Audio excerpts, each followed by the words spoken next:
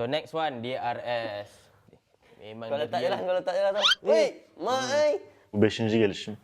PMGC benim mekanım. Herkes ayağına denk kalsın. Sorry guys.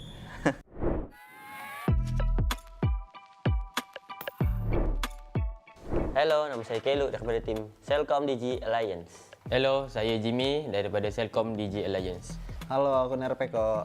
Halo, aku Mercy. Hello guys, this is Kiloverty from DRS Gaming. This is Sleepy from DRS Gaming. Merhabalar, ben Regdun Karyabura takımından Saylas. Ben de Loxia. Hepiniz hoş geldiniz. Bugün Grup Yeşil'in sıralama tahminini yapacağız. Hepinize iyi seyirler. Yang pertama adalah kita sendiri, anarki di real. Kita mau taruh diri kita di mana nih? Tengah-tengah. Tengah-tengah. Berarti kita kedua. Iyalah. Anarki'yi 9'a 10'a koyalım. Ver. Niye ona koydun? Yani eskiden çok iyi oynuyorlardı. Şu an çok iyi değiller yani eski kadrosu değil. O yüzden ona koydum. So Void Donkey ni saya merasakan biasanya first day and last day dia baru akan perform. Mungkin saya letakkan 12. 12. Sebelahan lah, Indo. Sebelahan.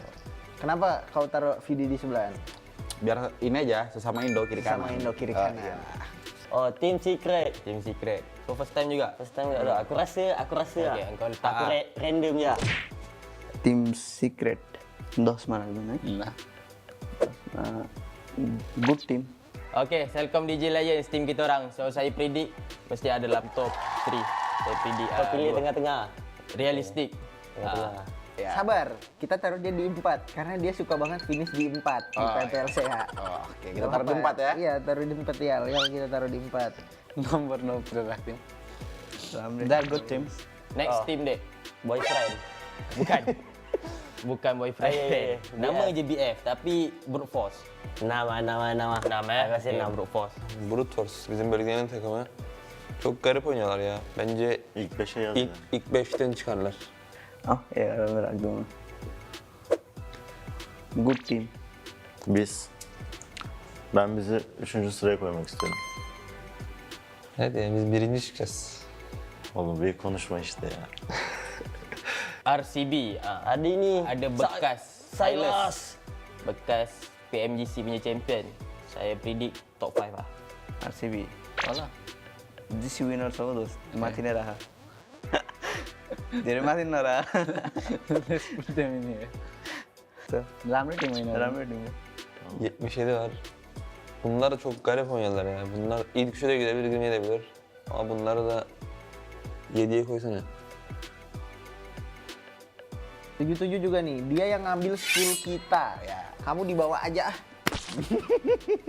So next one STE. Dia orang ngeri juga. Team lama tapi player baru. So bagi saya mungkin team ni underdog lah. 8. ST. Inilah tak. Domakan ya. Afni di Nomor tim. nomor 3. Oh, mati raha terus. Ayun na. 4MV. The regional champions for ni Sekejap. The strongest right now Çok kardeşimiz iyi oynuyor. Birinci sıradan çıkarlar. I'm reason go best team also. Mau say one में रहे for हम बिलाई. 5 para को terus. Be humble. We are humble. Yer kalmadı ya mecbur oraya koyalım yani. Aynen. Üstü koymak Her takım iyi aslında burada da yani. DRS bagus sih dia outernya. Di sini kuat. sih menurut gua nih. Ini Tengah-tengah berdua lah lah. ya, tengah-tengah. Rebutan lah mereka berdua. Sama kita, ada juga sebenarnya yang rebutan sama kita Lil, yang kita Siapa tuh? waspadai.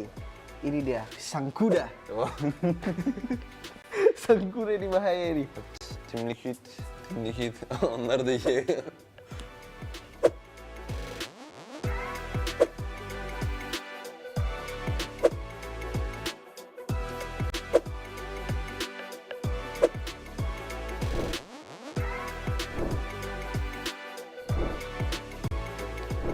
I'm so sorry. Sorry Wayne. I'm so sorry bro. Sorry VC. Sorry CAG. No disrespect.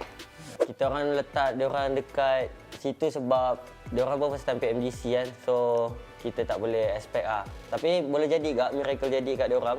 Tiba-tiba dia orang perform, boleh je. And kita orang harapkan yang terbaik je untuk dia orang.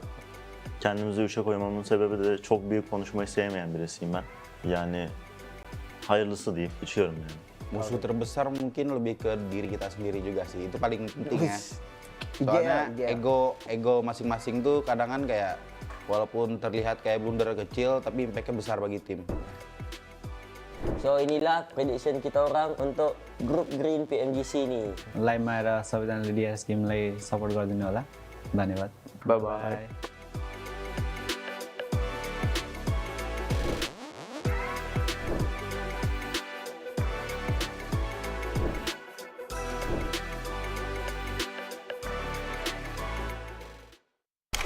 They stay alive. All four of them go, and it is not going to stop here.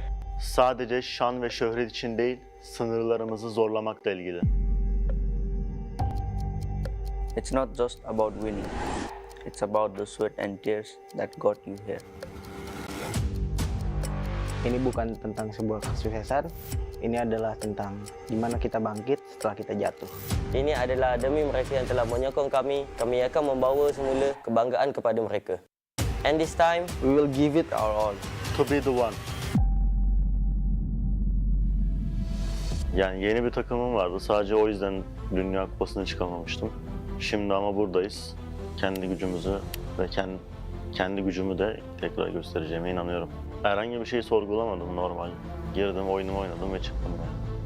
Çok fazla kasmıyorum kendimi. PMGC second भएको चाहिँ कुनै पनि Nepali Timko लागि सबभन्दा ठुलो achievement थियो। योपालि चाहिँ हामी आफ्नै रेकर्ड बिट गर्नको लागि चाहिँ तयारी गरेका छौँ। कम्पिटिसन चाहिँ हामीभित्र नै हो, सो हामी आफ्नै रेकर्ड बिट गरेर #1 हुन ट्राई गर्नेछौँ। Kita semua di hari terakhir PMSL saya kemarin, kita semua diberi video dukungan orang tua kita. Di hari terakhir itu bikin semangat kita tuh beda lah. Kita punya tujuan untuk membanggakan orang tua kita. saya harap bakat-bakat Malaysia dekat sini semua boleh keluar dan masuk dalam Esports sini. Saya rasa banyak je lagi bakat-bakat baru nanti. Dengan kejuaraan ini, Malaysia boleh tunjukkan lah yang bakat-bakat Malaysia ni semua power. Umarım hak ettiğinizi alırsınız. Tek bir hedef, tek bir odak noktası, o da ünvanla ayrılmak. Biz buraya kazanmaya ve izimizi bırakmaya geldik. सबै टिमहरू जित्नको लागि खेलिरहेको होला, तर डिआरएफले पनि under estimate चाहिँ नगर। हामी चाहिँ गेमको लागि रेडी छौँ, सेकेन्ड प्लेसले हामीलाई पुगेको छैन। Untuk semua masalah yang kita hadapi, kita akan lebih kuat dari sebelum. Perhatikan kita di sini bukan cuma ngisi slot.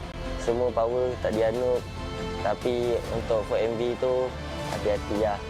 Sebab rotation kita pun sama, jangan pandang rendah dekat kita orang.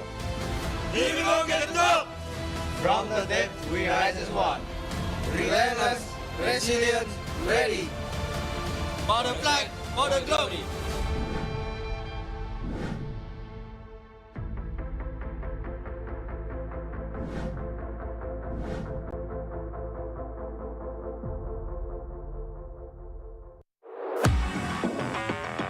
Only the fierce can survive in the 2024 PUBG Mobile Global Championship League stage. There are 16 elite squads in Group Green that will face off, but only 3 will advance to the Grand Finals. Those in 4 to 11 must claw their way through the survival stage, joining 16 other teams from Group Yellow and Red, while the bottom 5 will face elimination. The stakes are high, making every match critical and every play unforgettable. This is a battle where anyone can be the one. At the helm of Regnum Karya Bra Esports, Silas, a 5-year PUBG Mobile veteran and proud 2022 PMGC champion title holder, leads them with the same fire that once took him to the global stage peak. With his unwavering passion and deep love for the game, he rallies his team, pushing them forward to victory.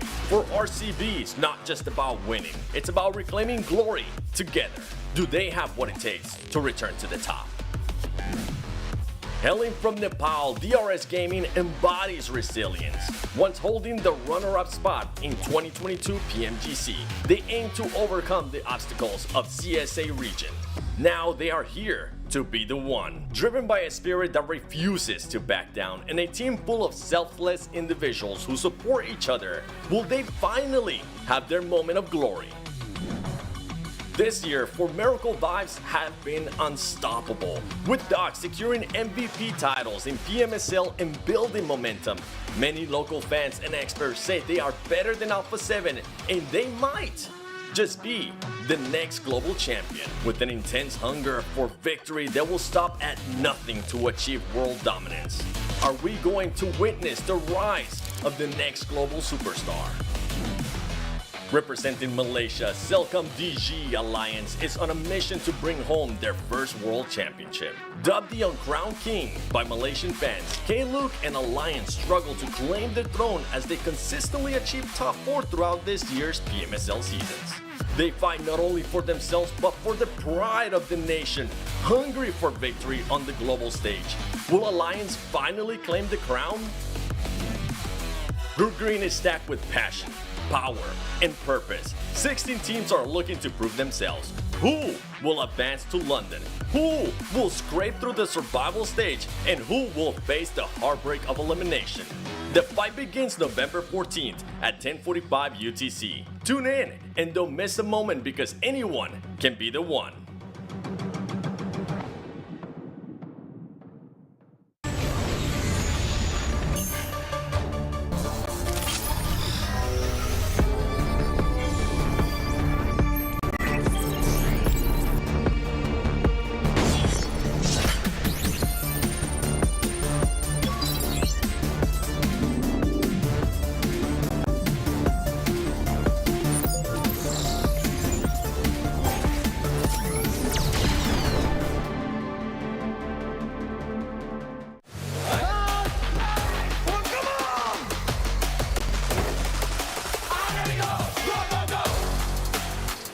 Welcome back, PUBG Mobile fans. The 2024 PUBG Mobile Global Championship League stage continue with Group Green, where top teams battle fiercely to secure a spot in the PMGC Grand Finals in London. In this week's intense group stage, we have witnessed powerhouse teams battling neck and neck trying to qualify, each one determined to claim one of the 3 coveted spots in the Grand Finals. First up, Navi made an incredible push towards the Grand Finals. In the second to last match on day 4, they unleashed overwhelming firepower, securing a chicken dinner with 16 elimination points. And Navi? This powerful win knocked out a rival team and lifted Navi to the top of the leaderboard and earned them a well-deserved ticket to the Grand Finals. TJB Esports had a bumpy start in the early days of League, but they quickly found their stride, showcasing true Chinese strength. Another chicken dinner coming through today. This is how you make a bid for the top 3.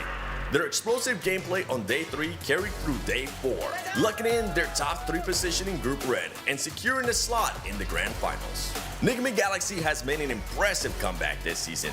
Led by Raouf, their new roster has been on fire, consistently finishing in the top 3 on day 1 and 2.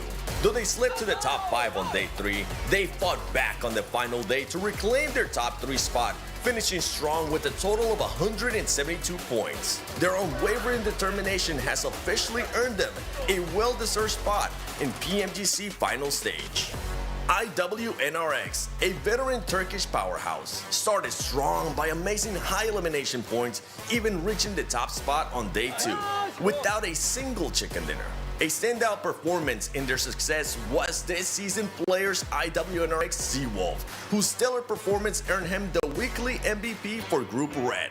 Showcasing amazing skill and resilience throughout the tournament, he achieved an impressive 41 eliminations and dealt over 10,000 damage during this week's group stage, firmly establishing himself as one of the top contenders in the group. The fan-favorite Mongolian powerhouse, Balkan's Force, faced the challenging start on day 1 and day 2. Despite the intense pressure, they managed to secure 2 chicken dinners in a row, showcasing their resilience. However, early eliminations in some matches made it difficult for them to get a break in the top 3. Now they head to the survival stage, aiming to reclaim their spot in the PMGC Grand Finals. ASIA Esports, a veteran team from Pakistan, faced setbacks in last season's PMGC but has returned stronger this season. They kicked off Group Red with the first chicken dinner, showcasing resilience and consistency, racking up high elimination points, even games with early knockouts.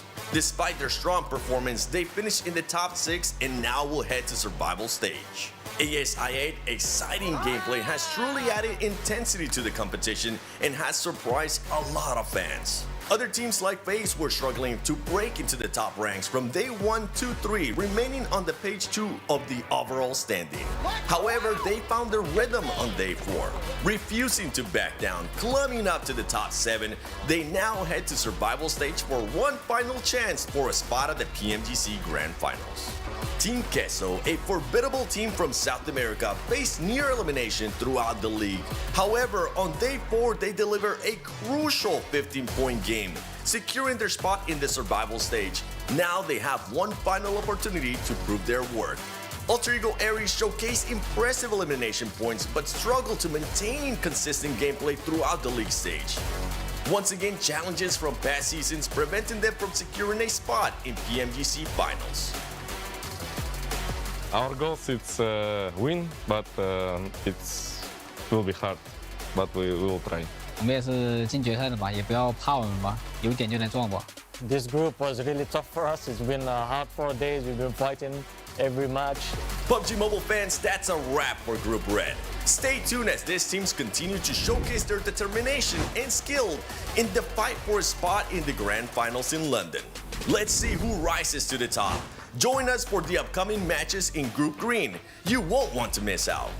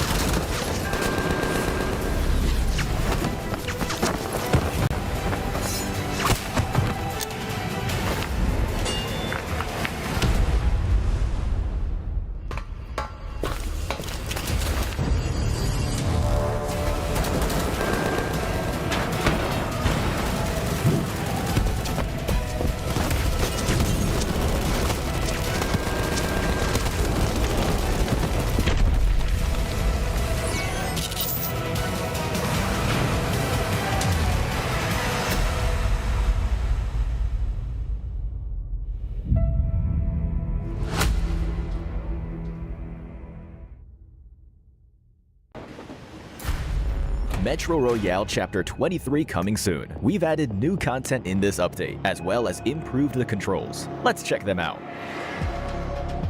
In terms of gameplay, there is a new enemy in Misty Port and Arctic Base, the saber-toothed tiger. It appears in different parts of the map. If you come across it, try defeating it to get lots of supplies. At the same time, we've also added winter crates. They spawn randomly in Misty Port and Arctic Base. Open them to get lots of supplies. Remember, keep an eye out for them. Help! As for game experience improvements, we've added a teammate equipment return feature. In the unfortunate event that your teammate doesn't make it back with you, they will leave their equipment behind. But not to worry, for you are around. Pick up their equipment, which is marked by the teammate icon, and evacuate successfully with it to automatically return it to your teammate, reducing their losses. In this update, we have also made improvements to the lockbox. When you place items into the lockbox, you can decide on how many items to store. This should help you manage high-value items in your backpack. Additionally, you can now also mark supply crates. When you aim at a supply crate, you can mark it on the map using the universal mark button. Your friends will be able to see the mark, helping them locate the supply crate. Furthermore, we've also added a GameWiki access point to the lobby, which makes accessing guides much easier. Use GameWiki to look for Metro Royale tutorials, fun video clips, and more. Oh, and Metro Royale Chapter 23 collectibles and honor rewards have been updated. Don't forget to get your collectibles and increase your honor level to collect great rewards. That's all for the Metro Royale Chapter 23 updates. The season will begin on November 13th. Survivors, get ready for combat. May you evacuate safely with bountiful loot. Fortune favors the brave.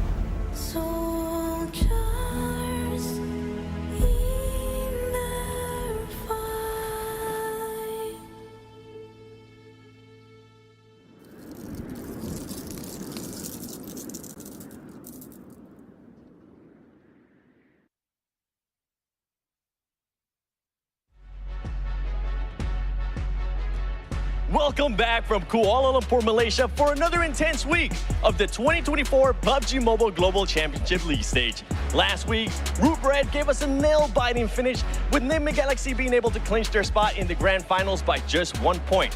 This week is going to be Group Green's turn. The stage is set and I'm ready to welcome the teams. Here we go. RRQ Rio of Indonesia. Celcom DG Alliance from Malaysia.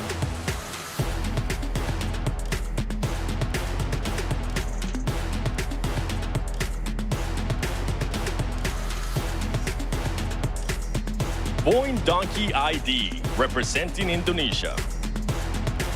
From Vietnam, Team Secret.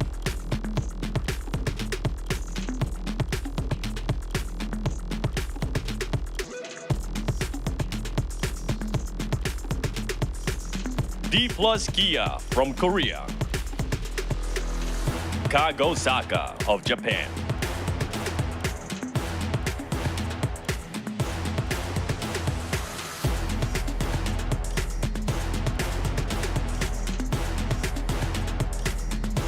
Stalwart Esports representing Mongolia. 77 of Georgia.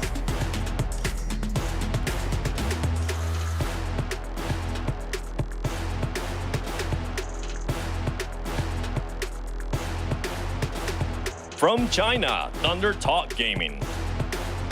The Vicious, representing Mexico.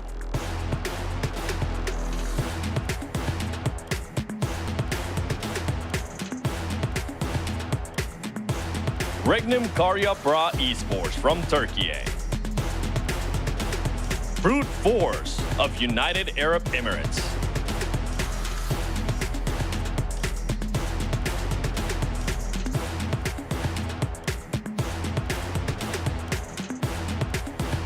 From Brazil, Team Liquid. Influence Rage of Brazil.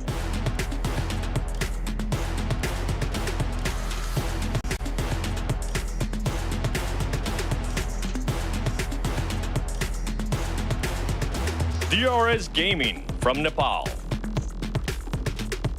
From Mongolia for Miracle Vibes.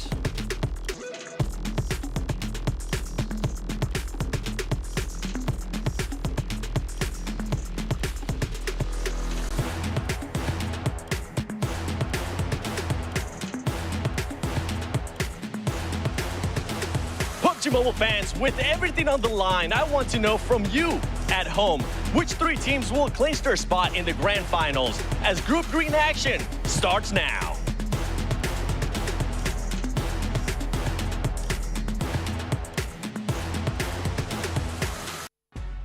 Hey guys, 8WG here. Did anyone hear do Brazil? Team Liquid in the house. Do Brazil. Do Brazil. That's all I got. It's really early in the morning here over in Europe, and I completely caught Hot Chicks and Max off guard as they're not really having it. But I'm just capping here the host for the PUBG Mobile Global Championship 2024 League Stage. And of course, you got Hot Chicks and Max joining me. Gentlemen, start off with you, Max, this time, because I always seem to start with Hot Chicks. We're back yet again. It's Group Green, the final group here of the League Stage. I'm curious to see who the hell's going to get out of this group. Hey guys, it's the 9WG here. Welcome back. No, but in all seriousness, Jason, I'm very excited because we've got some really good teams here, and you got the mustache that's been growing. I just saw what? It's been growing. November. I just got jump scared by a mustache. I had handlebars. I went handlebars, and then my fiance is like, I'm not gonna be a fiance anymore if you keep that. So I had to trim it down. But Jukes, you're always looking clean, always looking fresh, man. Group Green on the menu today. 4 days of nonstop action. We've had upsets in both group yellow and red. I don't know what green's going to serve us. That's right. Yeah, we had the group of death. We had the group of entertainment. And I don't know what we're going to name this group, but it's definitely not going to be the group of disappointment because this is still quite a stacked group. There's still plenty of OGs in here. You got Team Liquid entering the fray. I'm excited. Of course, pretty balanced, Liquid, Max. They have the white hair buff minus Cardosan. Yeah, like I was like, man, some teams typically they have one player with the white or the red hair. No, they have 3. Team Liquid are here to play. I'm scared, Jason. That's too much power, okay? They broke their limits. They're going Saitama on us right now, so be careful. Team Liquid, they're going to do 1v4s all over the place. Oh, scary. I was thinking more Ultra Instinct, personally, but gentlemen, I mean, obviously the teams we have already qualified through. Looking at Group Yellow, you have Team Spirit, DRX, Alpha 7, Group Red throwing out Navi, TJB, Enigma Galaxy. I would say Group Red definitely had some surprises in the likes of Navi, and I would say Enigma Galaxy as well, to be fair. As you take a look here at, of course, all the teams that are participating, but more importantly, what region they're coming from. I kind of want to throw it to you off the bat, Max. Like, which teams in our group are you going to be currently kind of eyeing and looking at? I think the not send 4MV is going to be a bit, of an insult to the squad. So I think we have to say 4MV okay. I think that after, especially PMWC, they were very disappointed after that performance on the global stage. They're going to come back even stronger. And this is a team that showed in CSA they are the true best team in that region. Of course, Doc being the MVP, this guy is a menace as an IGL player, as a utility player, as a fragger. For me, he is the guy that currently is just anything lower than top 3 or even first place for them is going to be a disappointment. So they're going to try their best to send it the entire way. And Hot Chicks, obviously, we do have some big candidates coming in from the Americas. Team Liquid at Influence Rage. And I mean, obviously some insanely strong teams when it comes to Brazil and Americas as a whole. But realistically, how are they going to compare against the likes of teams from all around the globe? Oh, it's going to be tough, that's for sure. I mean, I think Team Liquid by far is going to be the most prepped kind of going into this one. You got Knight as the coach, and this squad has really made a big statement, especially when it comes into the America side of things. That's going to be one of the big teams I'm going to be looking at here. Influence Rage, they're one of those squads that, man, they got a lot riding on them. You know, I just keep thinking about, what was it, PMGL Brazil, where we saw a good fan rocking a sign that had Influence Rage on a tombstone. You know what I'm saying? So metal. Yeah. So ever since then, I think these guys have had a little chip on their shoulder, and they're really trying to prove themselves. If they're going to do it, this is the place to do it for sure. Yeah, definitely looking to dethrone Alpha 7 as the top dog when it comes to Brazil and Americas as a whole. But if you missed out on the prior weeks, well, where have you guys been? You missed out on Group Yellow, Group Red as well. And of course, we're starting things off with Group Green. But most importantly, coming up next week, the survivors from these 3 groups will all be going head to head until we do have our top 16 to play in our last chance.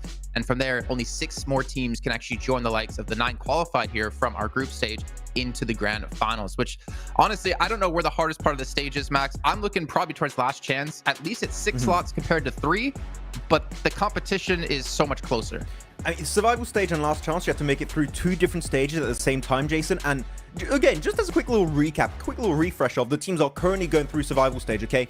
The Xavier, you got Falcons, you got I8, you got IWNRX, you got Mira and Sejong who are playing insane in their week, Tiamba, Vampire. Like, do you really, Jason, want to go through the survival stage and last chance? I'm going to tell you, looking at this group, maybe for some of these squads, their best opportunity to head to the Grand Finals would be this event right here, this group for Group Green, because Survival Stage, I'm telling you, it's going to be a tough run to try and make it to the finals. So here, you must try your best to make in top 3. Yeah, I think there were some mixed answers when it came to like what's the group of death, and I think we could all agree. We can put everything aside and say the last chance is the group of death in the end of the day here, considering the caliber of teams. But you can see here, of course, how the point system is going to be working, pretty much standard to how we've had throughout the last years. And not to mention Hot Jukes at $3 million. If you were gifted $3 million right now, Hot Jukes, that's a lot of $20. First of all, it's a lot of $20 bills. What would you do with it? First off, make sure I give a 20 to one of those Infinix people so I can get one of them phones, because I'm the only one on the desk that doesn't have one, and the rest of it, probably UC giveaways, for sure. Support the people, that's you know a lot what I'm of saying, UC. So over $2.9 million in just UC giveaways. Hey, what can I say, man? You know what? My following is going to explode. Let's go. Well, you know what? When you start those giveaways, let me know. I'm definitely gonna sign up for these. But as we take a closer look here into our teams in Group Green, one thing that's gonna stand out here, gentlemen, South Korea has been fantastic so far here in the league stage. D plus Kia, can they replicate the performance of Miran Sejong and DRX? That's the question for me. They are the true OG South Korean team, Jason, when it comes to the global scene of PUBG Mobile Esports. I mean, especially, man, they're the guys who brought the DBS to the global scene for the first time. So they're taking the blame for that, at least, in my sense. But realistically, D plus Kia are looking fantastic. This team has been looking to play great locally in particular. But we have some standout players on this team, Jason. I'm looking especially at Osal and Favian, that these guys, we've seen them every once in a while go to global, and every time they come to the global stage, if it's PMWC, if it's PMGC, they tend to be just these massive standout fragging players, Fabian in particular. So I'm really excited to see how they're going to fare, and especially, are they going to play center, are they going to play edge, because they played a bit of both. And with the mix we had in Group Red and Group Yellow, what are we going to get this time? It's hard to predict. Yeah, and I think predicting anything has proven to be impossible when it comes to our groups, perfectly honest with you. I mean, I think we all had our predictions of like who our top 3 teams would be, and honestly, we were all kind of completely wrong with it. I mean, we did get a couple here or there, but I think that's kind of the exciting part of PUBG Mobile Esports at the moment right now, Hot Jukes, is that really any team could be the top dog in the group, could be the top dog of the entire event and take home a trophy. It's just really anyone's game.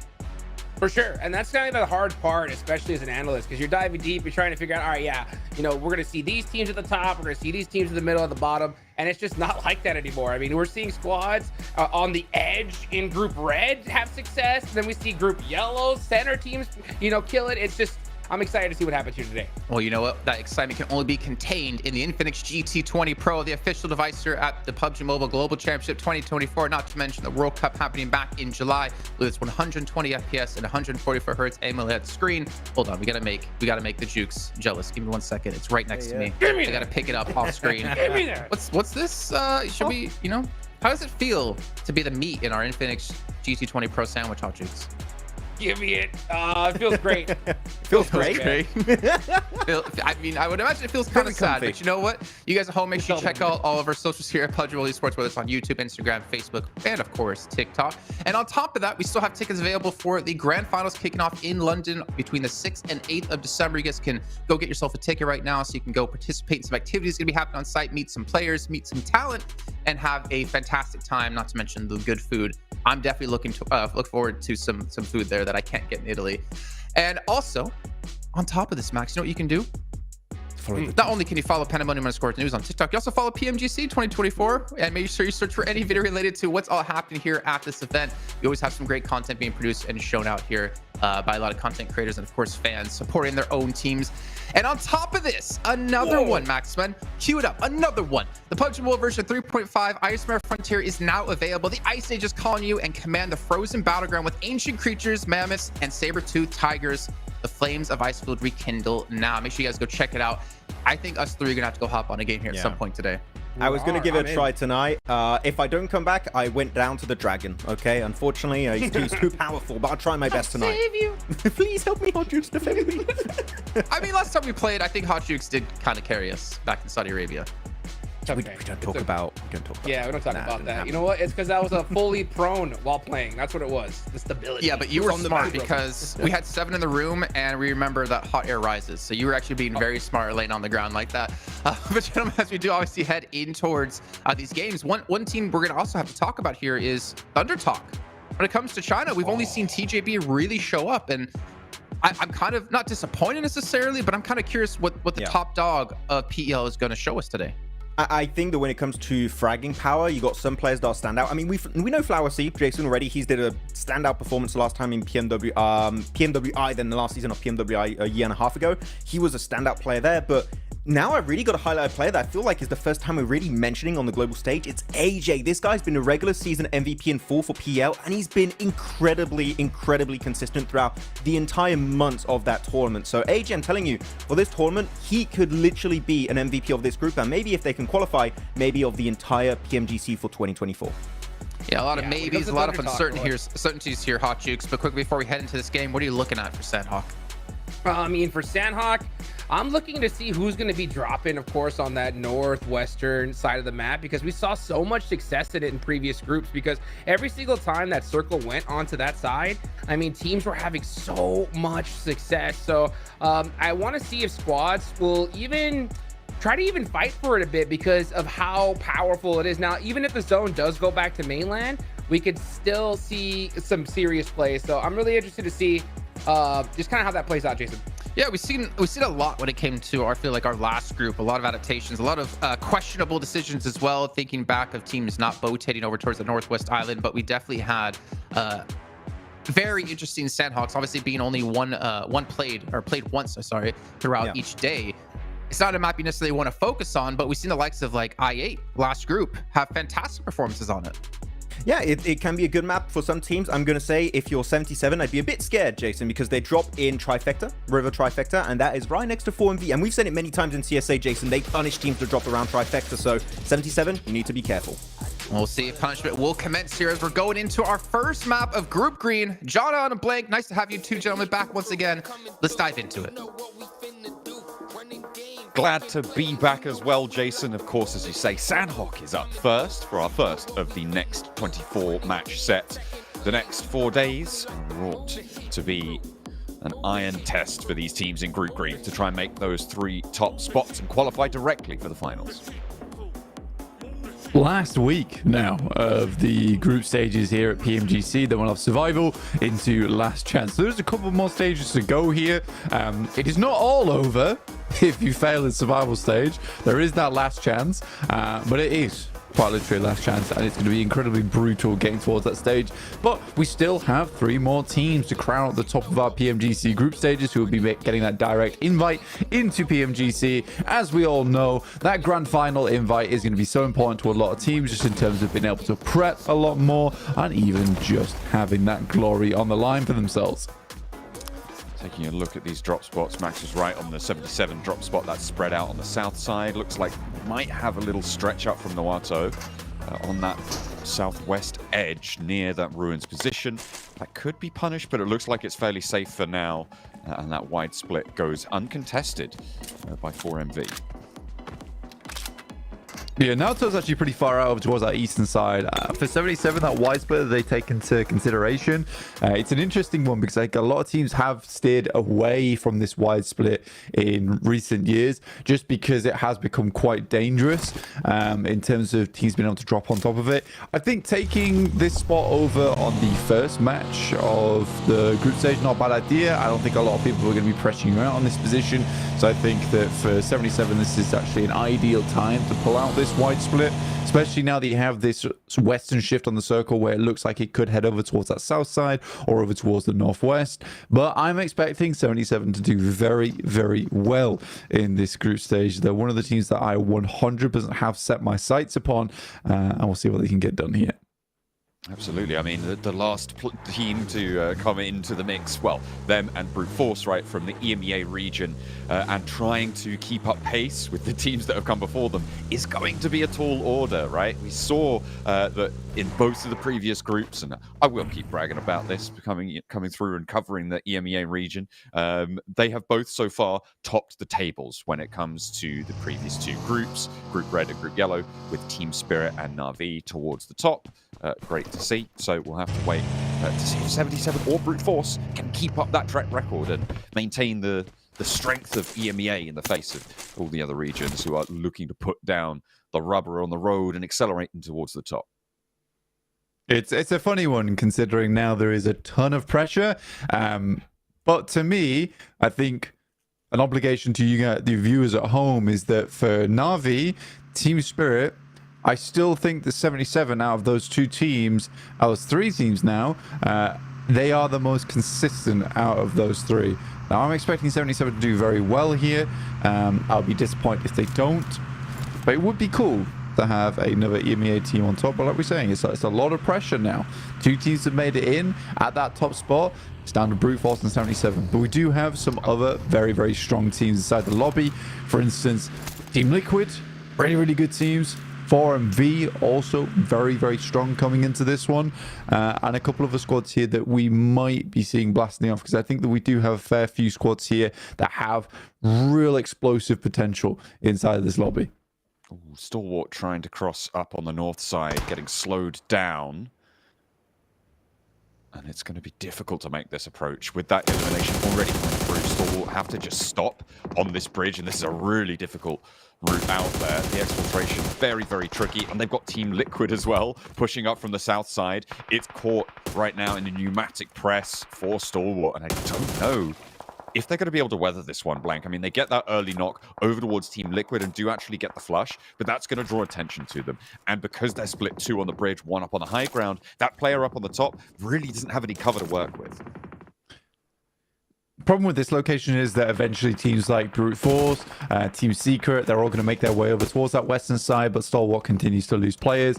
4MV even finds a player over towards RCB there.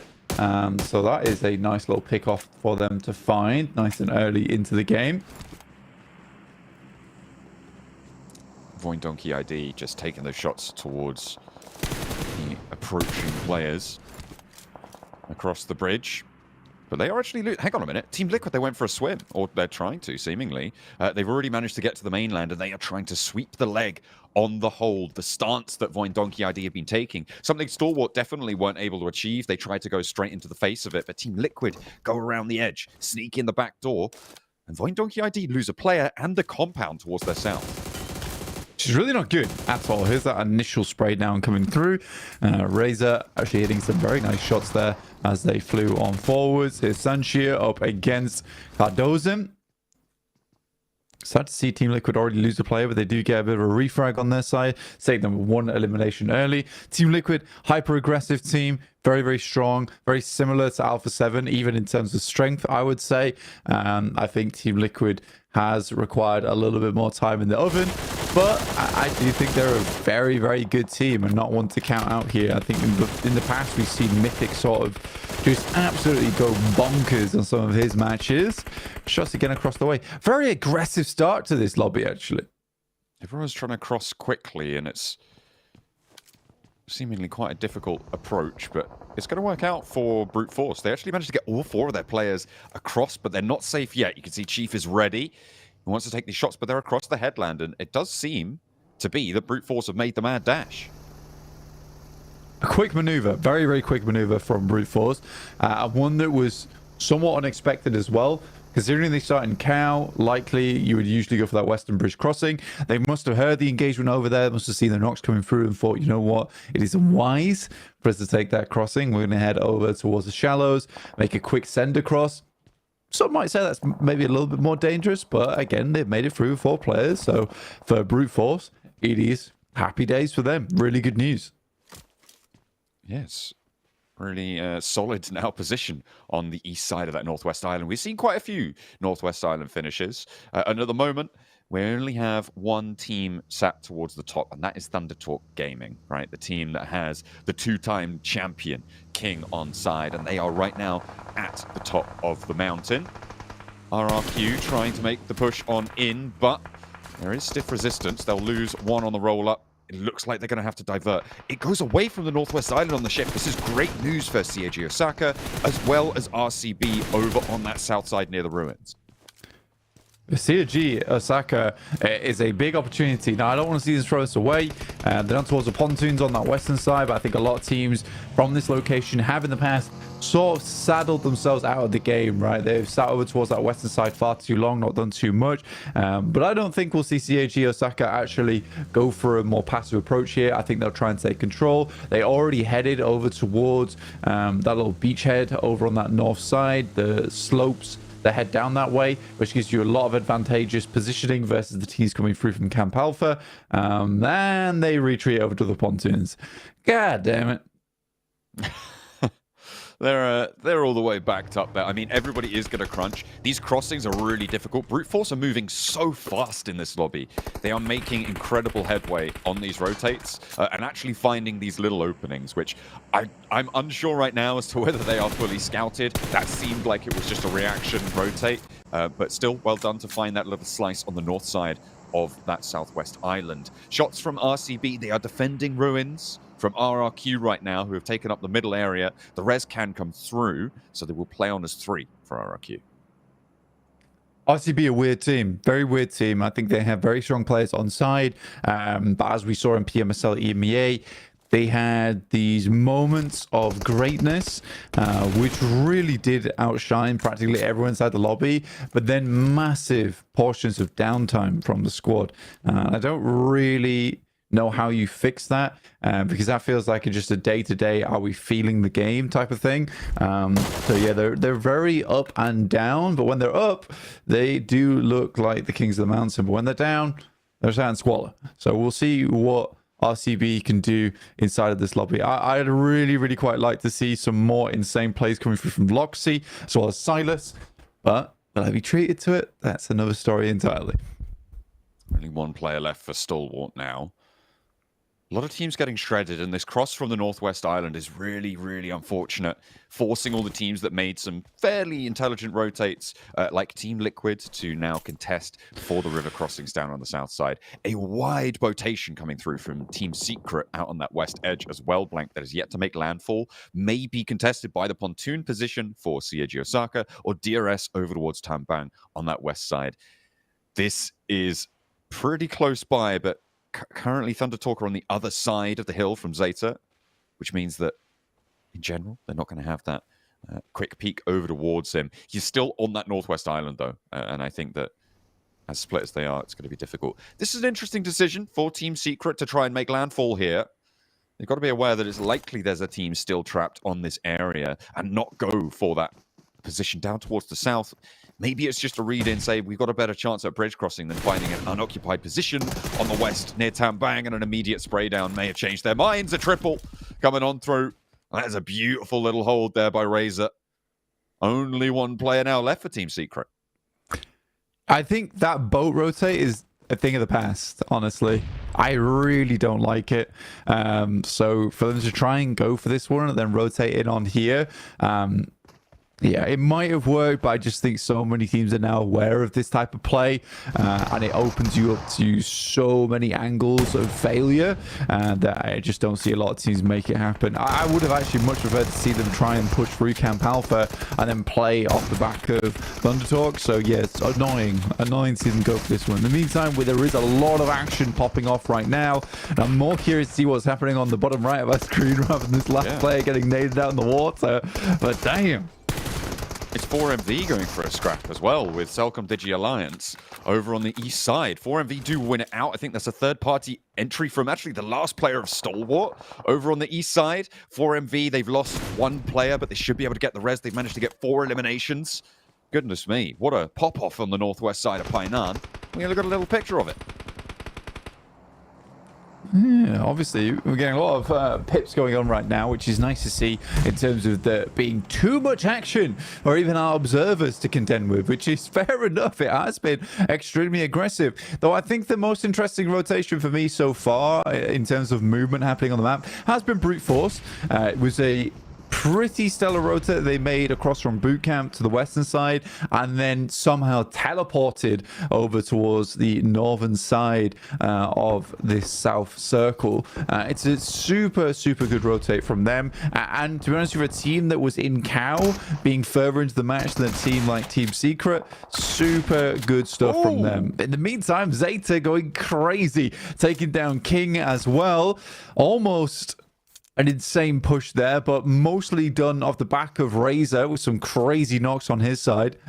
Yeah, the double two-shot pump action 1v2. Not pump action, sorry, DBS.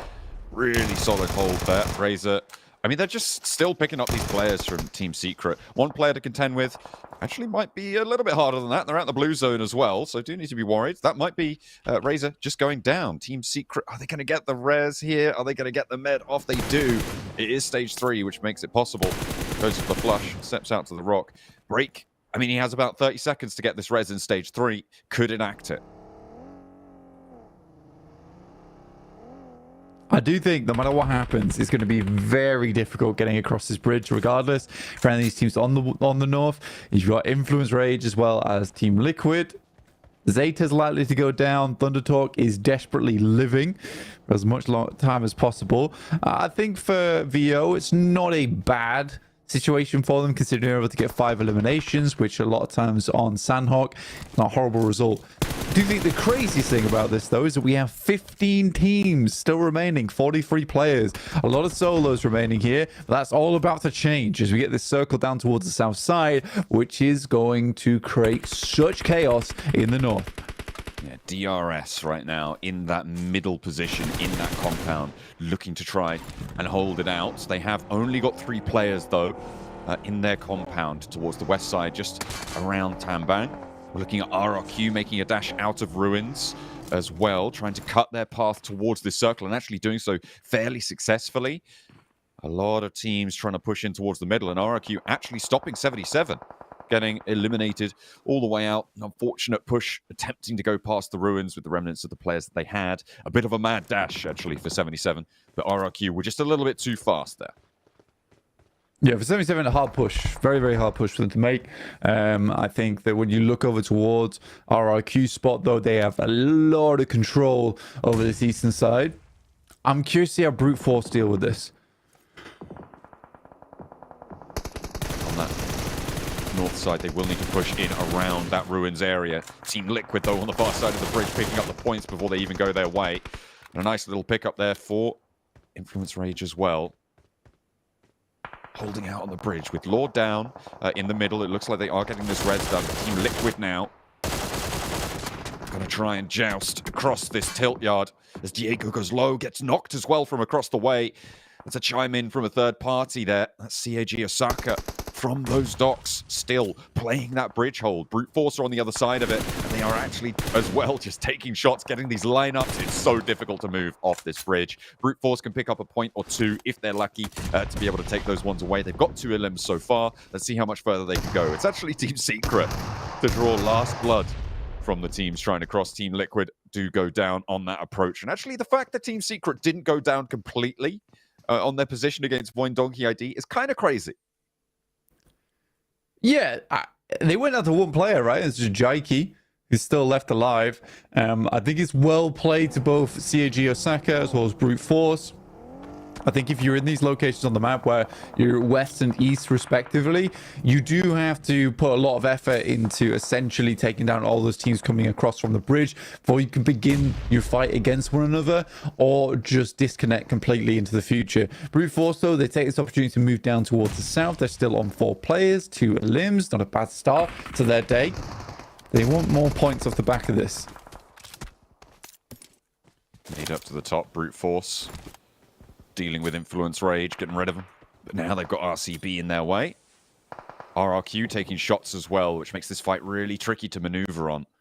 For both teams, actually. A little bit more vulnerable for RCB, but Brute Force, they've got 4 players. RCB only playing with the two, with Wild and Silas on a crossfire. Trying to keep themselves safe. Silas with the smokes, just trying to play that DBS angle. And as a duo against a 4, I mean, this is kind of how you want to play it, right?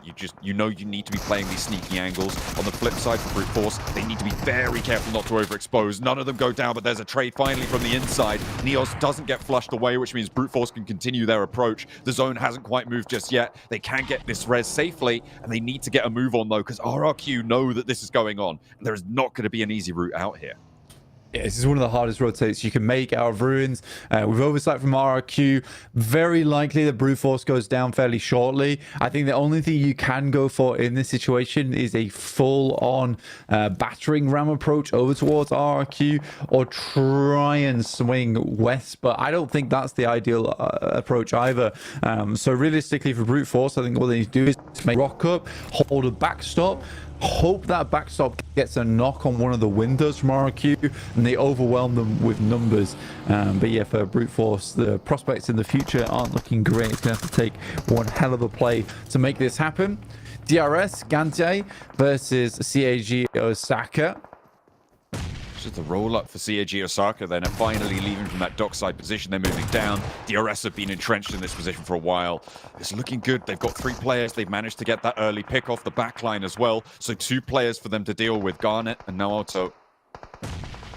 On the backlines, there's a third party from the top of the hill, I think, as well. That's D+ Kia coming on through, playing the compound down to the south side of it. D+ have been a little bit further out of this one, but they have 3 limbs now, and they're starting to mount up. Brute Force, this is that difficult approach that we were talking about. They've already lost 2 on it, and RRQ just not going to let them move a muscle. This should be a South Korean chicken dinner here, though, with this shift away. They have control. They have everything that they could ask for on this approach. It's going to be so hard to make a dent in this. Yeah, there were... okay, Freezer. There was pretty much only one option for them, which was to send directly at this compound. Like I said, the Western approach, not ideal. Freezer has to step up in this moment. Isn't able to do it, leaving Brute Force with just 1 player going forward. 6 eliminations, top 6 though, not bad. RRQ profits massively off this Ruins hold. Now they look to send it away, as they know the circle's heading down towards that south side, and you're right, John. D+ Kia in a fantastic position of control. DRS, VC all need to move in, and RRQ at a diminished position on this north side. They are going to struggle. Top 6 eliminations for Brute Force. They could have got a little bit more value from the bridge position, but they still get a decent game under their belt to kick things off. A spray down for Neos, potentially catching a knock there, not quite able to connect the full spray. Across to the building, has the bricks to hide behind, but the blue zone will flush him out soon enough. As the first aid will pop, they know the corner he's going to peek. RRQ going to line this one up. There's no way he makes it out, and Neos just going to commit to the blue zone, probably just deny the point here. Maybe try and heal out a little bit longer, hope that someone else goes down, but no. The blue zone claims it. That's the right play for Neos in my book. And 6 eliminations, 6th place to kick things off. Well, we'll see if it's good enough. It's definitely not bad. It's definitely not bad. I think for the Doc, though, everyone knows how good of a player this guy is, and already finding some good knocks through. Damn, I thought that might have been a full knock over towards RRQ, actually. It is sad. He was trying to crawl around, stay out sightlines from VC as well as D+ Kia, but it's RRQ taking nasty heavy hits from RRQ. Oh, I mean, DRS with also D+ Kia sending shots and nades over towards DRS at the same time. South Korea looking to completely flush out this northern side as soon as possible, and doing a good job of it too. Osal with a nade over the top, the alley-oop, and RRQ are shut down in the meantime by the Vicious on the off angle. Now that the circle has... Well, actually, it's not the circle. It's D+ who have moved all the way out. They've allowed the Vicious to take a lot of ground into this circle blank, giving them a little bit more of an opportunity to take this one home. I wonder what the retransition back towards the middle will look like for them, because this hillside now very firmly under control by the Vicious. Brenozin on the east side, long-lost cousin of Cardozin, as everyone knows. Be looking to have a similar kind of impact, as it is a full 4v4 now. DRS in the wings does make life for D+ Kia a little bit harder, and with this next circle going fairly central, that is a lovely pick-off from Nolbu over towards the high ground. Very important pick-off as well, as that position was so critical for the Vicious here. nades over a sneaky little position there, and actually up for Reyes into the high ground, looking for the Reyes from the watchtower, and Fabian actually takes the lick, and there's a second as well. Nolby has to hit the deck, but a big nade nearly. How did that not make it? I think that might have bounced out just in time, but causes the flush to come on through. The D+ move into action. 3 players up and in it, but David is close, manages to get one, but immediately traded off. Reyes up on the high ground, now caught towards the middle. This is a really good retransition from D+. It's where I was worried for them, but they've managed to make it work, and now Nolbu's going to face first. Chips on the backline with the nade. They know they're both up by the watchtower. Goes high, making sure there's no threats from the high ground, and Nolbu now has the confidence to move forwards. Will sweep aside. Osal on the off angle as well. And D+ put South Korea back on the map. It happened in Group Yellow, at the start of this tournament. Will it happen again? Yeah, good game from D+K. Honestly, that end game was very, very fun to watch. It wasn't passive. It was very aggressive. Bruno's going down, though. Terrific mistake from his side. I think what you have to do is you have to play off your teammates from that high ground. But Nolbu finding that knock in the heat of the moment, so fantastic. Let's see what the desk has to say about this game. Well, gentlemen, I don't know what I'm more impressed with. D+ or the Vicious? Perfectly honest with you, obviously both those teams kind of sit in compound for a long time, but not two of the teams I expected to necessarily be battling for that first chicken dinner of Group Green. South Korea, Jason. They're back. We're back to Group Yellow. Gotta get Kalaris to record that, like South Korea domination. the one event Kalaris is not here is like South Korea just dominates. But Hot Juice, I feel like for D+ Kia, this game was just, we're just going to keep scaring every single circle shift DRS away. We're just going to take their previous position, and it ended up working out. It gave them a game-winning compound. Hey, I mean, South Korea, it's all about them southern vibes here, because this circle just kept going south. It was ridiculous, because I talked about it right before the game started, how powerful that northwestern island is. So when I saw the zone go there, we've seen it so many times, normally lock on top. But no, it just goes down to ruins and ruins it for so many squads. But I mean, D+ Kia, we're just able to crush it from here. And I love this play at the end, Max. We were talking about that smoke completely eliminating the sight lines from the Vicious. It just made things so much easier for D+ Kia. And most specifically, it made it really hard for Chips to nade the sniper tower. If they did not have that smoke, I think it would have been an even quicker clear for D+ Kia. But that smoke just gave them a lot of precious time, and especially scouting from the sniper tower with third-person perspective. But here we go, looking at the stats. Noble, here we go. He's going to be a standout. I talked about Osal and Fabian, but Noble being currently the top fragger for his team to get the chicken dinner with a good conversion, actually. 600 damage, 5 limbs. That is looking really solid for their first game. Of course, it is Sanok, but hey, you get lucky circles, you make use of it, and you get a bunch of limbs. This is a really good execution from D+ Kia. I mean, yeah, as you're saying, right? I mean, yeah, it just is a Sandhawk, but still, that's 19 points you're getting for your team. More importantly, any one of those points you just got for your team could be the deciding factor whether you make it into the Grand Finals or not, as we saw over in Group Yellow. So very important here to pick up the win when they should. But one team who maybe hated Hot Juice talk about Northwest Island, because they're like, you know what? Okay, so Juke's talking about it. I believe in him. Let's go Northwest Island. It's a Botate out of Team Secret. But in the end, it didn't really go that way, Hot Juice. You know, I'm not I heard Blanket, he said that he just doesn't like the boat tickets. I'm not against it personally, because I do think, especially if you land on that area, it's the play, to be honest with you, you know? If the zone did go up north, usually we see teams rotate to like Cat and Lock, and they just kind of go through that area and it's fine. But here we saw Team Secret, I think, get a little bit overzealous, Max. You know, they just went a little bit too far into the zone once that circle shifted. I mean, but Blank is right. I think squads are definitely, I mean, they're privy to knowing that a Botate is most likely going to come. And that's why we saw a beautiful 1v3 there from Reza. I like the fact that he threw that nade first, right? Yeah. Just to make sure he got that instant knock. He didn't have to, you know, give his position away.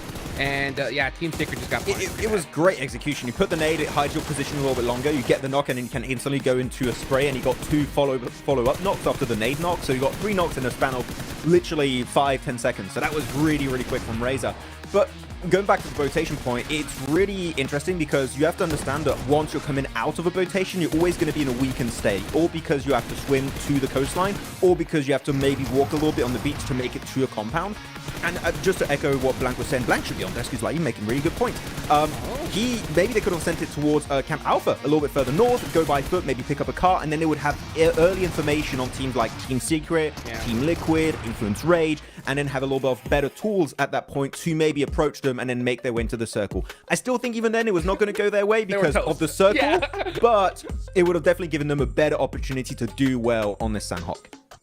Let's take a look at our rankings. You can see, of course, D+ getting the 19 points for themselves. The Vicious getting 13. RRQ with 10. And RRQ, we haven't seen in a very long time. I think we were discussing during the match. I mean, the last time we saw them was like season 0 of PMGC. Very, very long time ago. And then, of course, 4MV here, Hot Jukes, with Doc surviving, able to get them the 3 placement points to go with those 6 eliminations. Yeah, Doc. I mean, we saw him laying down there, and I thought he was going to be able to make a pretty sick play, but he got taken out there towards the end. Man, dude, this guy's a legend. I mean, I know that we're going to get into Airgale in a minute, and then I'm going to keep my eyes locked on him because I'm expecting big things from him and his squad. I mean, they really need to start this off strong. D+ Kia, very, very fortunate with this circle. They do land on that kind of like Doc's cave split. So the fact that, you know, they were trying to, it was looking like a really bad game for them. If that zone went into that Northwestern Island, they would have been in really big trouble. Yeah. But since it hard shifted down south, they took full advantage of it. And you got to take those opportunities and maximize them. And they definitely did. 19 points. Great start. Yeah, I mean, you give us a great circle. We're going to make sure we use that circle to its full potential to get as many eliminations as humanly possible, which is what we've seen from D+ Kia. We also saw it from the Vicious. But we also have to highlight the Vicious, right? I think a Team Jukes that, if we have to be completely fair, not too many people are really paying too much attention to as a top 3 contender, but this game was very solid. They were in their compound. They do a little bit of a 2-2 split to then take control of the high ground position without taking too big a risk against D+ Kia, then take full control of the mountain in the next circle because they have that early information from that 2-2 split. It was clean. It was on point. Sure, were they not able to win the fight versus D+ Kia? Sure, that didn't quite work out, but rotation-wise, it was pretty solid. So, yeah, I'm excited to see if Vicious can do that on the other battlegrounds and not just Sanhok. Well, another team I did want to touch on here, Regnum Karya, bro. You know, Max, we were discussing, you know, during the game, Silas, if I'm not mistaken, it's his 5th PMGC, a true veteran of the highest level of competition here. Maybe even laughing a little bit because SOG didn't qualify. Only get 2 points, but they were up towards Ruins. Yeah, Ruins is always going to be a little bit of a tough spot. I mean, lucky for RRQ, they were able to get out of Ruins, but Regnum Karya were stuck in one of those warehouse-like buildings to the west of Ruins, and leaving that spot when you got teams around you is always tough, and especially Brute Force sending it the way they were doing it, with a bunch of smokes just hiding their transition point, and then just getting close enough to use the DBS, use the UMPs or the M4s, and just completely obliterate them. Good execution from Brute Force, but I think that Ruins is always going to be tough, Jason, so Regnum Karya, maybe the next game we have on Sanhok, just avoid Ruins because it's not too fun. Speaking of avoiding, man, Jukes, take a look at the Northwestern Island. You had Team Liquid and Influence Rage there, where Influence Rage kind of got ahead of Team Liquid on the bridge, able to camp them out. Yeah, and that was kind of crazy because, I mean, if that zone did go up to that north, they would have been in a really, really great spot to just destroy squads on their way in. But since it did hard shift south, they were just stuck forcing to fight each other. And it's a tough situation. But, you know, when you have a hard shift like that, you just got to put points on the board. And I think that's what they were going for here. You know, it's one of those games you just got to shake off. And Aaron Gale's coming up next. That's the time to really start putting in work. I think Thunder Talk was just like, are we being teamed right now? I've been one Brazilian squads are left, one Brazilian squad on the bridge. Like, where can we even go? But yeah, a little bit of a rough showing for any team coming in from that Northwest Island. But again, like we're saying, it's Sanhok. I think our eyes are definitely going to be towards what Aaron Gale could potentially show us. So next one, DRS. Kau letak je lah tu. Weh, mak ai. Bu 5. gelişim. PMGC benim mekanım. Herkes ayağına denk kalsın. Sorry guys.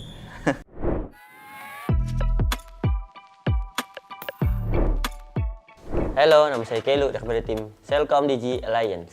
Hello, saya Jimmy daripada Selcom DG Alliance. Halo, aku Nerpeko.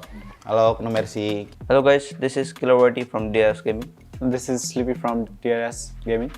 Merhabalar, ben Regnum Karya takımından Silas. Ben de Loxy. Hepiniz hoş geldiniz. Bugün Grup Yeşil'in sıralama tahminini yapacağız. Hepinize iyi seyirler. Yang pertama adalah kita sendiri, RRQ di Real. Kita mau taruh diri kita di mana nih? Tengah-tengah. Tengah-tengah. Berarti kita kedua. Iyalah. RRQ'yu 9'a 10'a koyalım. Ver. Niye ona koydun? Yani eskiden çok iyi oynuyorlardı. Şu an çok iyi değiller yani, eski kadrosu değil. O yüzden ona koydum. So Void Donkey ni saya merasakan biasanya first day and last day dia baru akan perform. Mungkin saya letakkan 12. Sebelahan lah. Sebelahan. Kenapa kau taruh VD di sebelahan? Biar ini aja, sesama Indo kiri kanan. Sama Indo kiri kanan. Iya. Oh, Team Secret. Team Secret. So first time juga? First time juga. Aku rasa Okay, lah. engkau letak Aku random je. Team Secret. Dos mana gimana? Good team. Okay, Selcom DJ Lions team kita orang. So saya predict mesti ada dalam top 3. Saya predict Kau pilih tengah-tengah. realistik. Tengah-tengah. Sabar, kita taruh dia di 4 karena dia suka banget finish di 4 di PTLCH. Oke, kita taruh di 4 ya. Iya, taruh di 4 ya. Yang kita taruh di 4. Nomor berapa tim? They're good team. Next team dek. Boyfriend. Bukan. Bukan boyfriend. Iya. Nama je BF tapi brute force. Nama. Nama Arkadaşlar nama nama. brute force. Brute Force bizim bölgenin takımı. Çok garip oynuyorlar ya. Bence İlk 5'e yazdı. ilk 5'ten çıkarlar. Oh ya, merak dulu. Good team. Ben bizi 3. sıraya koymak istiyorum. Hadi ya biz birinci çıkacağız. Oğlum büyük konuşma işte ya. RCB. Ada ni. Ada bekas Silas. Bekas PMGC punya champion. Saya predict top 5 lah. RCB. Wala. This winner सब दोस्त माथि नै रहा. धेरै माथि नरहा. Let's put them in here. Ramai tim ini. Ramai tim. 77 var. Bunlar da çok garip oynuyorlar ya. Bunlar ilk 3'e de gidebilir, girmeyebilir. Ama bunları da 7'ye koysana. 77 juga nih, dia yang ngambil skill kita ya. Kamu dibawa aja. So next one STE. Dia orang ngeri juga. Team lama tapi player baru. So bagi saya mungkin team ni underdog lah. 8. ST. धमाका है आफ्नै region Tim हो. Nomor 3. और माथि रहा हो दोस्त. Enak. 4MV. The regional champions for ni Sekejap. The strongest right now Çok kardeşimiz iyi oynuyor. Birinci sıradan çıkarlar. हाम्रो रिजनको बेस्ट टिम हो सो म चाहिँ 1 मा राखेको हामीलाई 5 मा राखौँ दोस्त. Be humble. We are humble. Yer kalmadı ya mecbur oraya koyalım ya. Aynen. Üstü koymak Her takım iyi aslında burada da yani. RS bagus sih dia outernya. Di sini sih menurut gua nih, berdua lah. Rebutan sama mereka berdua. Sama kita, ada juga sebenarnya yang rebutan sama kita Lil, yang Siapa kita waspadai. Ini dia, sang kuda. Sang kuda ini bahaya nih. Tim Liquid. Onlar da iyi.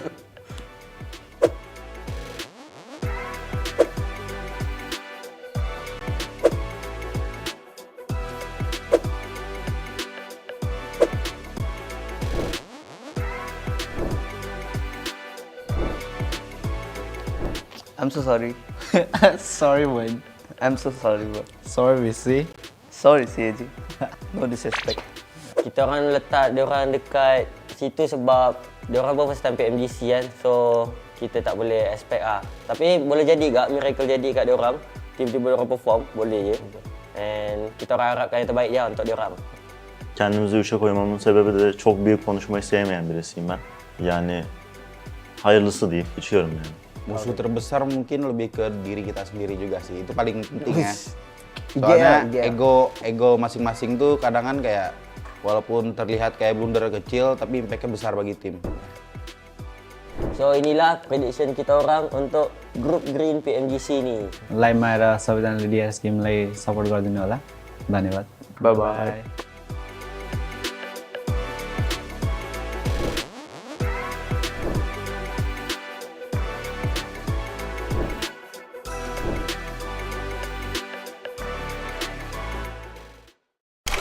They stay alive. All 4 of them go, and it is not going to stop here. Sadece şan ve şöhret için değil, sınırlarımızı zorlamakla ilgili. It's not just about winning. It's about the sweat and tears that got you here. Ini bukan tentang sebuah kesuksesan, ini adalah tentang gimana kita bangkit setelah kita jatuh. Ini adalah demi mereka yang telah menyokong kami akan membawa semula kebanggaan kepada mereka. And this time, we will give it our all. To be the one. Yani yeni bir takımım vardı. Sadece o yüzden Dünya Kupası'na çıkamamıştım. Şimdi ama buradayız. Kendi gücümüzü ve kendi gücümü de tekrar göstereceğime inanıyorum. Herhangi bir şeyi sorgulamadım, normal. Girdim, oyunumu oynadım ve çıktım yani. Çok fazla kasmıyorum yani. PMGC second भएको चाहिँ कुनै पनि Nepali Timko लागि सबभन्दा ठुलो achievement थियो। योपालि चाहिँ हामी आफ्नै रेकर्ड बिट गर्नको लागि चाहिँ तयारी गरेका छौँ। कम्पिटिसन चाहिँ हामीभित्र नै हो, सो हामी आफ्नै रेकर्ड बिट गरेर #1 हुन ट्राई गर्नेछौँ। Kita semua di hari terakhir PMSL kemarin, kita semua diberi video dukungan orang tua kita. Di hari terakhir itu bikin semangat kita tuh beda lah. Kita punya tujuan untuk membanggakan orang tua kita. Saya harap bakat-bakat Malaysia dekat sini semua boleh keluar dan masuk dalam esports sini. Saya rasa banyak je lagi bakat-bakat baru nanti. Dengan kejuaraan ini, Malaysia boleh tunjukkan lah yang bakat-bakat Malaysia ni semua power. Umarım hak ettiğinizi alırsınız. Tek bir hedef, tek bir odak noktası, o da ünvanla ayrılmak. Biz buraya kazanmaya ve izimizi bırakmaya geldik. सबै टिमहरू जित्नको लागि खेलिरहेको होला, तर डिआरएफले पनि under estimate चाहिँ नगर। हामी चाहिँ गेमको लागि रेडी छौँ, सेकेन्ड प्लेसले हामीलाई पुगेको छैन। Untuk semua masalah yang kita hadapi, kita akan lebih kuat dari sebelum. Perhatikan kita di sini bukan cuma ngisi slot. Semua power tak dianut, tapi untuk for MV tu hati-hati ya. Sebab rotation kita pun sama, jangan pandang rendah dekat kita orang. Here we go, get it up! From the depth, we rise as one. Relentless, resilient, ready. For the flag, for the glory.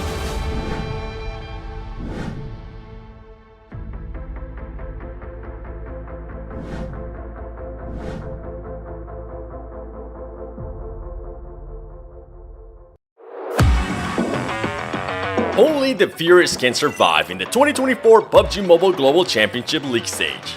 There are 16 elite squads in Group Green that will face off, but only 3 will advance to the Grand Finals. Those in 4th to 11th must claw their way through the survival stage, joining 16 other teams from Group Yellow and Red, while the bottom 5 will face elimination. The stakes are high, making every match critical and every play unforgettable. This is a battle where anyone can be the one.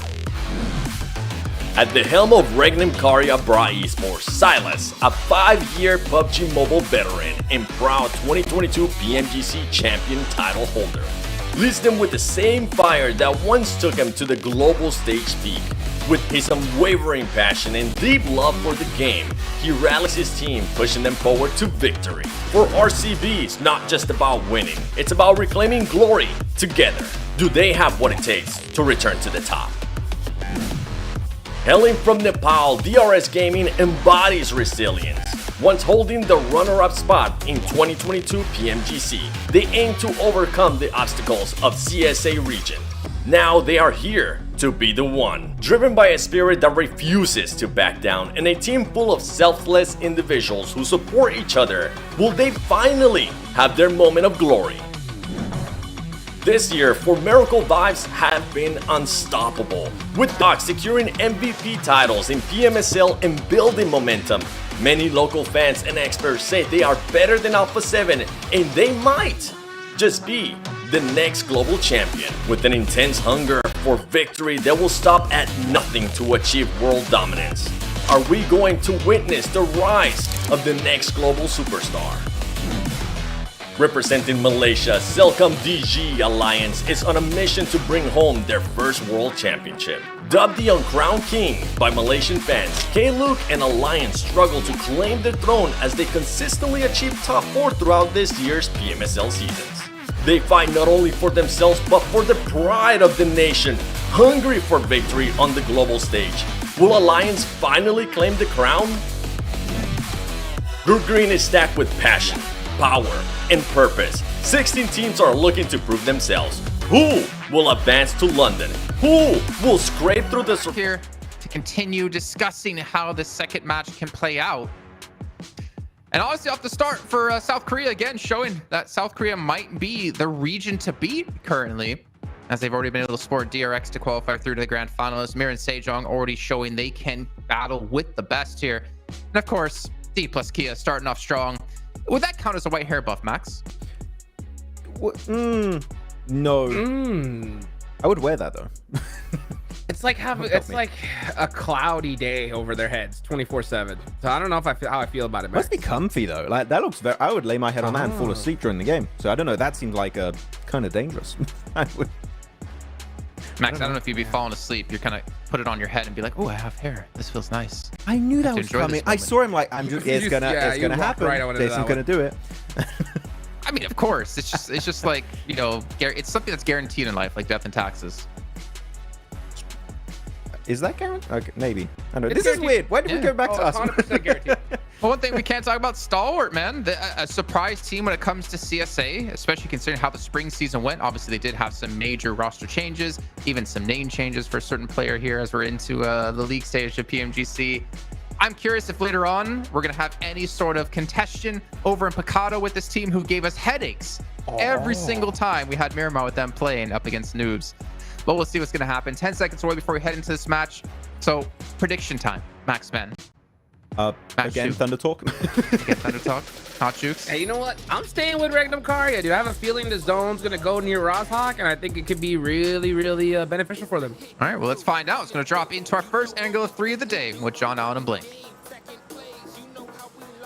We got a big stretch of 12 Erangles that sit before us this week, but we are setting up for a battle of the champions here on this one between RCB with Silas and Ray Z, previous winners, and King, the two-time champion. Between the two teams, they got the same number of trophies on board, so let's see who's going to win it out on our first Erangel.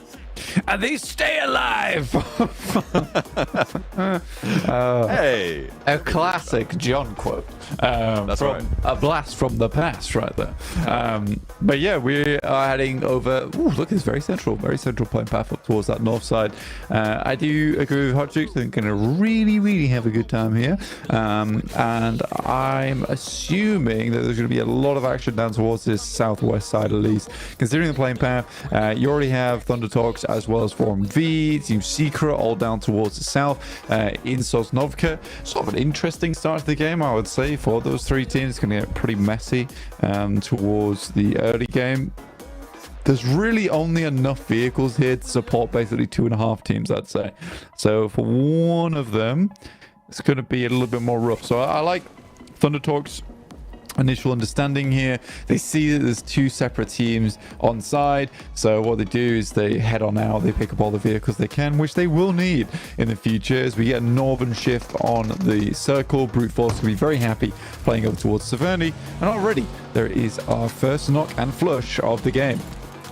It was CAG Osaka who actually are going on a weird bit of a flex out here. They've gone with Matern all the way down towards southwest side near Ferry Pier, completely split, but seems like the rest of the team, they're going to find a little scrap of their own, take RRQ on near Pachinki and get a point for it. So a good start for CAG Osaka, but they are in a bit of a tenuous split right now. We'll need to see them regrouping around Stalwart, who are spread around Quarry and out to the east of it as well. The circle, we're going up towards the north for our first lap around the green grassy pastures. Yeah, I think it's interesting as well for COG Osaka, just in terms of that split. It's not actually as horrible as it looks. I don't think a lot of teams are going to be venturing too far into Ferry Pier early on anyway. Matsson's already found a vehicle and he's prepped and ready to go inside of it. The rest of the team sends a little bit further up. They catch a player off who is on that eastern edge of Gatka Fields. I think it's completely reasonable for COG Osaka. So, you know what? Well played. Good start to their game. 1 elimination and clearing out a little bit of their northern side, which they know will have to rotate through in the future. It's a great decision and a great pickoff for them. D+ here on our screens. Nolbu chipped Favian as well as Osal.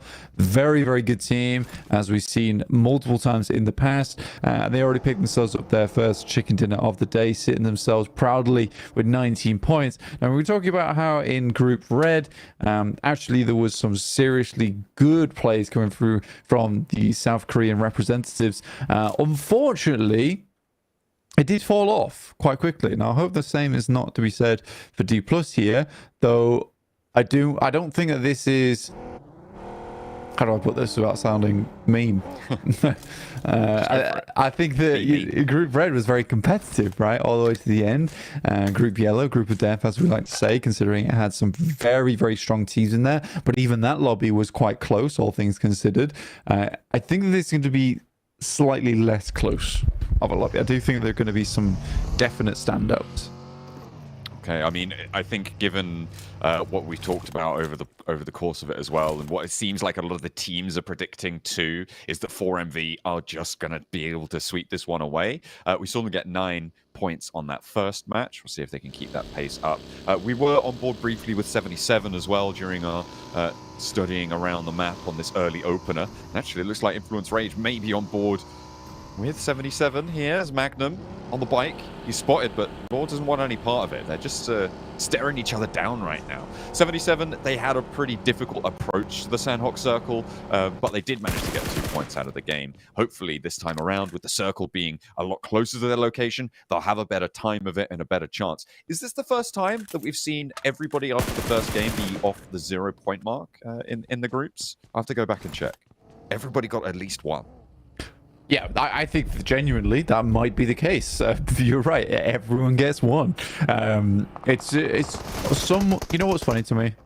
Actually, we'll talk about it later. As RRQ try and cross the bridge. Oh, damn. RRQ.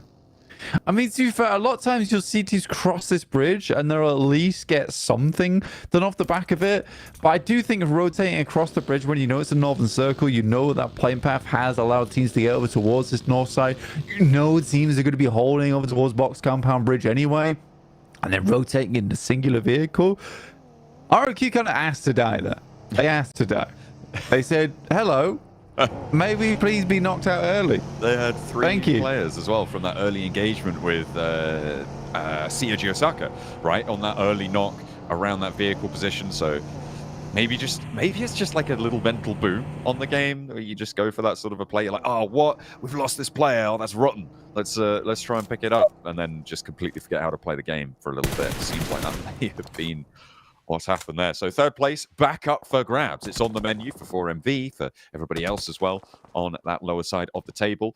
77, I think they're just about regrouping up towards the north side with Magnum, trying to be that north outpost for them, and they'll look for the positions to keep themselves nice and tidy on the north edge of that Roshok bank. We saw as well Thunder Talk earlier from the south side flank, actually rotating free and clear from the military island. No bridge guard from DRS or from Udo on that. From Alliance on that south side coming on in. So a nice easy rotate up towards the north side potentially for Thunder Talk.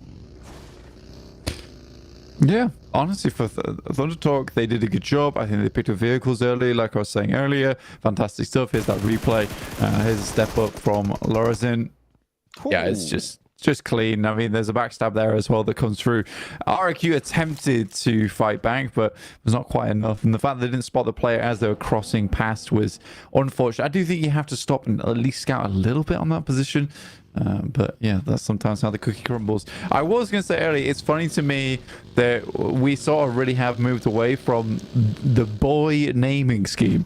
And I think Little Boy is one of the few ones to still keep that one going. That's like, we've had some crazy names in the past for that one. Like, I mean, Fireboy, that was a cool one. Power Boy, he's still here. That's another cool one. Little Boy? I mean, I respect it. You're not going to call yourself Big Boy, but well, you might do. I don't know. You might do. Who knows? Who knows? But yeah, little boy. He's still keeping the tradition strong. Fair enough to him. I mean, I think it was all the way back in PMCO in Berlin, right? You had Paraboy and Old four Boy. of them. And then Fireboy. Fireboy. I can't remember who the other boy was, but yeah, everybody started doing that. Maybe we're getting the era of the Zin as well, because we've got Cardozo leading the way on that. These I can't remember if like I was gonna say I can't remember if we had. I think U-High, maybe you done it as a meme, but he was U-High Boy for a while as well. Didn't we have Micro Boy as well? Micro Boy, yeah, it was good. It was a great time. It was a real strong era of PUBG Mobile. Stop being silly now. We're moving into the grown-up period of this one. So let's get Paraman. Let's get Fireman. Fireman. Damn, he's putting out the fires in this lobby. What else we got? Microman. Yeah. Little Man. Well, Maybe it's time for Bruno Man or Bruno Zin, whichever one. I'm going to forget completely by the end of it. Thunder Talk, they have managed to make their way all the way up to the West Bridge around Yasnaya, playing split on it as well on the northeast side. Leaving their players towards the back is an interesting decision because they had gotten pretty much everyone over to that west edge. I mean, you scout that out, you clear it out, you're ready for the fight, and then you put players out to the east here. This is an elimination gathering play, right? You're leaving players to play around this bridge, stop this eastern rotate to come through from the teams that are going to look to push in. But it's also going to be giving them an opportunity to move back south of the river.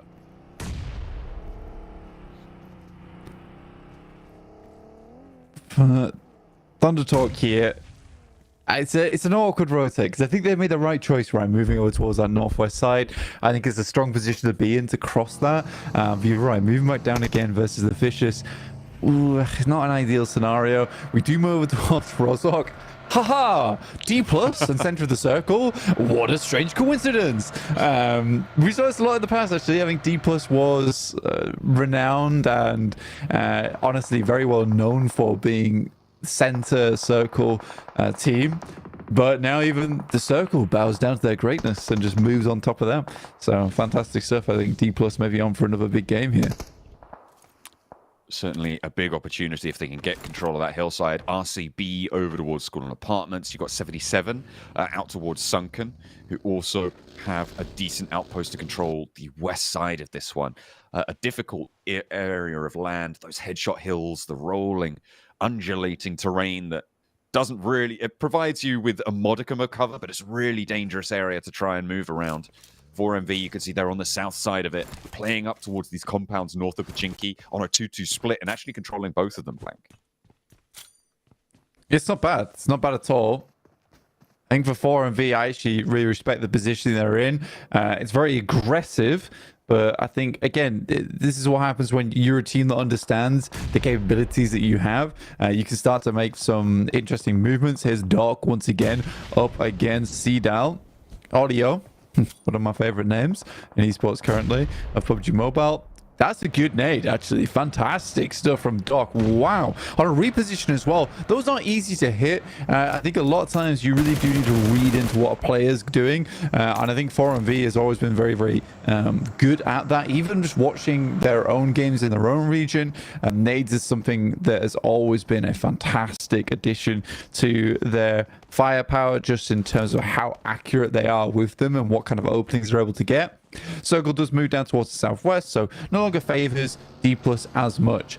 Now, 77. I've got a lot of skin in the game here with this team. I was talking about Jason with this one earlier, saying I think that they'd win Grand Finals. But we'll see what happens. Maybe I'm completely wrong. Maybe they get knocked out right now. Finals, not even just this group. Dude, that was wild. That's a lot of skin in the game. Oh my goodness me. Yeah, a lot. You've been having an interesting time there. Ooh, big nade through from GA. Was Fabian outside the window as well? So he launched it through. He knew there was a player on that balcony. Big bouncer, perfect place. And D plus may have just been pushed aside here by Thunder Talk, but still not going down without a fight. Chips takes down Hwai. Yeah, very, very important knock there coming through from D+. But they're not able to get Fabian back up again. 77 going hell for leather versus Brute Force over on that western side. There's knocks going either way. Again, I feel bad for the poor observers, man. There's like 3 fights going on at the same time all the time. But yeah, we're on board right now with D+. As well as Thunder Talk. I mean, definitely an important fight to keep eyes on. Just because D+ won that last game and they had a big opportunity here, and the fact that Thunder Talks have been able to get in towards this position, somewhat mesmerizing. As we were talking about earlier, they made that early rotation, that early crossing over towards that northern side, and I've actually been able to swing this into a very favorable approach into the circle. At the moment, though, Thunder Talk and RCB, the two teams that the desk was looking at for the start of this game. RCB faring the better of the two. The nades from Nolbu, the Molotov to break down the door.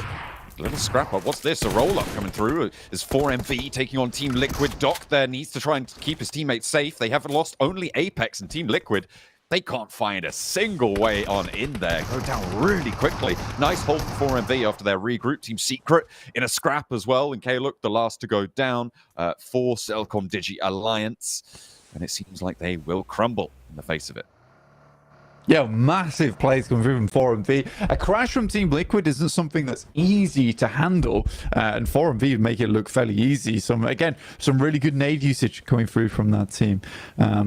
Looking over towards 4MV, very strong spot still. CAG, Osaka over down towards the southwest side, and then RCB holding it in school on the northeast.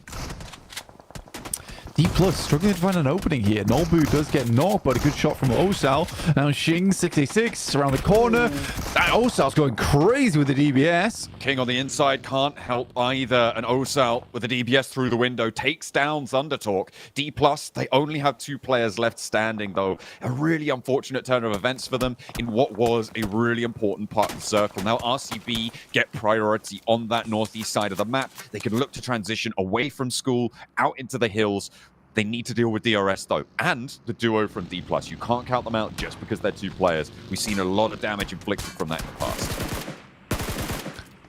Yeah, it's especially at this stage of the game, in the tournament structure. Anyone who's here is fearsome, whether they be on 1 player or all the way to 4. So it's not something you can easily just look away from. VO move up towards the position again that sits on this little ridge side. I wonder if we're going to see some more 4MV nades over this way. We'll wait and see. In the meantime, 4MV understand they need to move northwest. So a good pickup from VO actually. I think that's really astute gameplay considering where the circle goes. They know that a team has gone down previously towards that position earlier on in this match, but now it becomes much more influential with the way the circle's going. You can control a lot of this southeast side by forcing CAG, Osaka, 4MV, Team Secret, RCB all have to face off against one another, and you can be relatively safe over towards the northwest. So fantastic stuff from VD. Voin Donkey ID playing out in the open though, and they have to. Voin Donkey. It's an interesting name. I'm a fan. I think I'm enjoying it. Voin Donkey ID is. It's fun to say. We'll be lacing it in there, I'm sure. The Vicious coming off of their Soundhop performance, looking to take on DRS. A little drive by there, the wraparound, the loop-de-loop coming through as DRS make their approach, but Sleepy asleep at the wheel there and has to slide down. Fortunately though, there's damage coming in from the rest of DRS. Reyes seems to be a little bit clumsy on his pullback and will not be able to get away from it either. The blue zone pushes in, but DRS have excellent openings to find here. Difficult approach towards David on the top floor of the building, but DRS, they've actually done the damage here, and sure, Domenor's going to try and take a couple of shots out, but DRS should just be able to get away from this one. Should be far more preoccupied on the Vicious as trying to get their teammates back. They've already lost them fully now. The spray downs out into the open, their only way they can get retribution, but the reload has to come through. And the spin outs there will find some cover, maybe look for the heal out in the open, but finally managed to get the knock. I mean, there was multiple times where realistically DRS should have maybe taken more than a knock there, but that felt like a very much we don't give a damn moment from DRS, just sending all out. I mean, they got 2 knocks coming through into the flushes. Actually, I think them getting the flushes hurt them more than anything. Another nade, damn, dear. get docked on. 5 nades left, and another. Damn! Doc is out for war now. Another! Oh, this looks good. Oh, just a little bit short, but he's got more. He's still got 3 left. They're trying to get that heal, but is that going to keep you safe? Oh, he gets the flush, nearly another knock, and it's Doc just bombarding time and time again. This man just doesn't stop. Maxman, Jason, they've both been singing his praises. With a last nade left in the arsenal, he's going to roll back to his team to ask for more. What more have you got? Splits the difference, doesn't get another one, but 2 players go down from Voin Donkey ID. You might be safe from the shots, but Doc has another idea. The boys in chat right now are all saying it's the dockening. It's here right now. But yeah, there's some nasty nades. Nasty nades from Doc. Woo, boy. It's good to see 4MV back in action once again. And by 4MV, I mean Doc. Oh, in the words of Will Smith. Oh, that's hot. That's hot. Love to see that. Doc kicking things off for 4MV, pushing them up into the top 3 as well. 9 eliminations on this match, and they want more. Very, very good stuff. I mean, for Void Donkey, they really would have loved to not go down to that. And again, I think the fact of the matter is that I praised that rotate earlier on because it is a strong position to be in. But yeah, it was like a galactic brain move from Doc, just sensing where the players of Void Donkey were. Heard their Eoring off in the distance and took them down. The Doinkies sorry, you made me say it now. The Donkeys get Doc on their case. We gotta stop this. There's too much. It's too much. It's too much. Darn Donkeys. Oh dear. Doc Star just gonna hit him with the nades. I don't know where this is coming from. Let's move on. Yeah. Next Doc topic. Donkey Dong. Northeast side. Goodness me. RCB getting stuck in from the northeast side. Influence Rage as well from that northwest. Vicious DRS all up in the way of this northeast side. There's a lot of teams trying to make their way through. There is the lock-in fight in Sunken as well for Brute Force and 77 on the northwest edge, but it's these teams trying to lead from the Roshok Hill who are really suffering. These are the last two players from D+. I don't think they're going to get to go much further. A long-range shot comes through from Doc actually towards RCB, and that will slow their approach. Dude, Doc going crazy once again. He's back in the lobby. He's making moves. He's making shapes. He's throwing these shots out. And it has been unbelievable stuff. Silas goes down next. Doc is on a tear. It just don't stop for this man. He's lighting up the elim feed there. 4MV getting up to 10 elims now with a confirm over towards RCB on the north side. Give this man an opening. He'll slip straight on through it. He'll take your team down in the blink of an eye, and it's RCB taking shots over towards DRS to get an opener in this little crater. It's so difficult to avoid these nades, and another one's going to pour on from Loxy, but the shots come in this time, still from 4MV, but from Baron, making his presence known, and RCB suffering on what should be a simple approach. Brute Force trying to make their approach towards 77. They've been held out for a while. Neos is low. Freezer there to get res, but I'm busy with the first aid, mate. You're going to have to help yourself, as he will get flushed away. 77 push through. Brute Force really don't have an answer here. They have to cross the open ground, and it's not going to work out. Furia out in the blue zone, just going to hide behind the ridge. And 77 get rid of the competition on the northwest side.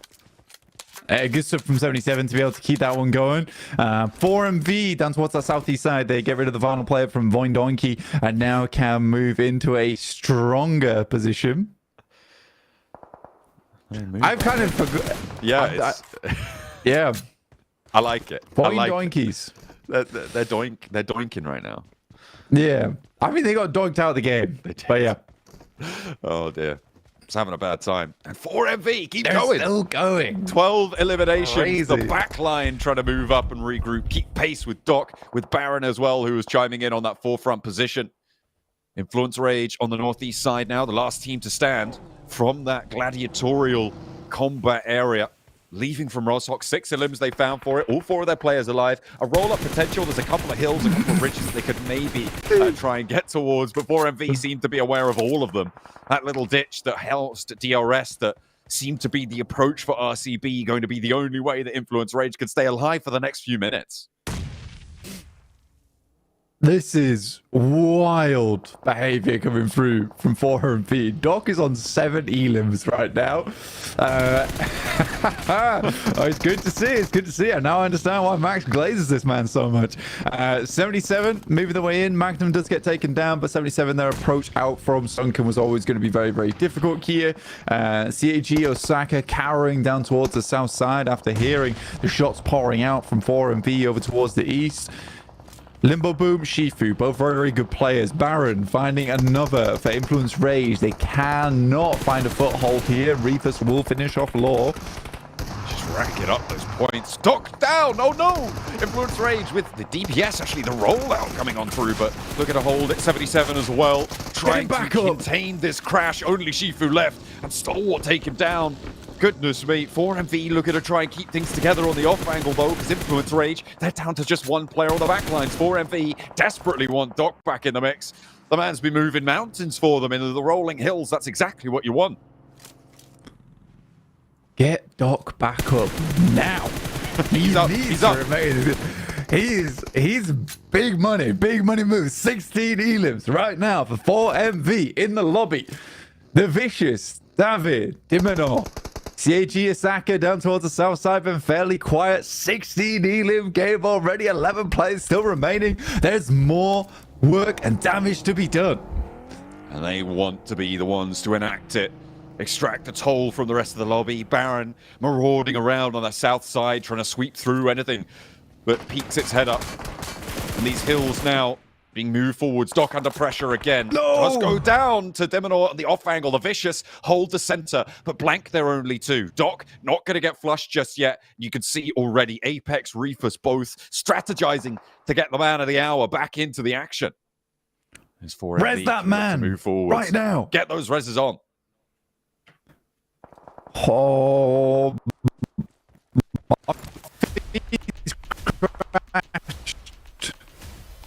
I need to see what's going on. I'm conceding the back feed. We're back. Back. I can get up again. One of the from the Vicious.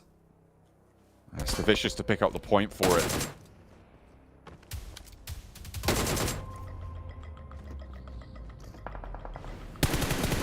For the Vicious. And a spray down towards David is good from Apex. They're looking for that flush, but there's no way that gets res. Because Dimonor is very close by as well. Doc looking for that spray down as well. Rack up to 19 elims potentially. But Doc goes down He's again. back down. His third knock over towards him. He's going to be bleeding out fast. Move quickly. Where's that man? Baron, come on. Faster. You need Doc back in because Apex has to pick up the slack. Lovely nade there from Apex. 19 eliminations right now. 4MV. CAG Osaka with a very strong position over towards the high ground. 4MV's got the 4 players, and that's the big approach that they have going for them right now. Reefer sends wide, but CAG with this overlook, they do have an ideal location of where they're playing. I think for 4MV, they have to wait this one out a little bit, play a bit safe. If they can get the chicken dinner, this is a record-breaking game for 4MV to kick off their campaign on Erangel. They've got the AWM in the hands of Apollo to watch out for. CAG Osaka on the southwest side, a little bit less maneuverability. They are playing on the inside towards some of those buildings. If Apollo can get forwards into a linchpin position, it's going to be harder than easier said than done though, as Apex getting that light up on the angle, but that small little ridgeline keeps him safe for just a moment longer. Oh, it's an AWM in play here for CAG Osaka, which could be a game changer for them. 4MV though, what a game from them. This has been unbelievable, as was this approach from them too. But they get into the circle with minimal casualties. Nades coming in through from Apollo, who needs to stay alive in this spot. Doc doesn't get tagged on by the nade. Naoto as well from the high ground getting suppressed, rebuffed on the angle, but there's an opener towards Baron. Naoto from that high ground able to get the spray down. Is it resable? Do they have the time blank? It's going to be able to push on in. We're in stage 7, meaning that this circle doesn't go straight central, but Apollo is going to put pressure onto this position. Needs to be careful, can get taken down, but doesn't seem to know where Doc is getting the res up onto Baron. Still has 2 nades to play with though, and Doc can start to go for some healing. That nade might be good. That looks a lot more on target. Tags Doc, but doesn't get that knock that he wanted. One more. To survive one more. Oh, straight through the middle. It's straight through the middle. So sad. Right through the middle of both of them. And as CAG Osaka, they have to give up that high ground just about. I think there's a little bit of that compound still in. Oh no! What a nade from Doc once again. This is unbelievable. Hit him with the fadeaway, fade in the hopes of CAG Osaka. Apollo has his stars extinguished there by a nade from Doc, and so many in this lobby have as well. The spray down from Reefus to confirm. Now 2 players for CAG Osaka, and they are trapped on the outskirts. That forward position was their only hope, and I think it's all but done here for 4MV. Racking up the elims on this match, and they will be in first place after this one. It's going to be inevitable. Such a disgusting game so far from 4MV. Wonderful stuff. Naoto has to drop out, and Reefus just has to make the spray happen with smokes up front.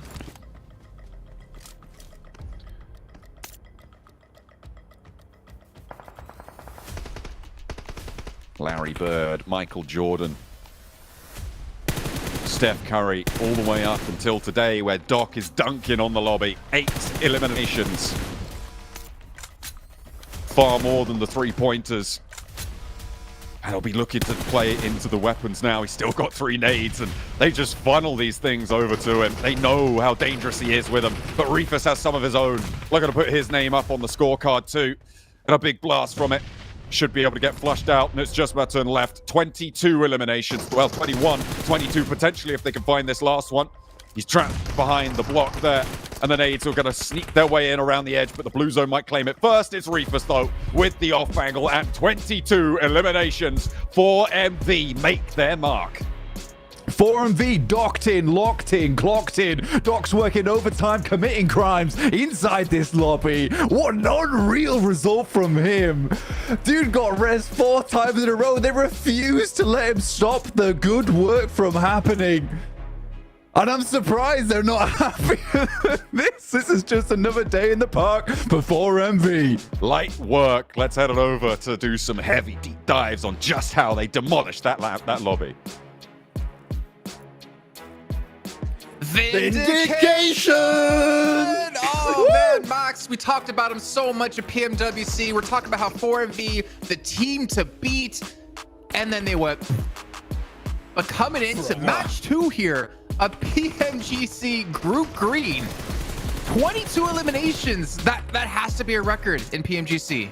I mean, this PMGC for sure all time, maybe? Question mark? I'm not sure. We'll have to check it out, but bro, even Blank and John became believers. Like, res this man! You res this man right now! He cannot go out. It is too early. And the thing is, looking back on some of the moves, right? Looking at 4MV, Jukes, it's not like the rotations they were doing were like incredible 10 billion IQ rotates. It was pretty simple. It's just the fragging potential of this team is second to none. 4 limbs, 8 limbs, 3 limbs, 7 limbs, 1.4k damage for like 2 players. You know, just chilling. Just normal 4MV stuff. Let's go. And your winners of Group Green, ladies and gentlemen. We should just shut this down. I mean, this is getting ridiculous. You know, we had a little prediction game, right, in the background of all like the kind of the background team here, and I didn't pick 4MV, and I was the only one that didn't because I wanted to be different. What a mistake! One of these is not like the others. Oh my goodness, dude! Doc, 8 eliminations. How many of nades? Look at the damage. How many of nades though? You guys, I hope everybody watching just understands what they just witnessed. This is PUBG Mobile history, folks. We've never seen a team dominate the lobby, I think, in this fashion. I can't remember when, and I've been here since the beginning, Max. This is ridiculous. Yeah. This is PMGC. This is not PMGO. And it started from the start of the match, too. They were just popping off and just clearing mini Pachinki. I mean, initially they had the 2 little mini Pachinki. You would get in a 50-meter radius. That's something very ballsy of someone to do to get in nade range of Doc. I'll tell you that much. You don't want to be in that 50-meter radius. You're going to be in deep, deep trouble. Look like most of the replays are just Doc, by the way. It's just him, those nades on Void Donkey ID or Doinked now he's saying apparently that's something. I don't know what's going on, man. 4MV are here to play, Jason. They're not messing around like PMWC. PMWC were scrims, Jason. And this is the real event. This is the real tournament where they're just going to pop off.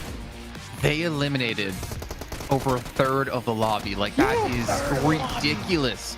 Not to mention, in one game alone, they almost got more points than some teams got across 2 days in total. In one match. Like, what is happening? Like, that is the 4MV Max that we've been talking about this entire year. And I'm so happy Hot Jukes, so like other you know, people are able to see like what 4MV are capable of. Like I thought that what we saw from TJB, right, last week was going to be the most incredible performance. What was it, like a 70-point day they had? Over 10 points per game. And I was like, this is not going to be touched. Like, this is just so insane. 32 points! Half of their entire day in one game. Yeah. In one game! So, what is this, 120-point day here for 4MV? Yeah. We're looking at? What is their average going to be at the end of this? If they even slightly keep this up? I mean, you even saw them at the end. Like, there was no crazy pop-off. Right? They were just shaking hands like, yeah, you know. Some people going to look at this like, oh, these are cool overall rankings. Wait, that's one game? What? That's one game? What do you mean that's one game? Like, we still had some decent points. We have to talk about other squads eventually. Like, good game from Siejo, Osaka, and Stalwart. There's some really solid splits on the southern side and west. But 4MV, Jason. A New Jersey buff, man. It looks sick though. I'm not gonna lie. That looks pretty cool. They're looking extra epic now. Wow. I feel like Max wants to get a jersey in his hands, and he's gonna get that signed by, of course, everyone for 4MV. Yeah. He's never gonna wash it, hang it up in a frame on his wall, and then say Falcons who? What? 4MV, my favorite team. I mean, come on, like as of right now, Jason, 4MV looking a little bit good. They're looking kind of decent. Way more of that, please. Yes, way more. Man, I mean, yeah, of course it's gonna be him for MVP. He filled up the pentagram. He filled it up. What? it's all red. It's evil. It's evil. He's summoning a demon right now. Oh my gosh. You know, all he needed was a couple more assists, but he couldn't get them because he was destroying everybody with those nades. This is ridiculous. Well, I don't even know. I'm speechless. I'm literally speechless here, folks. I mean, this is a game that I could have not possibly predicted that would happen. I mean, 22 eliminations at this stage is just absolutely remarkable. And guys, I don't even think we're going to see this again, ever. I mean, don't forget, he's also the in-game leader for 4MV. Yes. And he's fragging out like this, and he's nading like this. Like, this is 41 points in 2 games. Yeah. Wow.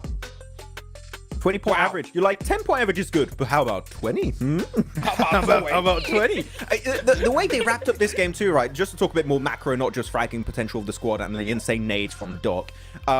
They also took some really good fights in a really good order, especially taking Stalwart first because they knew CIG Osaka were on the southern side. They knew they were possibly going to be the main threat because they had 2 players on a roof that really, in that flat terrain, that rooftop is just so important for the side of CIG, for Naoto and Matul in particular.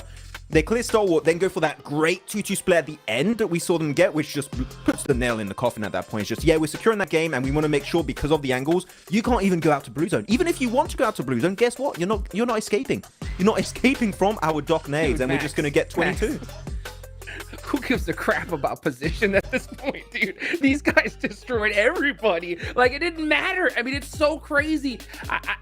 The thing is that when you have a game like this, it puts like the fear of everything in these players. Like, I guarantee they're running away right now. Look. Yeah, I mean, I would too. I mean, like, the thing is that if you see a team this on fire, like at that point, when you notice it's them, you get an elimination or you realize you're in a fight with them, you're going to hesitate. And I guarantee you this is going to take over, like, it's going to carry on for the rest of this group, hands down. Jukes, hey, you know what happens when you see you're fighting 4MV in the lobby?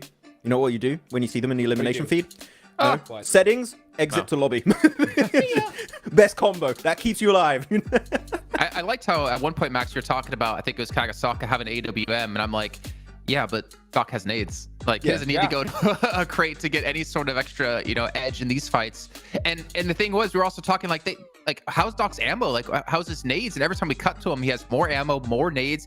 He was kind of leading the charge of his own team, as you took a screenshot to show us over in chat. Like, insane stuff out of this team. But I'm probably one of the biggest fans of 4MV. I will say this: consistency has to be maintained out of this team. Obviously, one big pop-off game is great. It's going to keep yourself up in the leaderboards throughout the rest of today, at least.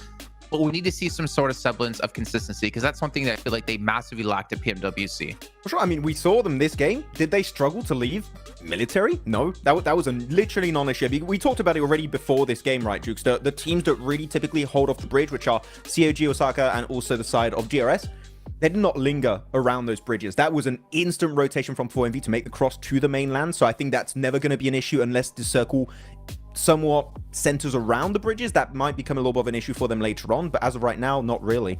We're really focusing on these things, by the way. Camera zoom out on that. I like it. Dude, I'll say this though, man. I don't care about consistency anymore, guys. I don't think it's needed, right? I mean, when you're 4MV, just do this twice a day and it's over. Just get all your points of the day in one game. Just do this twice. That's it. Just do this twice, take the rest of the games off, and then, we'll see you in the finals. Oh, man, just imagine a world, Max, where they pull this off on like 2 of the 3 or 3 of the 3 Aaron Gills today. Yeah. Man, imagine. I have to say, though, I think this is the most biased desk segment we've ever had. Dude, what else do you want to say? I mean, we just about one team. Mobile history. This is etched in stone here. Oh, for sure. I mean, I don't know what else. I mean, it doesn't matter. Everything else has been outshadowed, hands down. I mean, this is crazy. I didn't say it was a bad thing. I'd do it again. Yeah. Dude, it's wild. Well, we got about 15 seconds left until the slaughter continues potentially for 4MV. Hot Jukes and Maxman, do you think 4MV going to do it yet again here in back-to-back games? Hold on. Ready? Next Top time? three's 3, happening. 2, 1. Doc. Oh, you stopped early. What the hell? Okay. Well, if you say him 3 times, you might summon him, and we've already seen what he can do without being summoned. As we're gonna head back into Erangel once again. 4MV's playing ground. Can they potentially pull off more than 22 eliminations? Let's find out with John Allen and Blake. What a gross finish from 4MV off that last match. That was disgusting behavior from them. They have managed to put a massive dent in their potential point scoring needs over the course of this week. And maybe with that one game, they have laid the gauntlet to make it not a race for top 3 blank. It's a race for 2nd and 3rd place. Yeah, it's tough. It's tough. I'll agree with Hot Juice, man. You know, if you can consistently put up 2 games like this every day, then yeah, you'll absolutely see yourself towards the top side of the lobby. Fantastic work from 4MV. Difficult to really praise many of the other teams inside that lobby, other than 4MV, obviously, because it was such an incredible game. However, what I will say is that looking at some of those squads, COG, Saka right now, happy to see them play the way they are. I think even on Sandhog, they didn't look terrible at all. I think the positions that they took on the map were fairly strong. Then back over towards here in Erangel, yeah, you get a strong position. You try and break out from those buildings. You take the high ground approach. You're playing with 3. I think it was a little bit too much, considering at that point of the game, 4MV was quite literally going Super Saiyan. And I don't really think you could have put them down any other way, to be honest with you. I think they were just, honestly, in that moment, unstoppable. So, yeah, I think for 4MV, let's hope we can see more out of that. But there are certainly other teams inside this lobby who are doing fantastic. There was that triple knock onto Doc as well during that match. It has to be noted that he did get taken down, but that's only because he was so hungry for the rest of the lobby, and they did actually get those reses fairly efficiently and effectively, and which means that he was taking risks, sure, but he was taking risks in positions that made a lot of sense, right? And that's what we've criticized a couple of other players. I think probably the biggest example of that for me, when you look at other regions, at other groups, is potentially Nomi from Team Spirit, who goes for these crazy plays and can pop off, as Doc did in that last match. But he's in these risky positions that his team can't capitalize on. The difference here is that Doc was fairly safe wherever he was going for these fights, and that was magnificent to watch. It was. I think for Doc, the difference here is that those mistakes aren't being punished as much, because over for Nomi, there's a lot of times where you would get taken down. There was a huge amount of squads inside of Group Yellow that were quick to punish those mistakes. But fantastic stuff either way from Doc in that game. Yeah, 4MV, they have made their mark so far with a massive game. 41 points on the board, and 7WG, he found out all about them. Welcome back to a quick report with the 7WG. 4MV just had the best performance we have seen so far out of PMGC League Stage, especially Doc putting up so many eliminations. I got a chance to talk to him in between this game. I asked him, how confident are you feeling after that game? He said, you saw what the other teams were saying in their predictions. Everybody's expecting them to qualify. I also asked him, which team do they think they're going to be their biggest challenge? They mentioned Team Liquid. We'll have to wait and see, because Team Liquid right now is not starting off so hot. Back to you guys. Wow, interesting that they think Team Liquid could be their biggest challenge. As he said, though, they are stone cold last at the tables right now, but it's only been 2 matches with a point average of 1 per game. That's not ideal. I think as well, given that there is 2 points at least on everyone's tally. Actually, no, I'm not sure. I was going to say, was that another game where everyone got at least 1 point? But I think actually all of the points got given to 4MV from that one, if I'm not mistaken. Have to double check. Either way, Team Liquid definitely not doing well. I think when we looked at some of the rotations they've made, there was a couple of times where they have thrown down the gauntlet. They've tried to make some aggressive trades, tried to go for some aggressive pushes. It's not quite worked out in their favor. Last game, they went up against 4MV. And again, I think it's fair enough for 4MV to be like, you know what, this is a team that is incredibly strong that we might lose to. And I think that in that match, it was really only Team Liquid that looked like they made 4MV sweat in that engagement. So I think it's fair enough. It was just that, honestly, at that moment in time, 4MV were just better. Though I do expect Team Liquid to pull their socks up, because right now, it's not looking great in 16th place. I don't think that's where they're going to end. CAG Osaka on the south coast. They have had some decent positions in these last few games, and they are up to 13 points, 4th place, looking to try and chase down one of those top spots. The last representatives from Japan that I think can make it through on into this one to grab a top 3 spot in our group stages. We'll see if they are able to make that one happen. As we head on over to DRS as well, I feel like we're waiting for that pop-off performance from DRS. I mean, it's only been 2 games before as well, but in general, I'm hoping that they can start to step up, because I think that the region in general has been historically very, very strong, and DRS have been at the forefront of that. Yeah, DRS has been together a long time as well. I think each individual player on that team, very, very good. I love DRS as a team. I think a lot of people call them the real snakes because they have some unreal moments towards the end games, but they are incredibly good. RRQ, they make it across the bridge, blank. No influence rage to cut them down this time. They weren't all in the same vehicle either, so they may have picked up on just what brought them down earlier, and do in fact get across up to the north side, with the circle pushing up towards the hills to the south of Severny around shooting range. It's going to be an interesting crossing. 2 players from Brute Force. This is a big 2-2 split, so only 2 players from Brute Force are here. The other 2, they're up in Severny. And I feel like this peel off is maybe completely necessary here, as RRQ should just be able to find these knocks, find these points, and Freezer now solo. Freezer by himself, stuck out in the open. RQ, Saru will find Neos on the approach. Oh, the Brute Force, it's not looking great. I mean, 10 points so far. It's not horrendous for this team, but yeah, consistently going down early like this is not fun. They got a little bit further in that last game, but for Brute Force, it has just come down to a case of messy fights so far. I've not really been the biggest of fans. CAG Osaka getting revenge over towards 4MV. Ooh, a little knock and a flush over towards Apollo as well. On this bridge crossing, 4MV trying to leave. Freezer does go down in the meantime here as Brute Force are getting picked up in dribs and drabs, but CAG Osaka guarding out 4MV's approach across the bridge. This is big stuff. Doc has to turn around, get away from that, and maybe go for a rotation. I mean, it's very, very late now into the circle, and they spot it. Doc goes down too. This is terrible news, but well played to CAG. Man, I love it. They're like, look, 4MV's getting too easy of a rotate out of Sosnovka. Let's put an end to that, shall we? Last game, it really was a case of 4MV taking it to task with CAG Osaka. This time around, though, CAG, they pull out the FPI badges. 4MV surrounded. Put your hands up and come out quietly. This is very, very well done to CAG. Big fan of that one.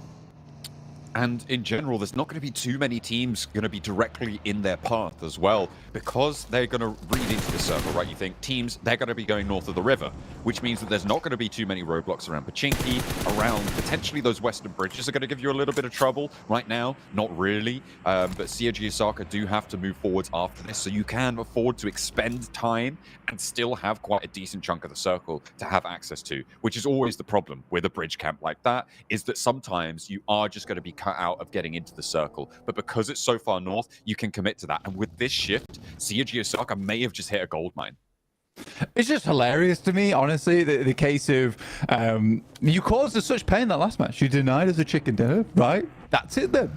We're coming down to Sosnovka. We've had enough. But yeah, I mean, quick reaction from CAG. They go down, but they're not willing to allow the guys over on 4MV to feel like, you know, they've got away with a crazy game versus them. There was definitely an opportunity for CAG to win that last game. Unfortunately, the nade usage wasn't quite there from them. I mean, Apollo almost had really good pickups over towards the 2 players on 4MV, but again, I think that it's less. We look back on that match. If you look back on the match, you actually watch it back. It's less that Apollo's nades weren't great, but just that mental game coming from 4MV of where they moved. Because they didn't instantly go for the res. They moved all the way out to the edge of the blue before they went for it. Then they split 1-on-1. So if a nade did come through and knock one of them, it would have only got the 1 knock as opposed to grouping. So yeah, it's very, very smart from 4MV, the way they prevented complete demise from Apollo. Very, very well done. D plus Kia though up again versus brute force with Furia and Prepod trying to hold their own, but nades going through the building, hitting the rooftops, not getting much done at all, and Furia is struggling right now. Ooh, brute force. They're down to 2. I mean, we saw them lose 2 of their players on their quite frankly kind of fumbled escape from Severny, right? They were in a weird split and just got rolled up on as 4, lost half of their players, and now they're playing on the dribs and drabs. D+, they're going to share the compound with them. They're going to allow them residency on the north side. And actually, maybe quite useful to stop teams from the north trying to crash in. But right now, there's only Influence Rage who are still in that location. We've got a couple of teams now trying to find their homes on the southwest side, not least of which Selcom Digi Alliance, who are currently trying to fend off maybe COG Osaka, as well as Voin Donkey ID on the southwest side, playing on the compounds from Pachinki to school. Voin... Never mind. I'm not even going to go there, because I've been causing problems. Team Liquid, though. Cardozen down. As Ayala already out as well. It's not a good start. To be fair, though, I think this is somewhat understandable, because if you look into the past of any of the Americas, typically Brazilian teams have this problem where if they are on top, if they're doing well, it's very hard to shut them down. But the mental game has always been a bit of a difficulty for them in terms of, you mentioned it, the mental boom. It really does slow them down in that sense. Alpha 7 struggled with this so much in the past. And I think they're one of the few teams from Brazil that's been able to kind of get rid of that curse, expel it almost, with the addition of McGrellin. And I think they've done wonderfully well. I think that even in... Group Yellow, when they were losing games that they maybe could have won, it wasn't like they looked upset with it, yes, but they didn't look distraught, and they were quick to readjust and fix those mistakes. Now, I don't want Team Liquid to fall into that same trap that Alpha 7 has certainly fallen into before, and they just need to get back on the bike here. Cardozen going down to Prepod, one of the 2 players there from Brute Force. I don't know, man. I'm worried. I'm worried for Team Liquid.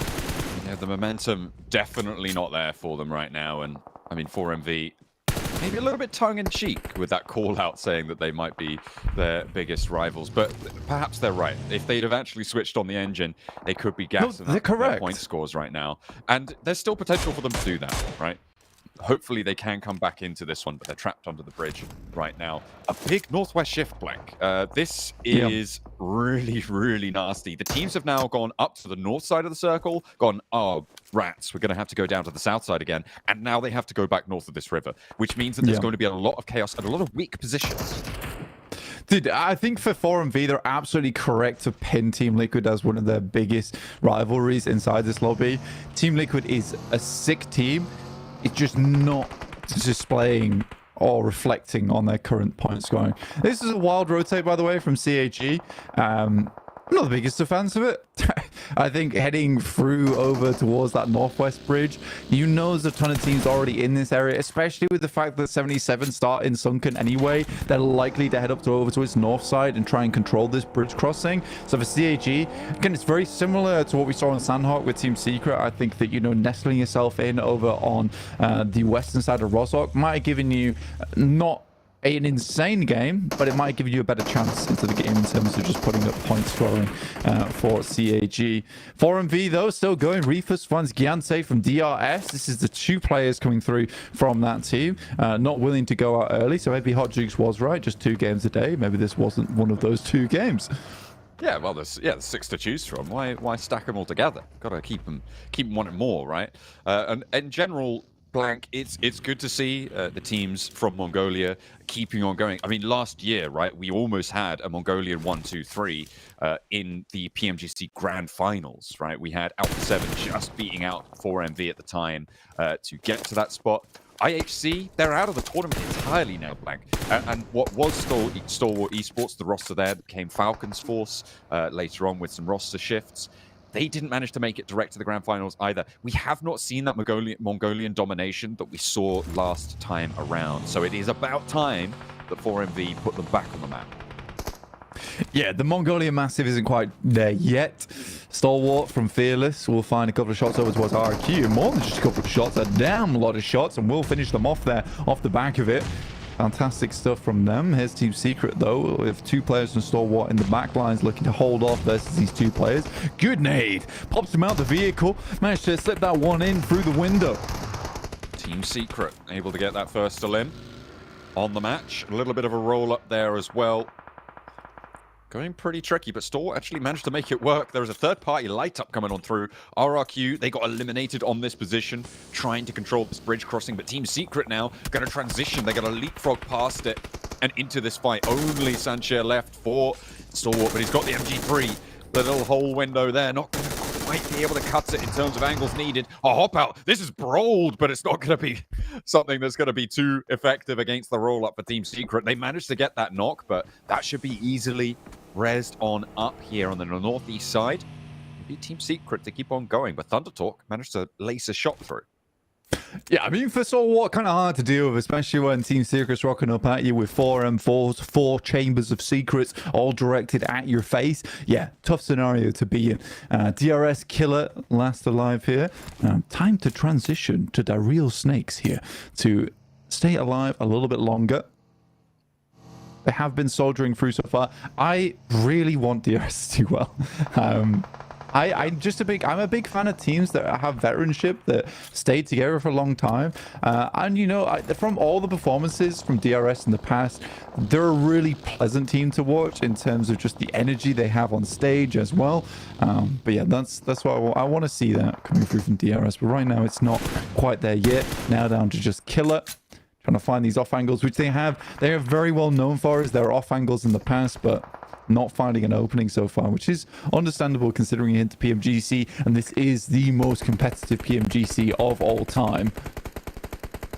I think that's, at this point, fairly indisputable. Every single team that's been taken to these battlefields has had a chance, has had a shot. Some have fell by the wayside, and that's what this tournament's all about, right? It's making a lobby of the best start to sweat. And that's what makes it such good viewing. Happy to be here. The Vicious are currently trying to push on up and continue to hold a spot in the top 3. I think a team that maybe flew under the radar in terms of predictions on their approach into this group, and we'll see how long they can hold this 3rd place spot. I don't think I expect them to be able to. I think D plus Kia maybe could keep that spot. I mean, especially with the fact that they're 23 points. They've got that first elim. They're 4 players alive here. I think the Vicious under the bridge could also have a pretty big impact on this game. But I expect a little bit more longevity from D plus Kia, but I'm willing to be proved wrong. And D Plus have very good players on side, typically able to play towards that center really, really well. They have won some pretty critical fights, but that is a nasty circle. And now it is mission critical for D Plus to get over towards that northern edge, but with 3 teams all battling out for Royale Bridge on this eastern side, it's going to be hard to cross here. So I'm curious to see what the decision is from D Plus going forward, similarly to the Vicious, as well as Apex and Reefers, who have made it quite far into this game. And with Garnet being the last player alive, it's likely that 4MV is going to survive longer than CAG, despite the initial shutdown coming through from them on the Western Bridge. It's unfortunate stuff. Little rollout, a scout. Scoping out towards D+, Cellcom Digi Alliance. Trying to get a little bit of an opening, but they're just going to push D+ away to be able to make this approach here. I don't think they can really spend the time to go for a full fight unless they find that knock. Or maybe it's just the full sweep, the full rundown. They do want to go for it. Okay, they're going straight on down the hill. They're getting a little bit bold here, and D+ read into this. They know, just stay safe, just stay alive. Get on into this next circle, get some healing done. Nice little rollout from D+. Osal left a little bit towards the back, and that was, you're right, 4MV taking shots over towards the bridge position. Reefus and Apex on a crossfire towards the Vicious's position. Yeah, they don't have a lot of time remaining to make this happen. I think for Cellcom Digi Alliance, not a bad play from them to send D+ further down over towards that southwest side so they can maybe make this crossing over the water, and it works out fantastically. 4MV, time's limited here. The nades have to be very strong coming through from Apex, but Pronozin does send a lovely one over the top, and now it's just down to Reefer, so I think he's having his days numbered now. Smokes go down, and the Vicious just might be able to extract themselves from this position on the eastern side that they have still Team Secret to deal with on the northeast, who have a strong lineup for themselves. Yeah, they've left 2 players out on the backstop at the gas station there, with a position further forwards as well. They're on a 2-1-1 split this late in the game. Reefus isn't going to go down without a fight. And he's certainly got plenty of bite behind his bark. The first knock goes through. That was a third-party knock coming on in from across the way from Celcom Digi Alliance, as he just drops right in front of him like a stone. But Reyes could get rest here with these smokes. Celcom Digi Alliance, though, looking to sweep. Celcom Digi Alliance, they need to. This is a perfect opportunity for them to move over towards that north side. D+ somehow make it through the Glut teams down towards the south side. Chips was left behind as a backstop. We'll see how far he can go, but D+ want to help the rest of the team stay in on this one. 77 is Zadira to take down Garnet. Extremely strong player coming through from 77. 4 players still alive. Good stuff there from Prepod as well. Finds the last player of Team Liquid onto Mythic. Now D+ should be fairly safe. Brute Force able to survive with just the 1 player. However, D+ should be able to take this one down. I say should be because Prepod, you never know when he could start to pop off. Or if he's just going to fall down under the bridge. We'll have to wait and see. But D+, they really want to extract this. Yeah, just getting rid of it. Nice discipline there. Know that they can move up to this hillside afterwards. They leave Fabian out on that northeast side to keep that roadside clear. Give them that ascension towards the ridgeline because they're going to need it. A launching platform to move in towards the center now. Influence, lovely central spot. 77 looking down towards Voindonkey on that south side. And RCB waiting in the wings to strike when necessary. D+ though finds Soazu. Woo. I'm just going to call that man Soaz from now on. Sorry, guys. That's what you get. You're not getting those voice clips from us. I know your games. Oh, goodness me. But yeah, for D+, good opening knock onto him. Immediately, Team Secret tries to send away, but they realize it's too late. They need to commit to this fight, and so do D+. As they send Faro to top side. Maybe this was an overcommit from D+. How will they handle this going forward? What? How did they manage to get through that? I thought the spray downs were clean, but Team Secret just dropped the ball on it. 3 players down. They're forced to go for the res. Only Fabian to be the only casualty for that roll-up from D+. This is crazy that they've been able to get on through here. The blue zone still puts pressure on them, but a lovely knock from Chips to step up the spray down, getting 3 of the players from Team Secret out of the way. And now it's just Soaz behind the buggy, who has managed to get res, get some healing done, but he's on the roadside and will be drawn to a stop there. Ticketed, put in cuffs and tucked away for the next game. Horrible transaction. Worst transaction I've ever seen coming through Team Secret. They were like, we're going to hold this shack. D+ is like, we will swap you 1 shack for 1 amazing ridge. Thank you very much. And Team Secret acquiesced to their request. Very, very nicely done for D+. Like you said, it was amazing that they lost only Fabian on the approach there. I really did think that they would lose more. And with Thunder Talks actually losing GA over towards that north side. Now, D+, again, they pulled the biggest switcheroo out inside this lobby over towards that northeast side. Team Secret went from having a fantastic position to now no longer having any position. 77, Shifu up front with RCB currently in the Wizard Power. Nice nade over towards the side. That takes down Loxy. That's 2 players out now, and 77 realized now is the time to clear on this south side of the circle. Silas attempting to make something happen, but I think even he must know at this point in time that it is game over.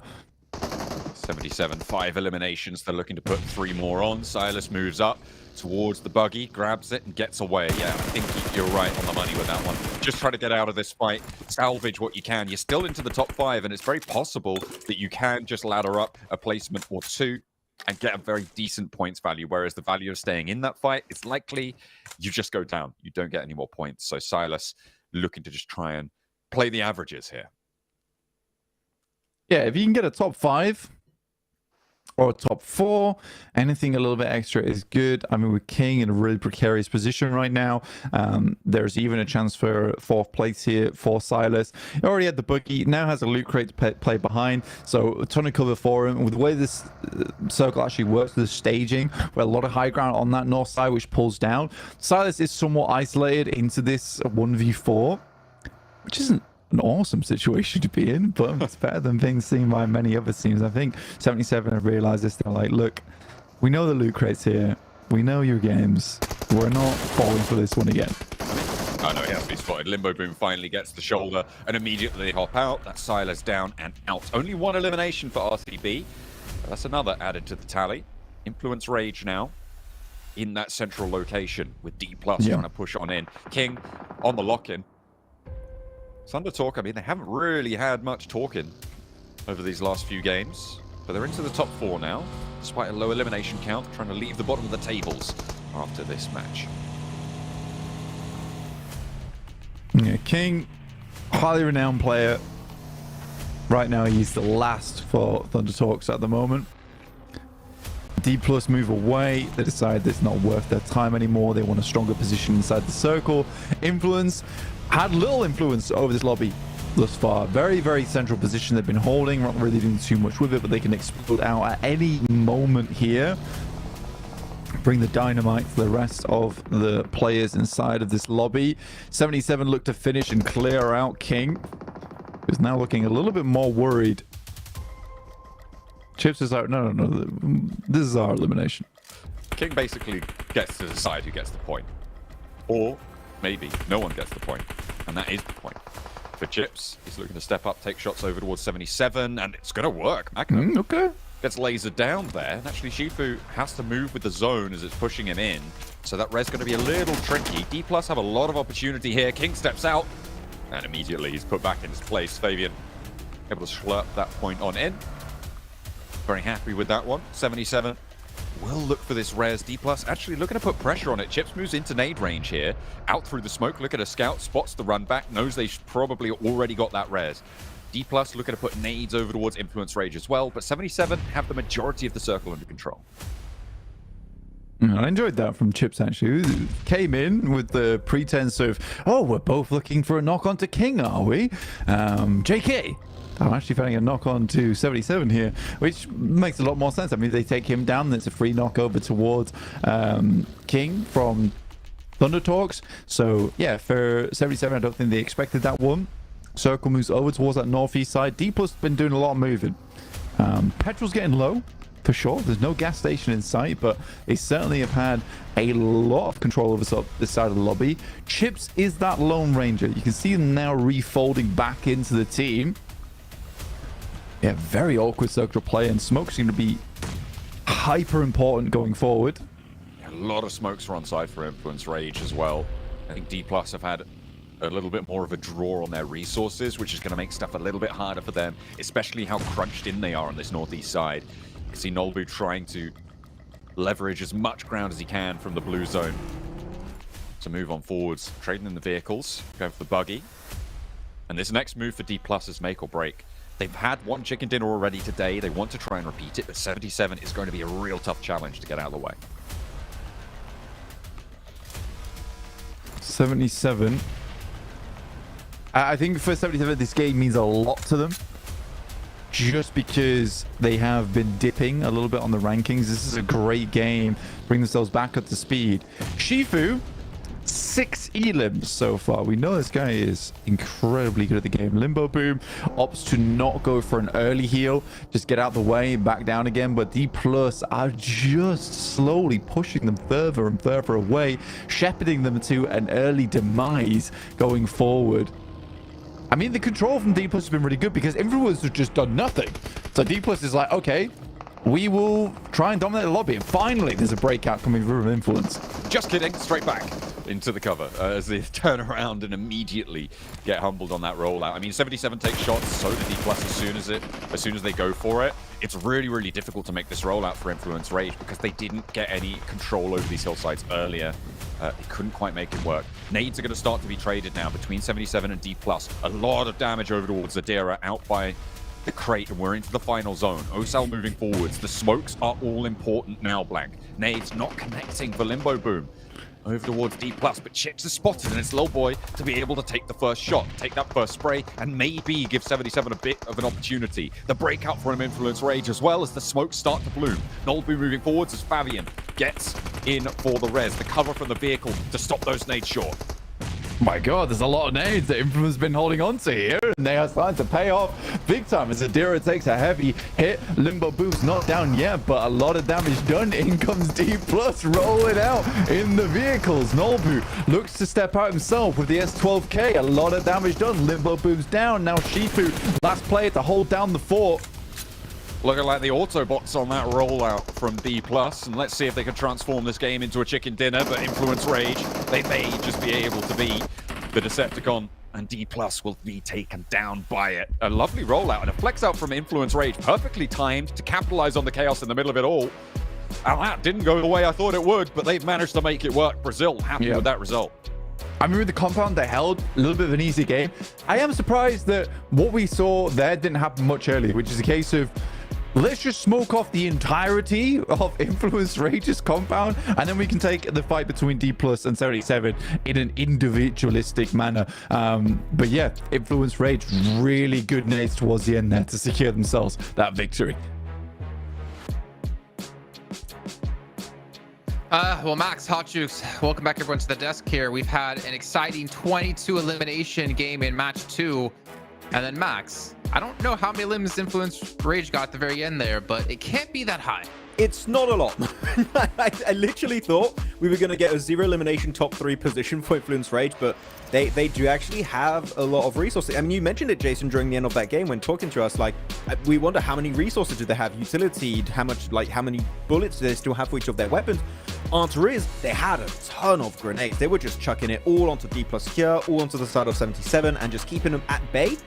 And really, because of how the fight initiated between D+ Kia and Influence Rage, I thought this was going to be maybe 77's match to win, but the fact they don't lose too many players and are able to just get close, in nade range, you can see here, Lorenzi gets a great spray down onto chips, and they just start picking off players one by one because of the smokes, Hot Jukes, that were positioned in a really, really smart area. Yeah, perfectly placed. Because that's the thing is that, you know, one bad smoke here can just destroy your team. You smoke yourself out, you completely eliminate your sight lines and allow the other team to just destroy you. But no, they're put perfectly within that range. I love to see that here. Influence Rage, 6 elimination game. This day kind of feels like a roller coaster already. Like last game we were like, and now we're like, you know, climbing back up. Now we're like, yeah, for sure. You know, but we still got one more Aaron Gale coming on up, so we can still see some magic happen for sure. But I do want to talk about the start of the game, Max. Oh, we're talking about the bridge. We're doing it. Oh, we're talking about the bridge camp. So CAG Osaka, for those who did not check the first angle, left the bridge as phase 1 started closing. They did not want to fight 4MV. After what 4MV did on that previous game, they're like, no, what? You're not going to mess with us anymore, 4MV. We're going to mess with you. We are taking you out ASAP. And they take out Doc specifically, which is very important. But is this something we're going to see happen now every single Wrangles? If so, 4MV is going to have a bit of a tougher time to reach that late game. Yeah, and you know what? I'm glad that they did it so fast, right? That they didn't wait, you know, for another game to go by. No, they did that bridge camp nice and early. Yeah, just put that pressure onto them, to make them second guess themselves as they cross. Because, I mean, after especially that last match, just seeing them pop off, you gotta kind of, you know, maybe just slow them down a little bit. And that's the way to do it for sure, Jason. So, I mean, I think that was a really, really smart play from CLG Osaka. What do you think? I think it was a slight reality check for 4MV as well, that like, yeah, you might have been able to pull off 22 eliminations in the last match, but you still have to respect all these teams, and you can't just freely go over this western bridge, because teams like Kakasaka will punish you for it. And we did see 4MV, well, after they lost a couple players, they did rotate toward the eastern bridge instead, where Team Secret do drop over towards Novo, and they did eventually make their way in towards the zone. So yeah, I think for 4MV, it's just kind of a sign of like, yeah, these teams aren't going to let you run away with matches like this, and they're not going to give you too much respect. So we need to see some adaptations in 4MV's play. But you know, speaking of these rotations, you know, one thing I did see though, Max, that was quite nice to see, considering the way the zone went eventually, and of course the river in the middle, is that we've had Thunder Talk, Team Secret, and Star all rotate through Yas9 to get towards that northern side of the river without having to, you know, be congested into this massive conglomerate of teams. It's a really good rotate. I think that if you're not a very straight up southern or western team and you drop a little bit more towards the east, you can very easily go north of Yasnaya Lake and you'll be fine. Unfortunately for Team Secret and also for the side of Star Wars, they do have a little bit of a clash in the open, so they lose players pretty quickly, and then the rotation followed by that fight is not going to be too easy for them to pull off. And because of that, guess what? D plus Kia just start absolutely sweeping Hot Jukes. All of those northern teams, after they cleared the southern bridge east of Rozok, they're going for Team Secret. They're going for Thunder Talk Gaming. They're just sending it on everyone they would see to make sure they have the northern space available, to make sure they can get as far in the match as they possibly can. And that results in the top 3.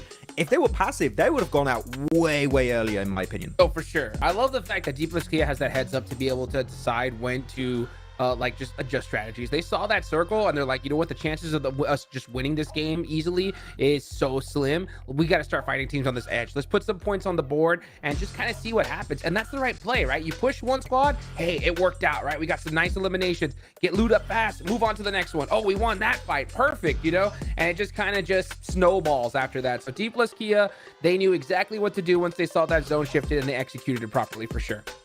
One team I do want to touch on really quickly, Max, is Stalwart.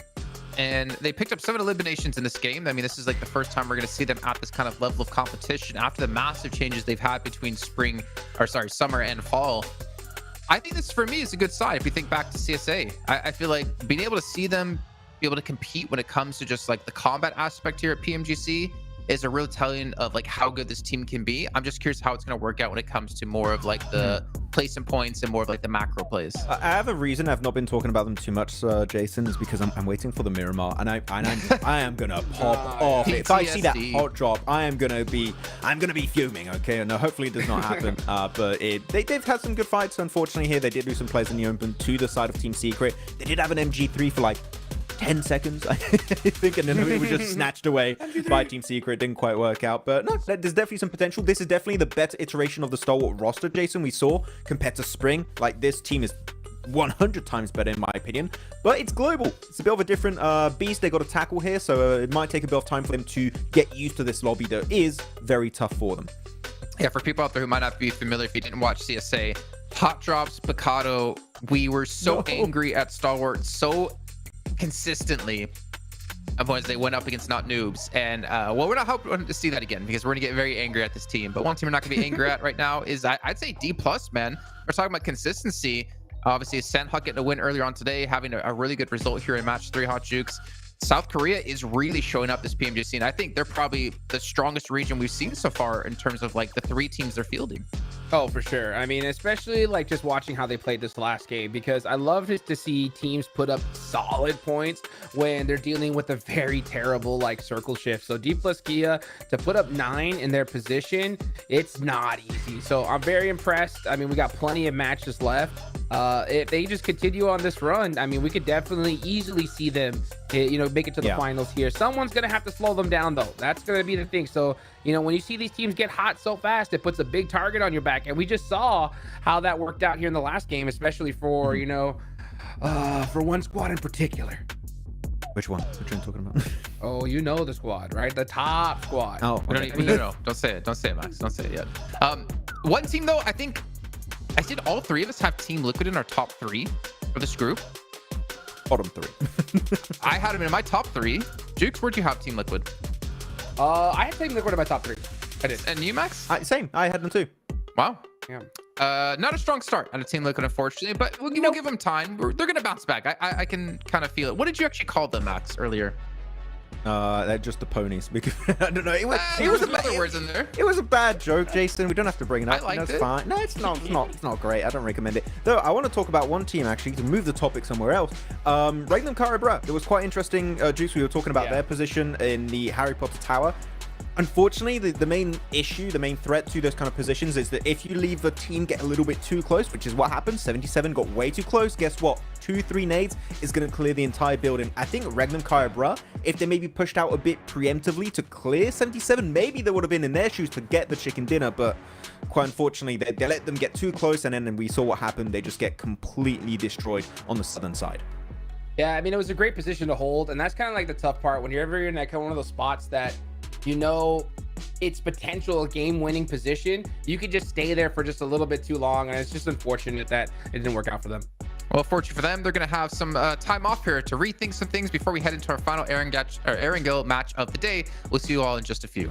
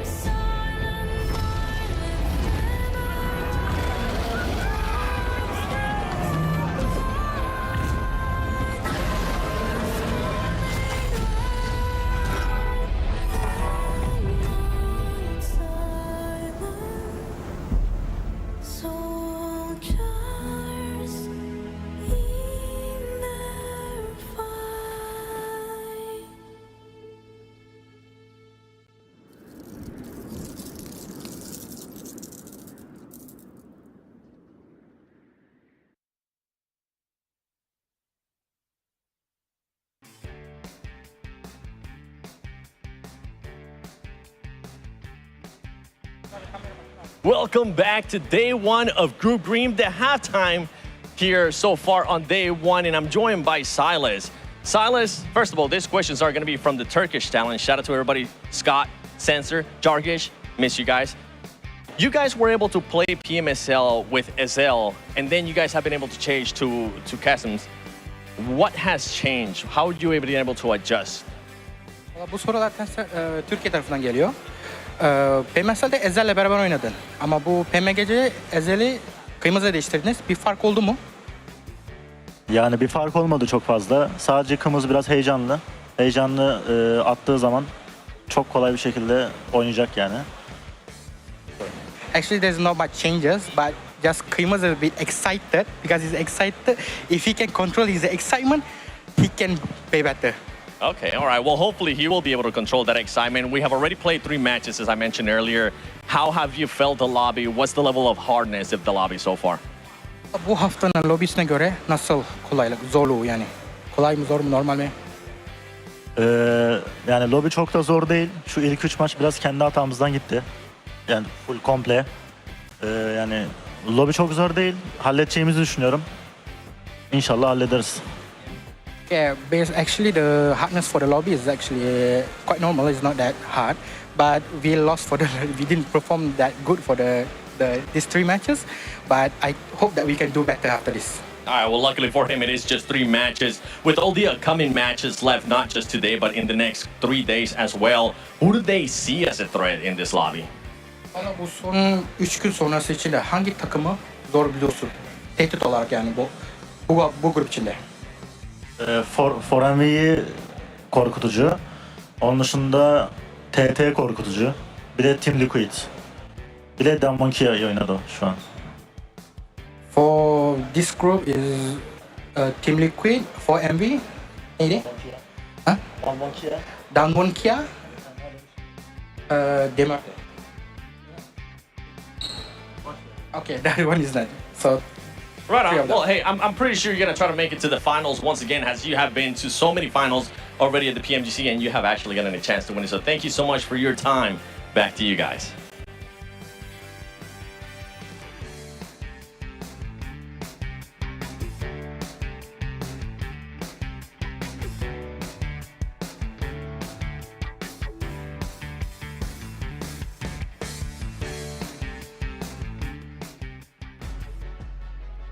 Well, Max, we were there last year in Turkey, and we had S2G literally right behind us, and we saw the look of defeat on Silas's face when they unfortunately underperformed when it came to the global finals last year. And you know, he's back for redemption. Credit to him to re-qualify for another year here. The 5th time, I believe you said earlier on today. You know he's hungry for that win yet again. But it's still going to be a difficult journey with teams like 4MV, D+. I think he even had Thunder Talk in there as well. Yeah. Teams to watch out for. I mean, he's rebuilding everything from the ground up, Jason, right? After losing the team of S2G last year, right? Yeah, to restart everything from zero. But, like, again, 5 times PMGC, as you said, Jason. He is one of the most experienced global players when it comes to PUBG Mobile Esport. And really, if he can feed that knowledge, that experience to the rest of his teammates, with time, these guys could become an absolute menace. Of course, they still have Razy, which this guy's just cracked when it comes to Turkey. But that really, these guys could pop off really well. So we just got to give them a bit more time. Hot Jukes. Are you showing something off there? Oh, no, nothing at all. What are you pointing That's at? right. I'm going to wait for this man to show I thought something you meant off. to be pointing at this. Our Infinix GT20 Pro. I think he was trying to, you know, say, oh, you know, I still want one of those with its 120 FPS, not to mention the 144 hertz AMOLED screen. Optrix, you're already a pro, but I guess you can continue to play like a pro by picking one of these up for you guys at home as well. I actually hope this keeps going the entire event. We just keep showing off our own Infinix GT20 Pro, and Honchus just gets more and more sad. But also while you guys are at home, our teams to focus. To be fair, Hodges, it took me like 5 years to finally get my first phone through PUBG Mobile. I put 4MV, D+, and Kagasaka. Hodges, looking over at yours, you have 4MV, D+, and Team Liquid. Still sticking with those teams. Yeah, I mean, I got to put Team Liquid on there because they got to start something up here sooner than later. Top 3 is the goal. I mean, we see the group of death coming up with the survival stage. So if you're Team Liquid, you definitely want to be in that spot. And I mean, I know MaxMat is just, he's so still because when he hears Team Liquid performing so bad that it just, it makes them shocked, and I understand why too. Yeah, my camera is just completely overheating because of those dock nades from earlier. That's what's going on. No, I have my Picklesoft DRS because not gonna lie, there was a lot of hype around the side of DRS, and oh, these guys are gonna pop off. They're gonna do so well. As of right now, they're in 12th position. They're in the red zone in the rankings, so we need to see them do well. It feels so weird talking and my mouth not moving. There we go. Thank you. Was there a squirrel as your cameraman? Yes, it just ate my cables. I don't know. I don't know what. These damn squirrels, man. I swear, they're messing with all of us. I had internet problems before as well. But yeah, I mean, DRS, you know, I didn't really know where to place them coming into this group, to be honest, Max, because I feel like in fall season for CSA, they weren't really that exciting. Yeah, sorry, I'm trying to fix my stuff at the same time. But realistically, looking at DRS, they showed potential, right, in the spring and fall season of CSA. I think we don't really have those big standout players on DRS currently. We had Sleepy sometimes with the Mini 14, but it's not really been like too much happening for him currently. I think, though, realistically, Jason, looking at the survival stage, which team's over there, I think that DRS, the best opportunity for them to qualify to the Grand Finals would be Group Green, realistically. Top 3, I think, is achievable. Sure, they're at the bottom right now, but it's only 3 games. There's a lot of time for them to just pull off that comeback. But when you look at the teams they predicted, right, Hot Jukes, for DRS, Killer himself did not put DRS in top 3, so even they know this group is tough, so like, it doesn't seem like they have that confidence that, yeah, we're just going to pop off. Even they are kind of realistic, saying, yeah, we're not one of the top squads in this lobby.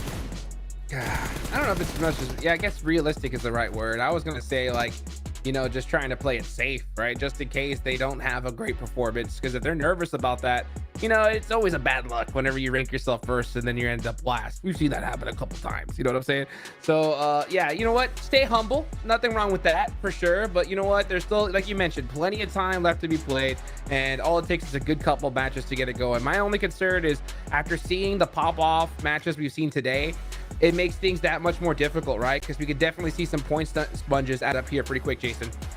Yeah, I mean, obviously 4MV pull off another 32-point game. You're definitely soaking up every point possible towards the top of the table. And again, not going to be too harsh when it comes to, I guess, team standings in our first day of play, because anything can change. Like, you could just have one chicken dinner and go from outside top 11 to inside top 3 potentially. Like, that's how close it can still be. So yeah, exactly, right?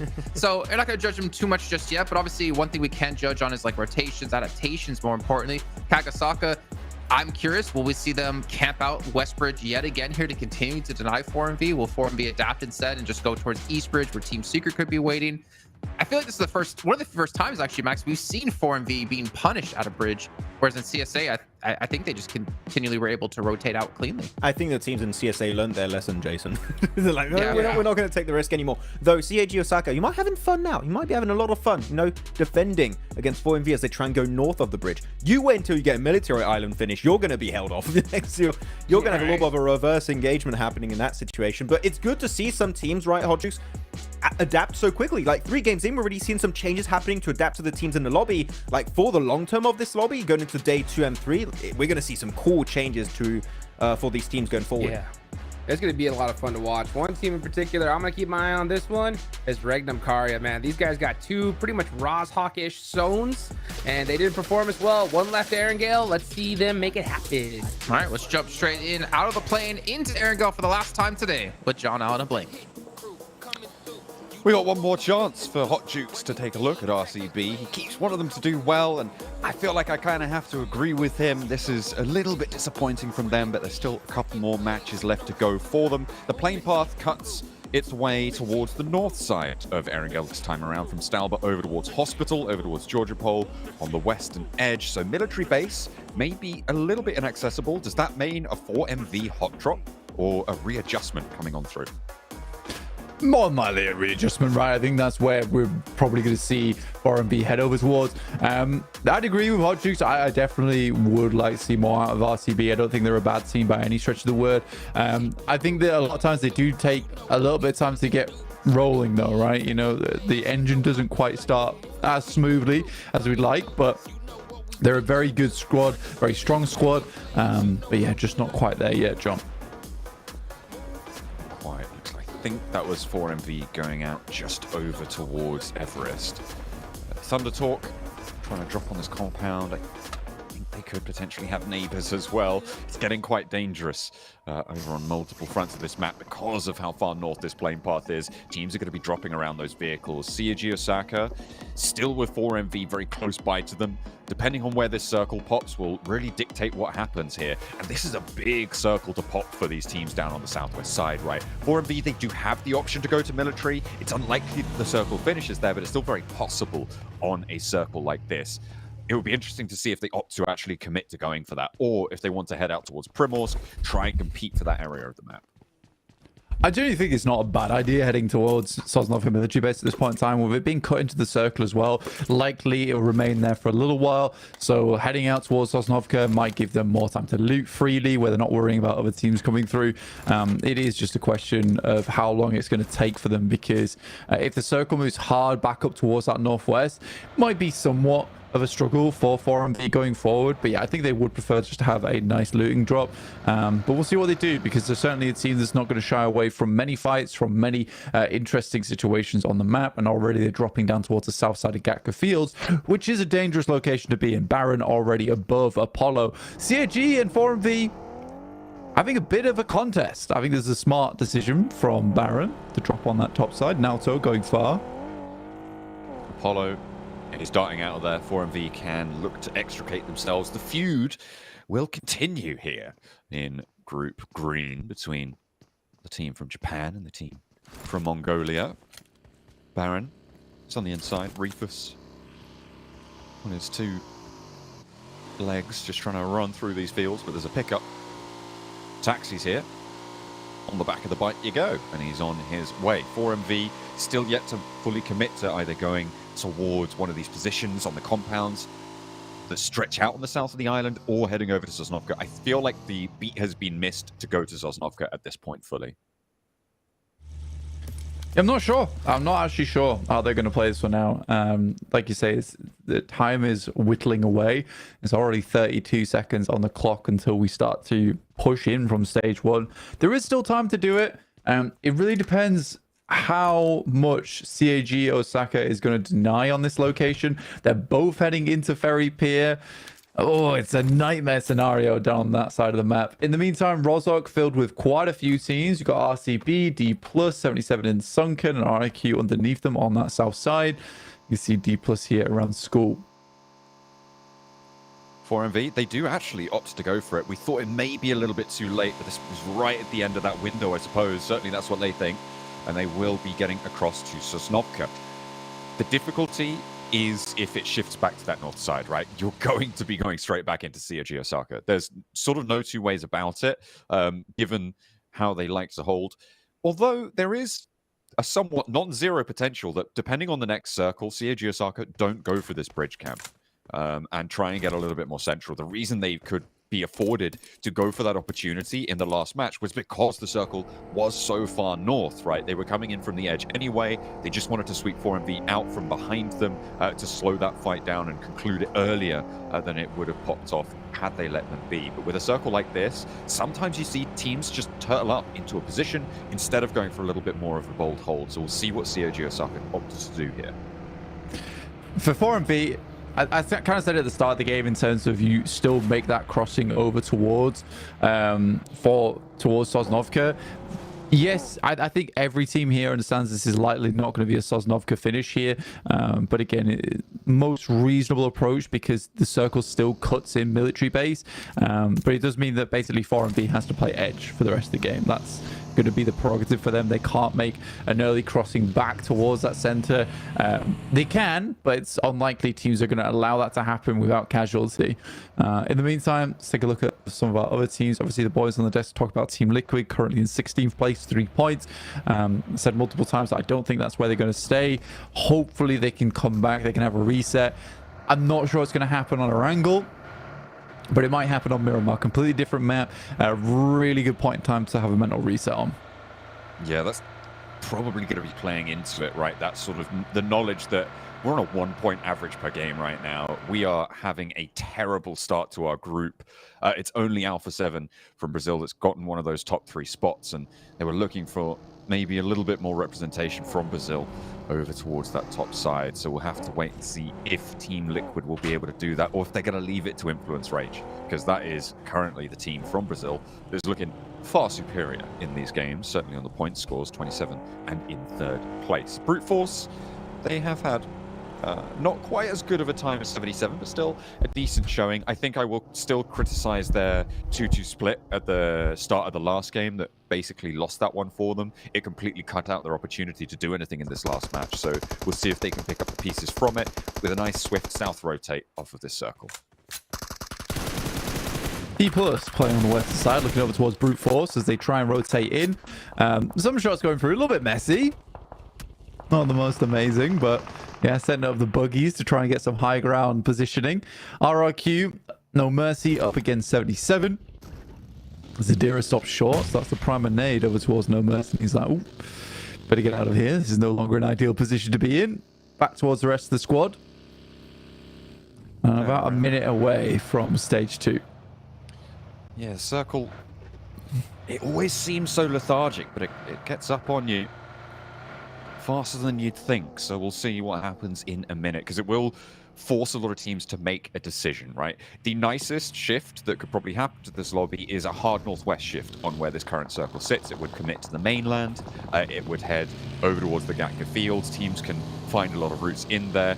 So a hard northwest shift is actually probably the kindest result out of this. The most dastardly and wickedest circle shift would be the southeast shift, right, to military base, and 4MV would be laughing. Yeah, they would be very happy with that. Few teams, in fact, the only team that went down towards Sosnovka. Team Secret on the eastern side of Quarry, though, not a bad position to be in terms of scouting, in terms of moving forward. It's an interesting one because we do have this massive lineup of teams over the coastal edge of the center island here. Undertalk's King rotating past Jimmy.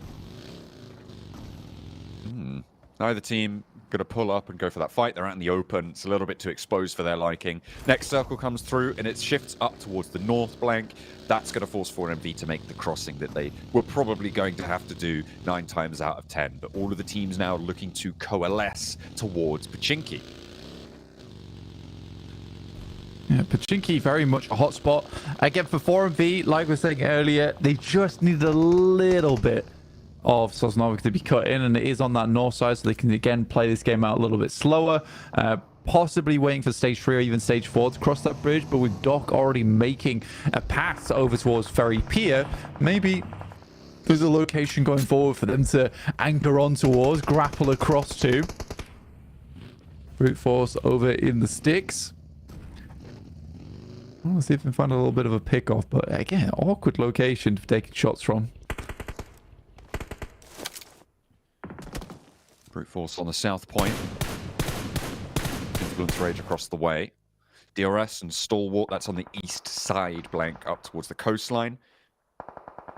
And 2 players from Stalwart already going down. DRS doing a lot of work. Sleepy moving in to get the res over onto Gante. This Killer wants to try and secure these flushes. Senshir as well off on the off angle is down for Stalwart. That's the first flush confirmed. Actually, oh, was that pitched away by Thundertalk? I think it was. King managed to sneak that point back, which means DRS, they don't get any value from their opening knocks here. Really unfortunate. Thundertalk, though, desperately need those points as well. They're only on 7, and they'll pump up to 8 there. Sleepy does confirm onto 1, so it's 1 apiece for the southeast fight. Yeah, taking names from Stalwart, I mean, they're having the worst scenario out of all of this. I mean, points are being stolen, but they're losing players in the meantime. 4MV finding a shot over towards Garnet from CAG Osaka. Goodness me, like Max was saying, ooh, you better be careful. This is not a team to anger, to frustrate inside of this lobby as they send in.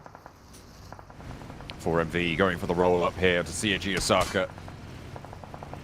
Bad blood breaks to new mutiny as 4MV continue the feud.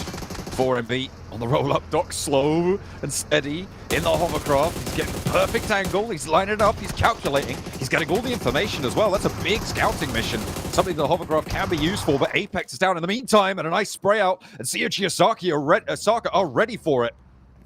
A pickup onto 2 of 4MV, including the man himself, Doc. Leaves 2 players now left standing. It's Rufus and Baron. Not entirely sure what Doc was planning.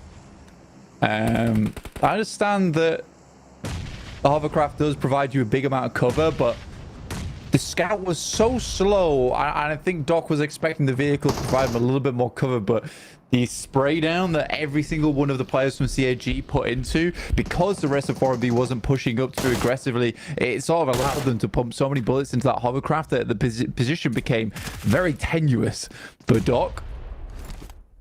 Yeah, initial knockoff onto Garnet does get pulled through, but now 4MV are in a sticky situation. It's the sort of play you definitely need that aggressive backup off, right? The value of it is you can get a lot of information relatively safely, like you're saying, but it just wasn't fed back in time and they didn't capitalize on it fast enough. It wasn't quite the right time. The coordination wasn't there for 4MV. So once again, they are snubbed by COG Osaka as they try to cross the bridge. A difficult story for them to be told. The one they'll have to hear and hopefully learn from if they want to maintain that spot towards the top. In the meantime, over in the middle of the circle, you've got D plus Kier holding out RRQ on their approach, RCB trying to push on in, everybody fighting out in the open fields now to leave this west side too. Potato from Boing Donkey will go down. Oh, dear me, DRS, Sleepy's down. One player from Stalwart still alive and kicking. DRS would like to clean him out. Magnum will take down Potato. So first the grenade elimination of the match here. D plus onto RQ. Good step out though. Stalwart with just the one player left standing. Gianti now is able to find it. And that should be the reses coming through for DRS. Playing on as far as the southeast side, they'll be able to look to turn their attention to getting up the cliff face ahead of them. Because that is a real difficult jump. With Thunder Talk moving off of it as well, they're going to have a little bit of an easier time, but still a pretty treacherous approach out to the west side for DRS. Yeah, difficult maneuvers. At least they have 4 players. I think that's the main thing. Still looking strong with the eastern side being a little bit less populated and off towards the west. Yeah, it's not bad. It's not bad. They can continue forward off the back of this one. D plus once again in a nice central spot, playing a 2-2 split, north and south at the moment. So they have options going forward for this team. D plus Kia right now, I think, in, again, a really solid central spot. The hill to the southeast of Pachinki. They're split across it right now, 2 and 2. RCB unlikely to be moving too much further forwards as they're a duo on the south side. The teams around Pachinki going to be much more concerned with getting out to the east. So I think D plus Kia fairly safe from full pushes. Team Liquid is probably the team that will look to try and move on in. But 77 are going to slow them down, force them to regroup out to the west side too.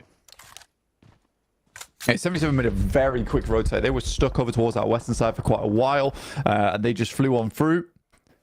I respect that from 77. But now they're out in the open on a broad side on this angle, and Team Liquid still behind them with Cardozo and Mythic, and Isla up front. So it's a weird scenario to be in for 77. They've got to be very, very cautious of moves happening next. Mythic, though, shows face. Now, it could be a bit of a bait for them, as Mythic do, alongside with the rest of his team, surround 77. But if Mythic goes down early, suddenly there's an opening to be found here for 77. Spray down for Chief. 1 looks for the second onto Shifu, but he gets behind the tree just in time, tucked away. Magnum, man of the hour to try and keep them safe, but Mythic's on the off angle. That's a big little pickup there. A little bit of an oxymoron on the sentence, but it's still going to work out well for them to find more than they're looking for. Mythic on the big flex out, and the fact that he's only just gone down is so huge for Team Liquid, but the rest of his team in the meantime has been dismantled. 3 knocks going either way, and 77 need to try and stand up tall, but can they do it? Can they keep their heads above water? The res for Cardozo can come through on Mythic now. 2 solos for 77. Zadira playing this very cautiously. I think he knows that CAG, Osaka, D plus Kia all looking to finish up this fight. Good shots out there, and it will be Vex to take down one of 77 players. Limbo Boom goes down shortly afterwards. So losing Shifu as well as Limbo Boom, not great. And there should be a res coming through for Team Liquid. You wonder if they'll get the full reset, but Vexy is becoming a real problem for both of these teams here. That's a nice nade. Actually might pop straight on towards him. Oh, is it going to go around the side of the rock? No, it's just a little scrubbly bounce there on the ridge line. And not going to quite find the mark. Cardozen gets the first aid off. It's a good word, isn't it? I like it. It gives the indication that I was going for. Maybe a nonsense word, but Alice in Wonderland did it. Why can't I? Cardozen, though, the second one, not so scrubbly. Looking more scrumptious as Vexy goes down. Okay. I think that's the third one you've come out with. You're making up words at this point. I love it. Scrumptious is that's a real one. No, scrumptious is. Scrubbly, I think we had a squibbly the other day as well. Yeah. I just did 2 scrubblies there because I liked it so much. I think you had Quigley as well on Group Yellow. Just like new words all over the place from the John Allen Dictionary. And the slidey toes, the Gar and Gimble in the way. Those aren't made up. Those were offered. Little difference, but Team Liquid not going to be hearing too much of the nonsense on the roll-up. Unfortunately, they do lose a player. And a second as well. That is pretty nasty stuff. Brute Force able to cut across them with a broadside on the spray down. Ayala, the last to stand for Team Liquid. No eliminations found either. And they're still on this bottom side of the table blank with only 1 player left standing, surrounded by Team Secret. Brute Force know exactly where they are. I've got to wonder if they're going to be able to... Yeah. Still 0 points. Yes. The 77 is diabolical stuff, man. Feels really rough. CAG Osaka down to 3 players, but 5 eliminations so far. Good stuff for them. 4MV's also out, so successful approach in terms of their defense versus 4MV. D+K is still a pivotal position, and this 2-2 split, now a 3-1 split. That they've managed to hold this hill to the southeast of Pachinki really, really well. CAG Osaka moving up to Osal on the off angle, forcing him to regroup out into the field. Now they're in the dip, so a little bit more danger for D+K, but we'll see if they can weather the storm. CAG Osaka will undoubtedly try and inflict upon them from that high ground position that they just vacated. RRQ scrapping on the southeast side with Thunder Talk, who are down to just King. He's trying to hold up in the shack, and RRQ roll out towards the blue zone. They want to find this off angle here. No Mercy spots him moving on the inside here, and they're trying to pin him down, but he's quite wily. Let's see what they can do. Auto shotgun there, and the Molotov on the inside means that it's not going to work for King, but there is an off angle. Who's that? There's a cheeky little third party coming on the flex out there as Cellcom Digi Alliance move out to the southwest to pick up the pieces. There's some very weird fights going around the map right now in terms of just the third parties coming through. Void Donkey have had some crazy impact on this game, just in terms of being able to take some good shots. That's what they're called, bro.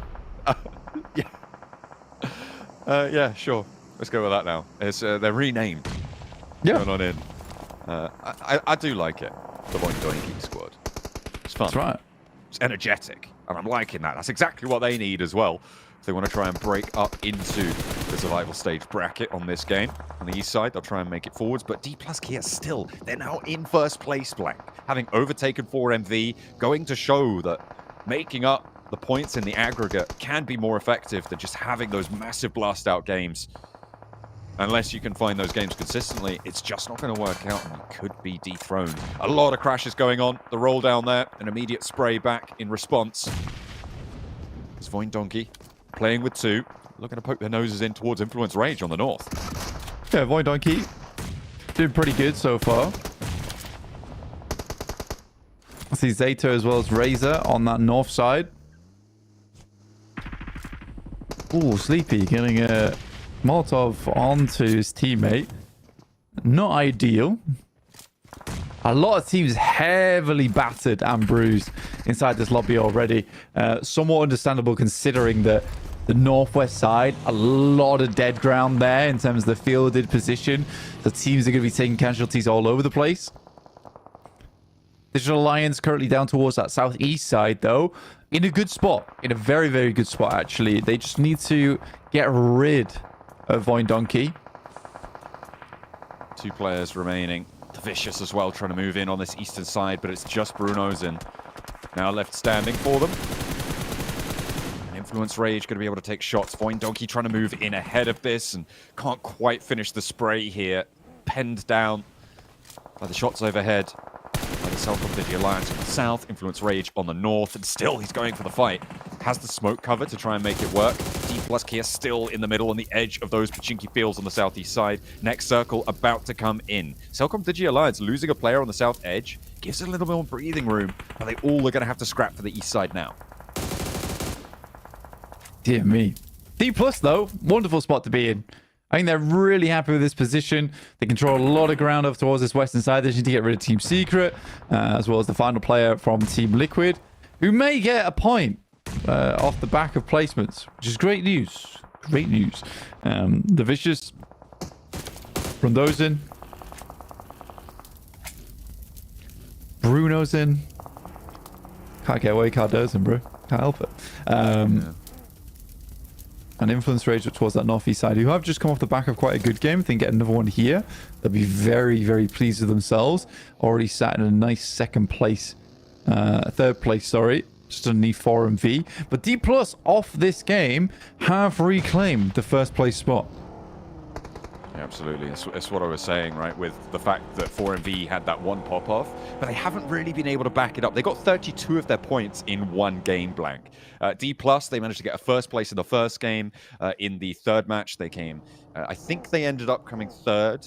So a late fall down from the second place team, but still a really, really big point tally. And this game, again, they should be on to a strong match. And this is how you win championships, right? You don't get these 22-point games. Well, you can, and you teams have in the past, but it's all off the back of the low-end games, right? You get these high ball games, but in the end, it comes down to where your floor is, where your averages are. We'll see if they can keep that one going, because Influence Rage looking to try and keep that third place average as well, as Law holds beside the tree pre-pod with a fancy feet hopping in and out of the roll-up and trying to get the res onto Neos here. The fact that he may be allowed to do this is crazy, but that Molotov should seal the deal onto Neos. The spray down, but the off angle not so strong. And Influence Rage taken down. Brute Force able to push them aside. Up to 5 eliminations on the game now, but they're only playing as 2.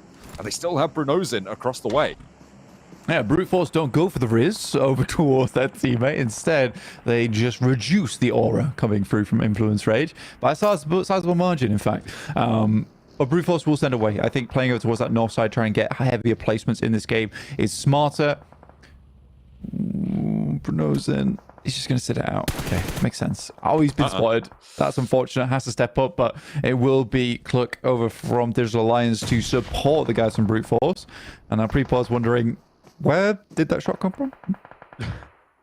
Or where was it going to, more accurately? But it's gone either way, the threat on their off angle. Team Secret on the southwest, they've been trying to play quiet through this one. D plus, Kia as well. 7 eliminations now. Playing from the west side, I feel like this is another game that they could really take control of. There is a loot crate as well, just out to their northeast side. You can see Nolbu closest to it. And that's going to give them an important linchpin position to move in towards that hillside that is stretching out before them, that these teams on the east are going to try and fight over. Osel, they have to leave the watchtower fairly soon. All these bunkers, all these trenches to play around, and it is great news for their mobility across the rest of this circle. They get a huge shift out west flank. This should be another South Korean chicken dinner. Yeah, it should be an easy game for D+. Fantastically done so far. Up to quite a few eliminations already on the map. Folio as well as the squad. Like, they've done well in this match, I would say, to control down towards the southeast side, because it's not been easy. Furia, last left here for Brute Force, and does get pinned to the tree. A real sapper of a play there.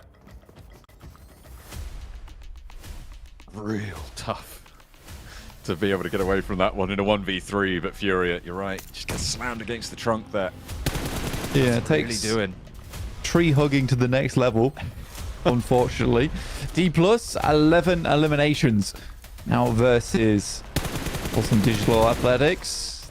Digital Alliance, sorry. Damn, trying to mix out all the names in that one. Yeah, for D+, they just have this rich side. And again, by virtue of the fact that D+ have had such a safe position in what has been a very, very dangerous circle, likely they should have this game. MG3 as well. Max always loves to see. Good shot onto one. Caleb goes down. And yes, it's over. It's over. It should be completely over. There's potential for things to get a little bit fresh as Olio finds Nolbu. It's a 2v3 and they know where Olio is. That nade not quite doing the job, but Chips is on the off angle. He's going to stretch out, find the last player. This is how you shut it down. First place for D+ Kia now on the cards, and they continue to put up numbers. A second chicken dinner in our first 4 matches. South Korea, they did it back in Group Yellow. They impressed us with DRX, with Mirren Sejong, and now it's the turn of D+ Kia. Can anyone take them down? Seemed casual about it as well. Very nicely done. A chicken dinner with a side serving of Aliolio right at the end there. So very fantastic stuff from D+ Kia. Continue to put up a consistent margin.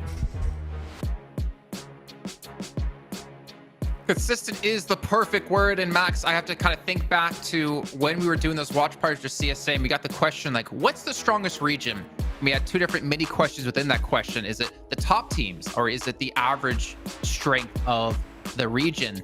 And right now, just looking at top teams alone, I think South Korea just might be the best region in the world when it comes to just top teams, period. In 3 weeks, that's all they needed. That's crazy.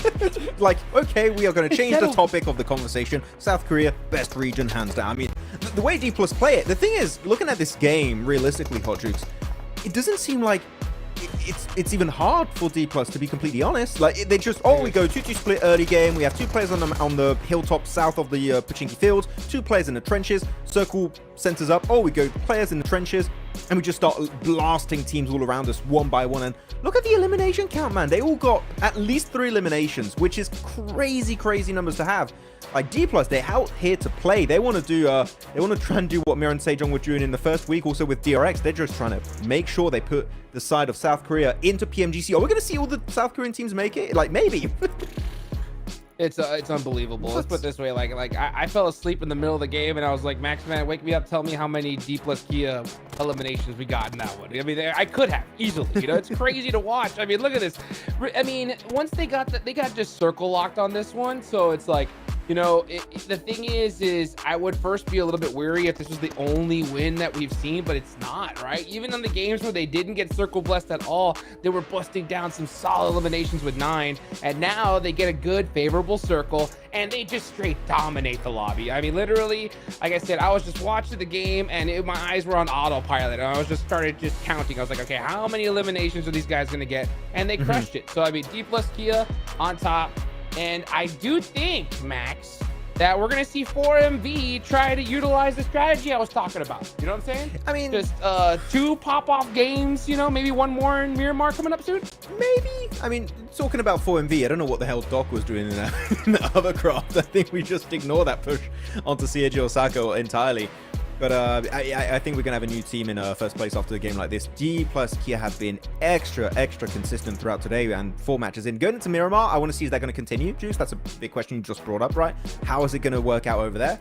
But right now, we already got some contenders that, like, if they maintain this type of consistency throughout the next few days, like, they're top 3, easy. Yeah, for sure.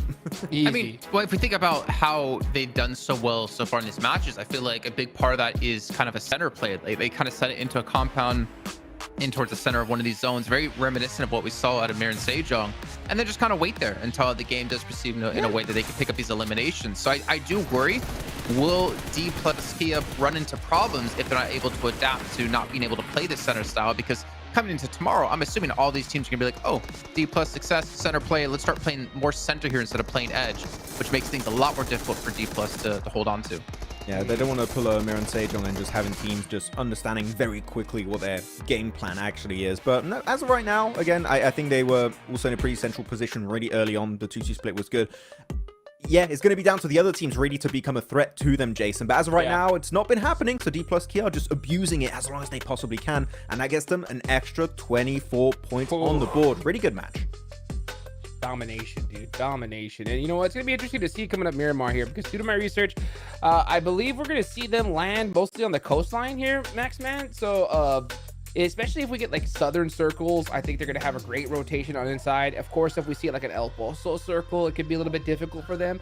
But, you know, when it comes to the early game rotations, these guys are so solid. I've been watching them all day today. You know, if the zone hard shifts, you could see them instantly start hugging that hard shift side and rotating to that open side of the map. So, I mean, D plus Kia, they are quick at it. And it just goes to show, if they get a favorable circle, they're going to win this game by a lot.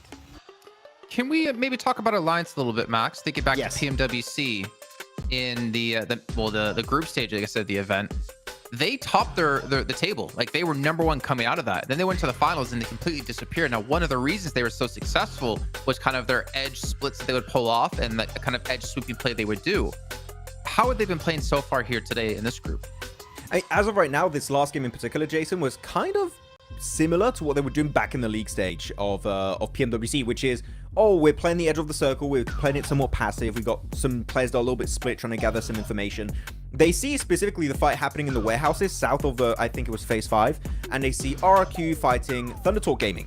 And see, okay, well, this is an opportunity not only for us to get a ton of eliminations, but also we're going to be clearing all of the teams that might be competing for that high ground position, and then they can get the high ground, they get to the late game. Sure, the circle doesn't quite remain on that high ground, but it makes them an easy pathway to the top 3. So yeah, I think that here they're just very up to date when it comes to gathering information and third partying really, really important fights, and it worked out great, Hodrius, this time around. So I would say Alliance Shore might be a little bit silent here today, but they definitely are getting some pretty decent results every few matches.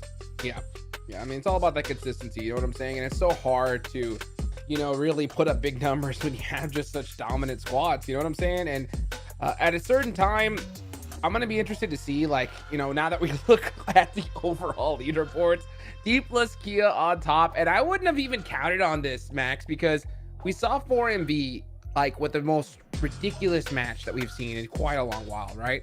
But then silence. D plus Kia, consistency at the highest level. That's the thing, is that, yeah, we're seeing some squads put some decent points on the board, but what are you going to do when you have these point sponges like this? Just be careful about squeeze the sponge. 4MV, I would say. I mean, squeeze the sponge. That's all I could say. Don't let him have opportunities like this. I mean, as you did mention, Kakasaka, that's 2 games in a row now, Max. They're able to punish. Well, they punished 4MV for sure in match 2. In match 3, I think Doc was punishing 4MV with the hovercraft push he did into the backlines of Kakasaka. Let's look down the rest of the list here. Stalwart, not much movement for them, unfortunately. Not really getting too much in the last match. Random Kari as well in 10th place. You know, besides Team Liquid, which I think is the obvious one, Hot Jukes, what team has kind of surprised you towards the underperformance, not towards playing extremely well? I mean, there's so many names, right? You see the PEL guys, TT down there. I mean, with only 10 points, that's pretty wild to see. I mean, the 2 bottom teams are 2 of the teams I picked to be top 3 at the end of this, okay? You know what I'm saying? So I'm not doing you thought too you were high. picking bottom 3, Hot Jukes. We were looking for top 3, but you're doing so well so far in that aspect. That's what it is. Yeah, if that's the case, then I'm crushing it. I mean, Regnum Cario is the other team I picked, and they're not far off. Bro, You know what I'm undefeated. saying? You're already leading the prediction game, I believe, between all the talent at the moment, at least when it comes to the English talent. But Thunder Talk, as you are going to point out, I feel like this is just kind of what we've seen out of the Chinese teams. I'm not sure your thoughts, Max, that they just kind of underperform when it comes to like the first day or two, kind of get a feel for the lobby, and then they really start to show in like day 3 on. I'm going to repeat myself, but day 2 is the real day 1 for the PL teams more specifically. I said that first. Yang Tasho, you know, let them cook. No. Eventually. But Production's like, what did they just say? What's happening?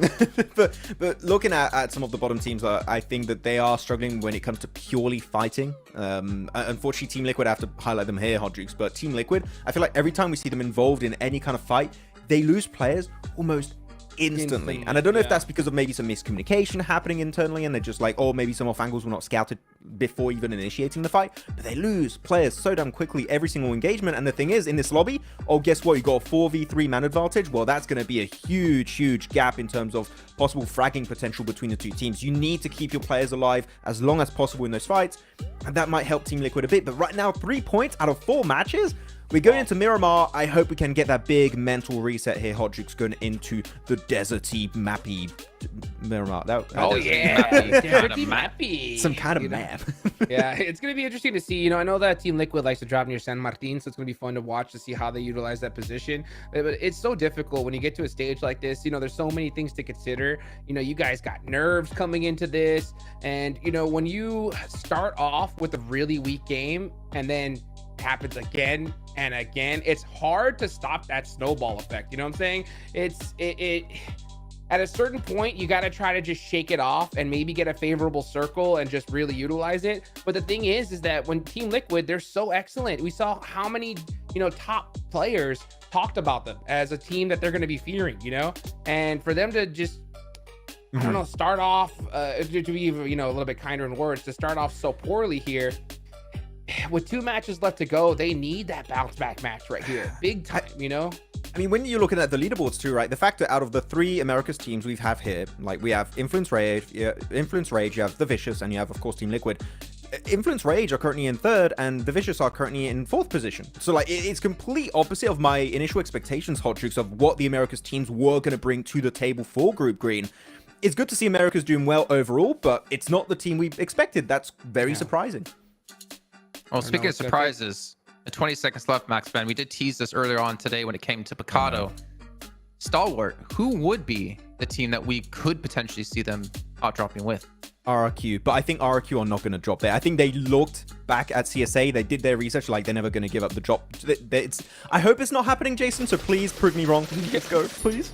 Wait, you want to see it? Am I getting that right, Max? I want to be proven wrong. They're not going to do it, please. Okay, well, we're going to find out. That's Sean and Blink going to take us into our very first Miramar of Group Green, our first of 2 of the day.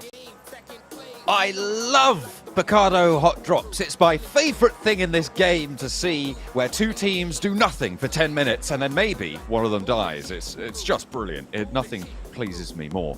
As we head on into our first Miramar here for Group Green. We've got the first of 2 for you today to close out today's games. We're into match number 5. It's a little bit more south leaning on the plane path. Should be opening up a lot of opportunities for rotations. Down towards that Porta Paradiso side of things, we are getting into this game. Obviously, it has been an interesting one so far, especially on our angle with 4MV not getting pipped to the post immediately by CAG on that first map, which led to them getting a win. And then after that, it has been CAG ruining the days of 4MV all day long. With 4MV probably dropping elsewhere, the CAG here, hopefully, unless they chase them down early on. It should be a slightly better map for 4MV, hopefully. They will have this grudge match going with CAG constantly going forwards. But that's really But I do want to see... Yeah, go on. Yeah. Because you've got potentially half of your maps being played against CAG Osaka in that same place. So they're going to have to figure out how to deal with it at some point or other. Absolutely. I think that the way to deal with it is they're going to hear them. Take an alternate route. You don't have to fight them. I think even that last match, getting that initial knockoff over towards CAG and the elimination afterwards, they didn't have to fight it. They could have moved forward. They could have got ahead of CAG. They knew they had them locked down as well in that position. I don't think there was the most need in the world to go for it. But D Plus now up to 61 points. John, this is a huge day for them. 60 points over 4 matches. 4 matches, 12-point average, by the way. That's very impressive. I think that's a 15-point average over 4 matches. 15.25, if not mistaken. Over these 4 matches is absolutely insane. If they can put up 10 more points today, they would be onto a winner. I can't remember what the strongest day we've had so far is, but it would definitely be up there to contest it. I think maybe TJB had an incredibly strong day, but it would be in that conversation, right? Which is really quite incredible for D Plus Kia to be able to stretch out so early. I think what we've seen so far from the lobbies is that early on, it's sort of 7, 8 teams all sort of vying for those top 3. But right now, D Plus Kia have almost double the 3rd place score, which is incredible. Yeah, it's wild. It is wild. And I think for D Plus, Miramar's not a bad map for them either. They enjoy their long rotates. They enjoy central positioning. And Miramar gives you a lot of options early on, at least, to pick up some really, really good positions. because you have so much time to make those rotates in the early game, as you're not likely to run into many players. So yeah, I think for D+, there's absolutely a chance for an 80-point day, or even more, depending. We'll see what happens. But yeah, 80 points on a day is absolutely disgusting work. And I think for D+, it's entirely possible. And I think we look back towards Group Red, and we look at I8, who want to get a 60 to 80 point day on their first day. And I was like, that's sort of out of the realms of possibility. I think you're really trying to push the boat out there quite a lot. I'm not sure it's going to happen. And D+ have proven that it is 100% possible. They've really pushed the boat out on this one. The east side rotate up to the side of Cruz de Valle, up that area of the map, potentially in the future for them. Team Secret, they are currently south of Los Leones, on the south point of it. You've got Celcom Digi Alliance out on the west side of Los Leones, 77 on the northeast side of it. So 3 teams in the same area. I wouldn't be too surprised to see Team Secret follow D+ Kia on the east coast rotate, move out towards Puerto Paraiso and send that way. They should know that there's 2 other teams in Los Leones right now. And we'll see how they get on. RRQ, by the way, did not hot drop, and Max was elated in our group chat, but they didn't actually go for that hot drop in Picardo. So fantastic stuff. But all eyes definitely on D+ Kia Blank. Yeah, massively. Everyone is focusing on this team. We do have a report from Seven coming through from the stage, talking about some of these squads and what they want to hit on next. Welcome back to a quick report with the 7WG. I got a chance to talk to D+ Kia's coach, Bright. He said that their consistency is due to Fabian having just so much experience. At this stages, none of the players are feeling nervous, and they're hoping that it continues. So far, they're doing so well. They're in first place for that reason. Let's see if it does continue on day 1 of Group Green. Hoping to maintain that consistency. I mean, absolutely, right? That's how you win championships, is consistency. And to be able to put up over a 15-point average right now, that's more than consistent. That is bombastic. That is just incredible stuff. So really, really happy with the team from South Korea. But the question, as always, in a day 1 performance like this is, can you convert? Can you move into the next days and maintain that momentum when, as we said before that, all eyes are on you? Teams are going to be reading your games and trying to download every single microscopic detail of your rotations and your strategy so that they can get rid of you in these lobbies. Well, that is the issue, especially coming into tomorrow. I think a lot of teams will be reading into that.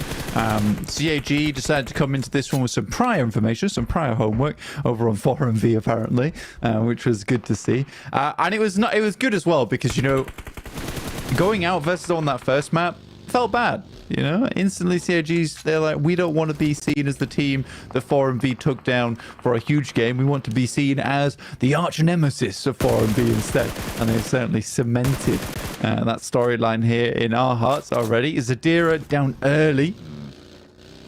Not good news for 77. But I mean, they are in 6th place, 25 points. It's been a pretty okay day for them.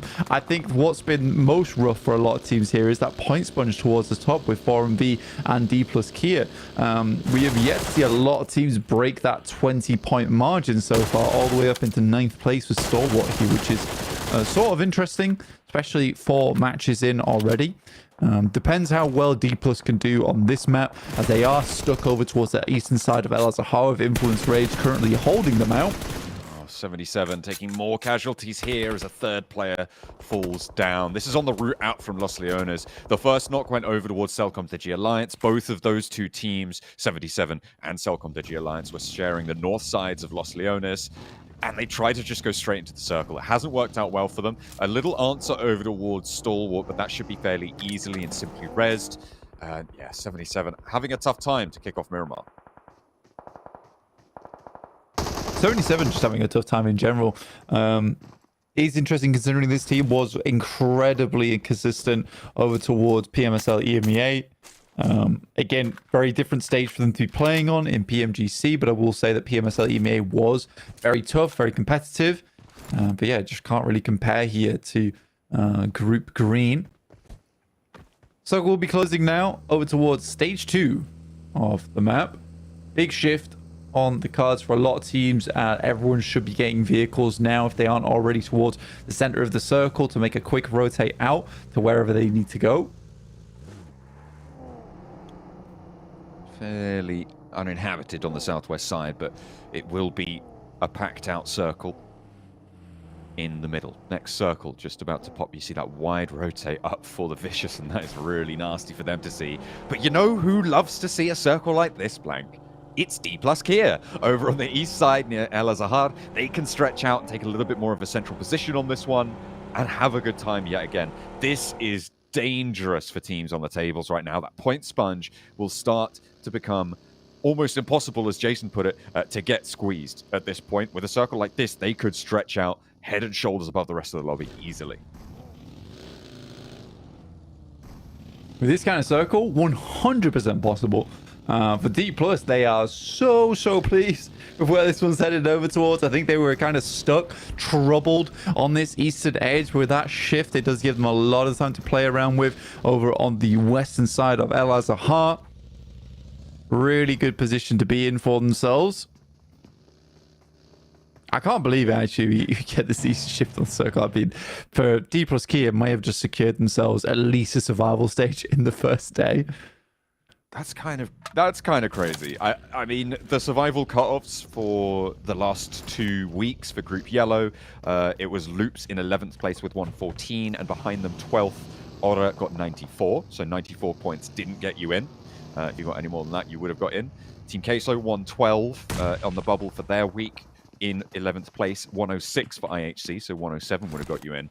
So maybe not completely secured, but they've got 3 more days to play, and you're right, they would be almost guaranteed to just not be possible to fall out, and very likely you see them up on the 120s. 77, their last player, gets swelled around by Thunder Talk, who I think this is their chance to get that good reset going into this one. They're in a central position. They've got a lot of teams around them that they can take eliminations out of, and hopefully see themselves off 15th place. But yeah, definitely a good result for D plus Kia on today. Even if they get 0 for the rest of it, we'll see what more they can do. Can Thunder Talk catch up to them? I had 4MV, D plus Kia, and Thunder Talk in my top 3, and right now I just need that final piece of Exodia to line up for me. Well, you need a little bit more than 3 pieces of Exodia, but yeah, I get what you're saying. But yeah, you did pretty well so far, actually, in terms of your predictions. Doing all right. I got one last week. I think most of us got one last week. Yeah, I think there was someone who got 2. I can't remember who. Jukes. Hot Jukes is in the lead right now. Yeah, he's pumping. He's doing well. But looking at the current scorings, it is curious to me, because I think that you 5th, you look over towards 6th place, you look over to he's in 4th place. The Vicious, Brute Force, and 77, they've all had turbulent times during these 4 matches so far, yet still are quite highly placing, is because we are flip-flopping between a lot of teams who are having matches that they do well in here and there. Next circle shifts. CAG, Garnet, stuck. Problematic scenario for them versus DRS. Maton, still alive, but CAG down to 2. 4MV will be happy to see these elims getting added up to the tally. CAG Osaka down means basically no one can stand in their way, right? They're going to have a much better time of it, hopefully. But on the western side, they still have to cross the open ground to the east of Hacienda del Patron, move in to the edge and see what they can find. Thunder Talk currently on the crossroad compound there on the west side of this circle, and COG Osaka trying to make their move. Another one goes down, and that is Selton Digi Alliance being able to find that first shot. So very likely to be getting flushed out here. Yeah, CAG, I think that the Miramar is coming to an end quite shortly. They attempted to make a strong push in towards the center and try and live this one out, but so many teams have angles over towards this. It's going to be a miracle if Naoto gets back on his feet, and Maton is just going to have to sit pretty and try and live this one out for a top 4, top 5, or realistically this rate, top 7 would even be nice for them. RCB up against RRQ. Loxy makes his way into the building and now looks to head out the backside, but a nade goes down. An instant follow-up from No Mercy. Really well done. Left Loxy thinking about what he would do next. No mercy from the top floor, trying to keep his team in this one. Back up over towards the off angle there. And maybe RCB are going to have to try and send a little bit of attention that way. A drop down from No Mercy to the ground floor, and actually Snapper goes down. That is unfortunate. RRQ now on the ropes as Silas hops on in, looking to deal with the last player. A nade downstairs, but there's a third party. In comes Voin Donkey to try and have a little bit of a point extraction from this fight, trying to find the best angle, get towards the best hilltop to find these shots, but don't want to overexpose. RCB with 2 players on the inside. Actually, Voin Donkey move in. They're looking to pick up these points from the high ground. These knocks already came through. They can pick up 2 there nice and easily. Silas launches a nade around the corner, and that will be RRQ done and dusted, but the fire is in. The Molotov's coming from the high ground.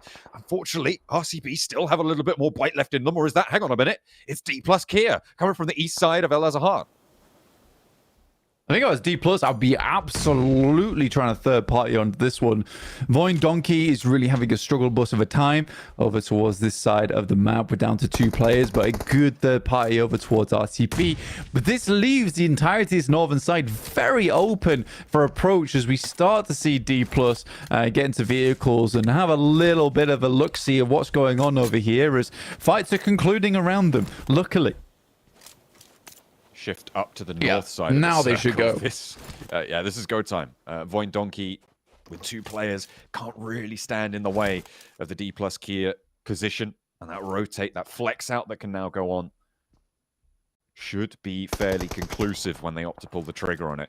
There is also the option to just get ahead of it, but I think they can just clean up the pieces here and now. On the south side, certainly the southwest, 4MV with Stalwart trying to bear down upon them.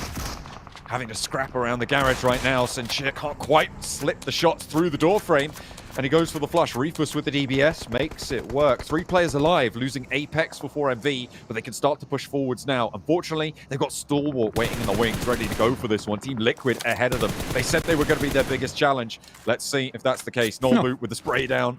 A little nollie for Vexy there, and that's not where you want to find it. On the broadside to the spray down from Nolboot. Nolboot gets out of the way, understands a couple of players still in action around him. RCP still have that player up inside the building, and you wonder if D plus Kia have any idea of what's going on here.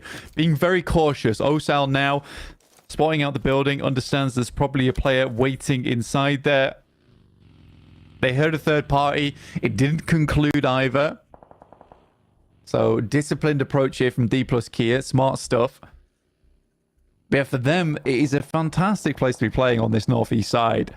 A lot of control, even the capability to move over towards the western side, towards the warehouses, which DRS, Brute Force, and the Vicious, neither of those three teams have even thought about moving over towards that location just yet. And D Plus is controlling more and more of this northeast side. I mean, it's so difficult for those 3 teams to break across the road, because as soon as you do, whoever moves first gets cannons sent straight their way, right? It's just so hard to make that move first, and you know that there's going to be pressure from that eastern side, and it's not unlikely that you think there's already a team in there as well. So unless you've got that full scout, unless you've got that full intel, it's a gamble at best for those teams on the west. Better to let other teams fight it out, try and pick up the scraps here. Brute Force maybe have the option to try and sweep down on the south as well, so they just want to keep their heads above water on this one. Try and push towards the top 3, because 31 points is not a secure third place right now. Definitely Influence Rage want to be holding on to this one, and they're in the position to do it.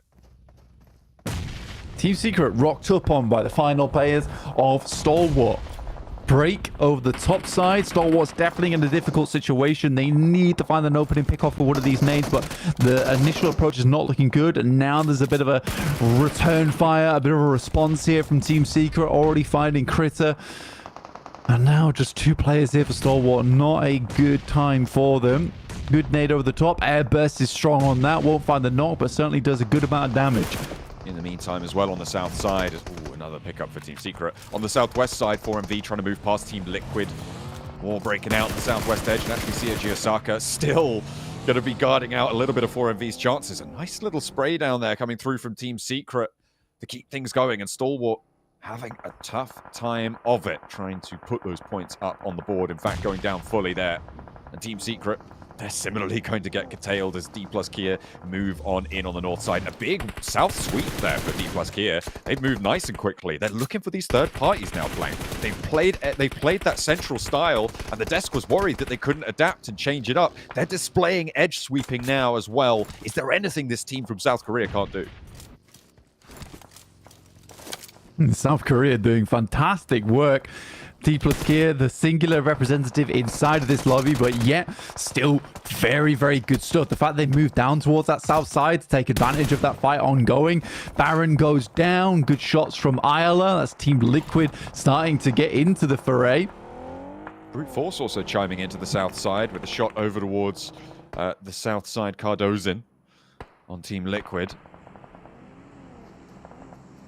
But they still have to cross the road, and that road crossing is really tenuous. The fact that nobody is on these warehouses on the northwest side, Blank, is still kind of crazy, and no one has made that move just yet. The southeast, the south, is so much hotter right now. As D plus Kia, they flexed out, but they've taken a knock. And gets flushed as well. That's really unfortunate. Nolbu goes down, and Team Secret looking to roll it out with the UAS too.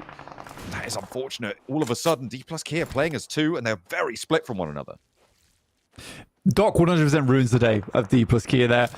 Some good shots over towards Fabian. He's a solo player, but as we all know, it is the dockening in process. Jaiki gets up and forward towards 4MV, but not able to find anything off the back of it. High nade over the top. See if that lands anything. Gets close, but not close enough. For D plus Kia, horrible news for them. I mean, honestly, I respected the approach to try and sweep down towards that south side, but they get way too aggressive. They have all this space on the north to play around with. I think realistically, all they had to do was cause casualties, cause pain for these teams on the south side to make their end game easier.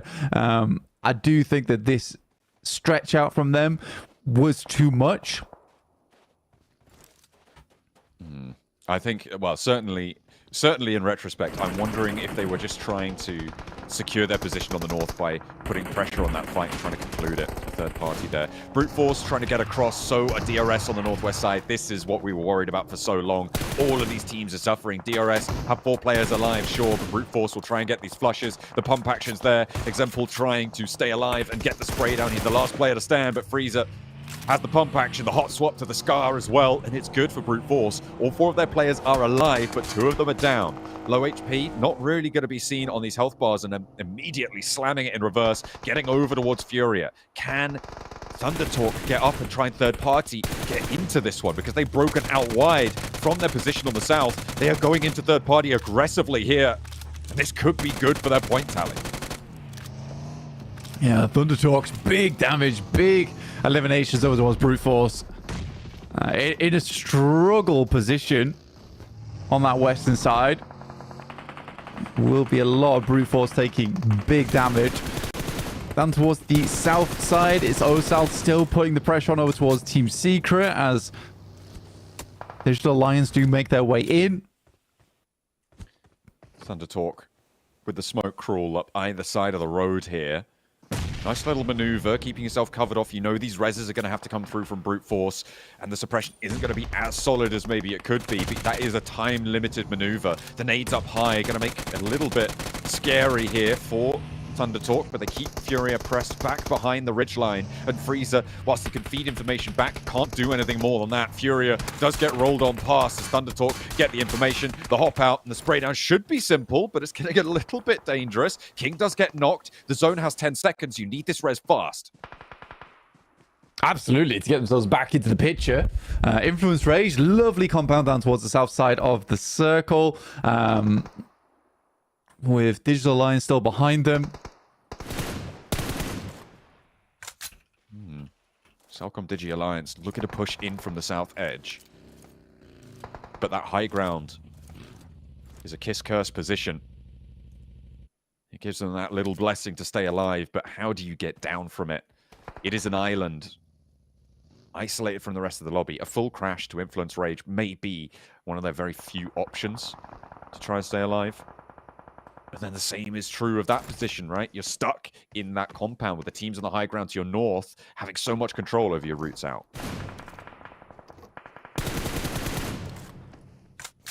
Undertalks now proceed to make their push on the northeast over towards the Vicious. Team Liquid, first good game in a long while today. Yeah, but Influence Rage's position is just so strong. D plus Kia make that rollout back over towards the northern edge. Wild as well as Vexy both could be targets that they take down. Definitely on the menu to move forwards though. The Cellcom Digi Alliance. They find Osal. Okay. D plus Kia maybe now cut down to one player. You can confirm that flush. Should be... Oh, maybe not. I thought he was going to be able to tag that one on. That's going to be a little bit galling, right? You get that knock of a player out in the open, and this buggy just rolls up in front of it and says, nah, you're all right. With D plus Kia, actually, we've got to pass to the late game in this circle. We'll see you there. Yeah, it's a good move. I mean, it's just long-range shots as well that it's hard to hit these. They might be able to explode the buggy. The buggy's not even smoking. What's going on? Thing's very alive right now. That's kind of crazy. That's about, I think that's close to 400 meters away from them. Which means it's right on the edge of what you can see. Leon is nearly out of ammo. I mean, he's got like one extra magazine behind what he's got now, but... That's furious. that ferocity coming through from Digi Alliance in terms of like, damn, we really wanted that. We're willing to expend our entire pool of ammo for this one. He does get a refresh. I think the rest of the team does have quite a bit on board to pass around, which is nice. Yeah, he's back up to 300 in the back pocket, so nice and easy. Or is it 200? Something around that anyway. The shift keeps Influence Rage's position in, which means that Cellcom Digi Alliance very likely to have to crash again around the side of this one. If they can clear out Thunder Talk, they can get rid of the threat from Team Liquid as well out on the west side. That would be brilliant. And Thunder Talk currently looking a little bit the worse for wear. Put him in the car. Or go for a res. I mean, they've got 20 Either seconds, or. right? There's time enough. Yeah, it's 10 seconds on the res. You're good to go. Get in the vehicle. We'll immediately have to hit a heal. I think they actually have time for the first aid kit as well, which is good. Osal, what was the Vicious? This is an interesting approach from Osal, actually. Big nade. It's quite a bit of damage on top of it. Osal's going to go back in for some more. So one thing about this man, definitely greedy. The nade sent back his way. Ooh, the second one doesn't find it either. Still has one more nade, but steps up for the spray down. Osal's there. Back up from Chips on the long range. The DBS to shut down the close range position. And the hot spots between the weapons are immaculate here from Osal. He knows exactly what he's bringing to the fight. The shot over the top, looking for more suppression, and Chips can still roll in. A flex out. Cellcom Digi Alliance with a wild flex with one of their players moving Jimmy out into the fight. Might third party it. And there's the spray down. The shut out comes through. And Chips needs to handle the backlines before he can put more pressure over towards the Vicious. The spray down leaves him on his own. 6 eliminations found for D plus Kia. Try and extract as much value from this lobby as possible, but this is a big flex out from Jimmy. That's sad as well because they get the elimination stolen away, and I think realistically Osal should have been more preoccupied with trying to confirm that. Jimmy goes very low, gets inside the shack, one nade available, 4 chips here. Actually spots down towards Vexy, but leaving this guy as a tasty morsel towards the end game. Chips moving in, still going for more, taken almost all the way down, but he's not out of it just yet. Vexy eliminated, but that's the off angle. The crunch too good, and that flex out coming through from Cellcom Digi Alliance not only allows them to take down D plus Kia, it puts the pen around the Vicious as they try and make their approach, and it gives them a foothold on the north side. A miraculous flex out for Jimmy, and it's going to pay dividends. Fantastic work from Cellcom Digi Alliance. I think genuinely the fact that Jimmy's able to make that play in that moment, wonderful stuff. Really, really well played to him. And again, you have to be massively on the ball there. For Osal, I don't know. It felt like he could win that fight. But at the same time, pretty aggro at the end game, which has been...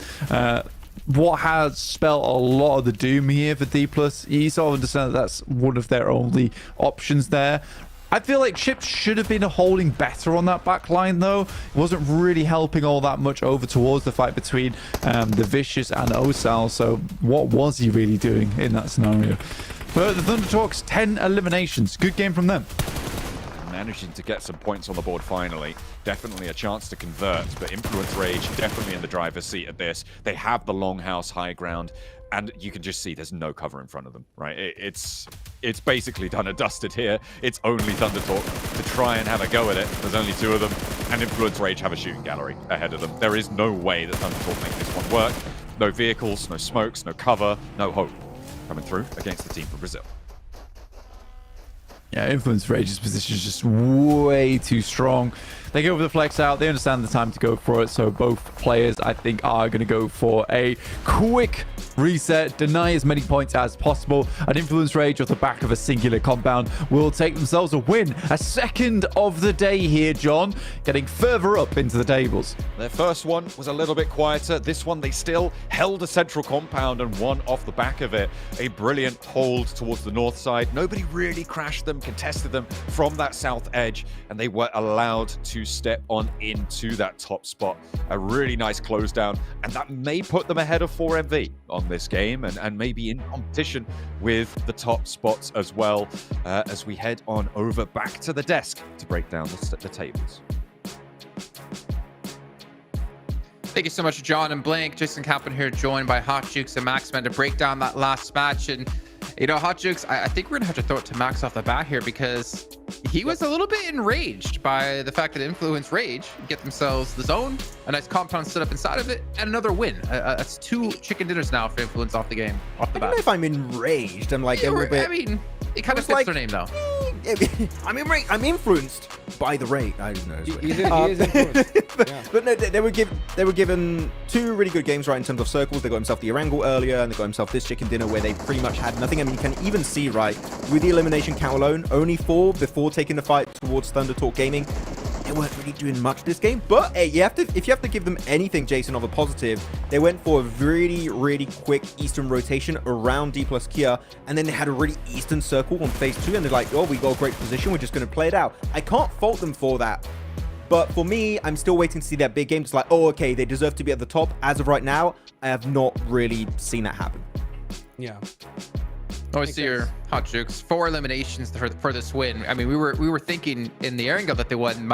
Would they potentially pull up a chicken dinner with 0 eliminations? But this is pretty close to it. But it still is a win at the end of the day.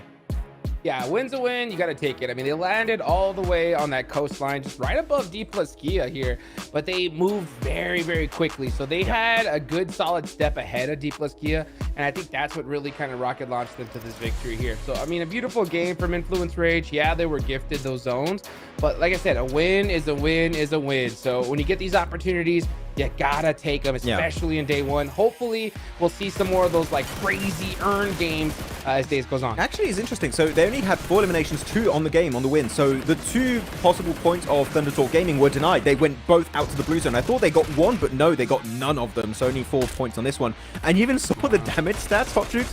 2 players took 0 damage. 2 of them got around 50 damage. It's like, yeah, we're just chilling in this compound. But to echo your point, yeah, the rotate was on point, Duke. So again, you can't fault them. The rotate was quick, snappy, for a really good position, and the circle just ended up centering on top of them, and they made use of it in that sense. So yeah, in that sense, then I would do the same thing. And I don't know about you, Hot Jukes, but I would do the exact same thing as Influence Rage in this game.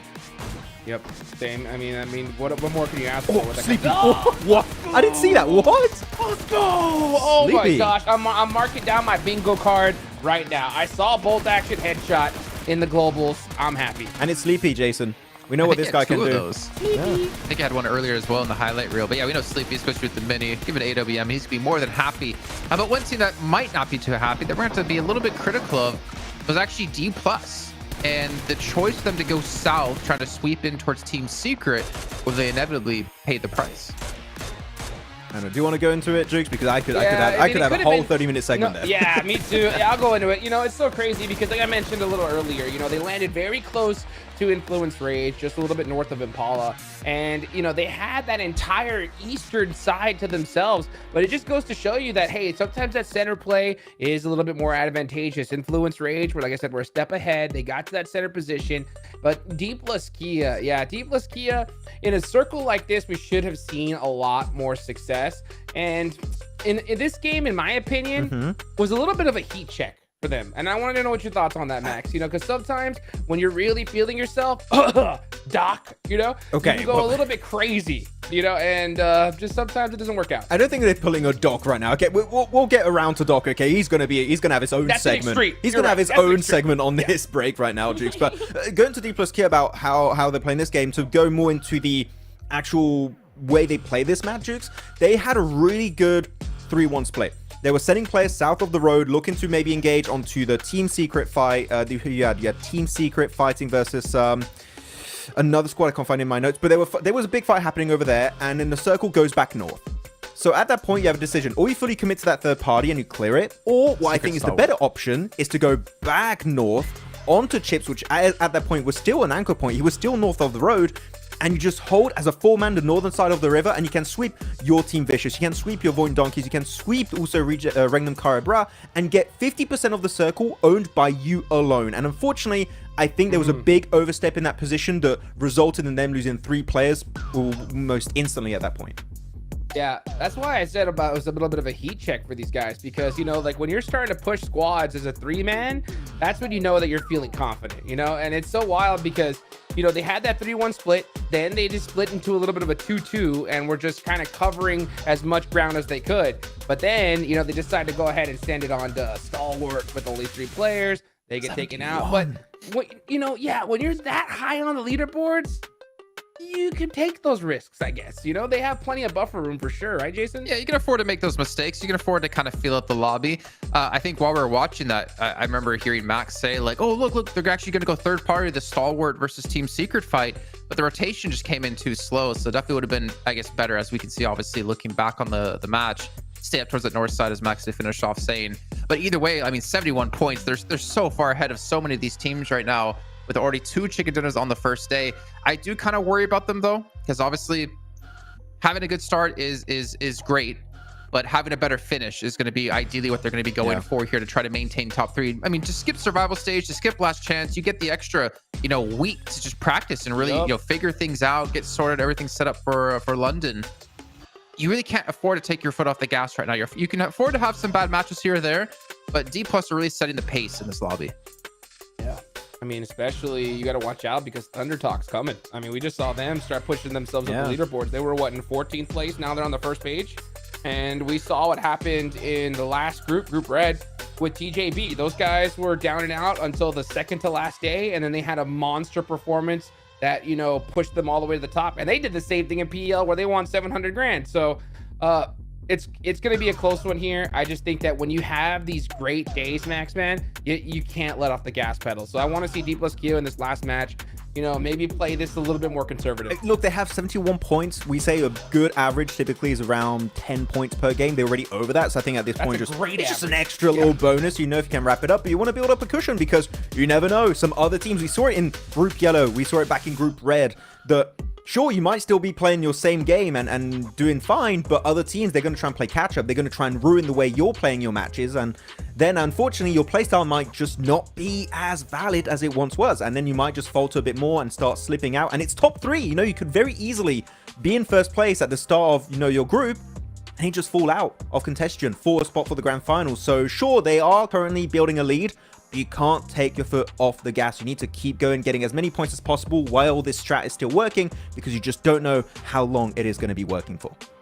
Well, one thing that is worrying me is Team Liquid, a team that I kind of expected better of when it came to day 1. I'm not going to count them out just yet. I'm not going to count out any team just yet, but they've had a really rough time here, Hot Jukes, and I feel like it's so different than the Team Liquid are used to. Yeah, something's definitely off with the squad. And, sometimes, when it comes to tournaments like this, you can have a really bad start and it could snowball. That's what I was kind of mentioning a little bit earlier. I think that's what's happening to these guys. Like, they don't have enough time to play. They're getting taken out so early that their fingers aren't warm. They're getting a little bit inside of their own heads. And you could just tell in their play style here, because in this circle, they landed in Hacienda del Patron. They had center zone in circle 1. Yeah, we saw the shift go on over to the side, but this still should have been a solid game for them. But they're just not winning fights here, Max. That's the problem. Too many white hair buffs. Maybe it turns into a debuff when you have too many on the same team. No, maybe that's it. Maybe someone's just dye his hair black tonight. You just see all of us show up tomorrow with just like black hair now. Yeah, it's too much. We couldn't deal with the power. But Team Liquid, the way they're playing, and I don't know if you guys would even maybe echo this sentiment, but it seems like a team that's already kind of just trying to get enough points to make it to survival. And it's day one. It's day one. They're just trying to get a few placement points here and there. They're not taking big fights. Literally, I'm sorry, if you're Team Liquid, you have that kind of transition. You're being forced downhill into that like dip across the road next to the side of Thunder Talk Gaming and Influence Rage. I'm telling you, I'm just going for a crash. You go for the crash because you're in that spot, your cars are going to get wrecked, you're going to lose possible like players on the transition. Crashing onto Influence Rage maybe would have been the better option to have a good game. I think we're not really seeing that Brazilian fire that we see out of Brazilian teams. Like we see Alpha 7, right? Like just they'll fight and fight all day long. They'll be aggressive. And I feel like we're seeing like Influence Rage. Obviously, I feel like they are the special case here, having a very good position inside of these zones. No need to like leave your compound to look for eliminations. But we're not seeing like Team Liquid look for fights, not being aggressive. And we know they're a team that can easily combat with any of the teams in this lobby. For sure. Yeah, I think D plus Kia need to play more conservative and more tight here in this last match. And I think that Team Liquid need to play more reckless. I think they need to just kind of go see some crazy pushes. I mean, you already have a bad day. You can either make up for it or make it up for it tomorrow. Might as well do it right here, right now, man. A bad day, a little shambles. Yeah. Well, we're going to be heading into our final match here on our first day of Group Green. I can't believe we're already through the first day. Of course, back on Miramar once again. Maybe we'll see a different victory. We've only had 3 teams taking chicken dinner on day 1. Will it be a 4th? Let's find out with John, Allen, and Blake.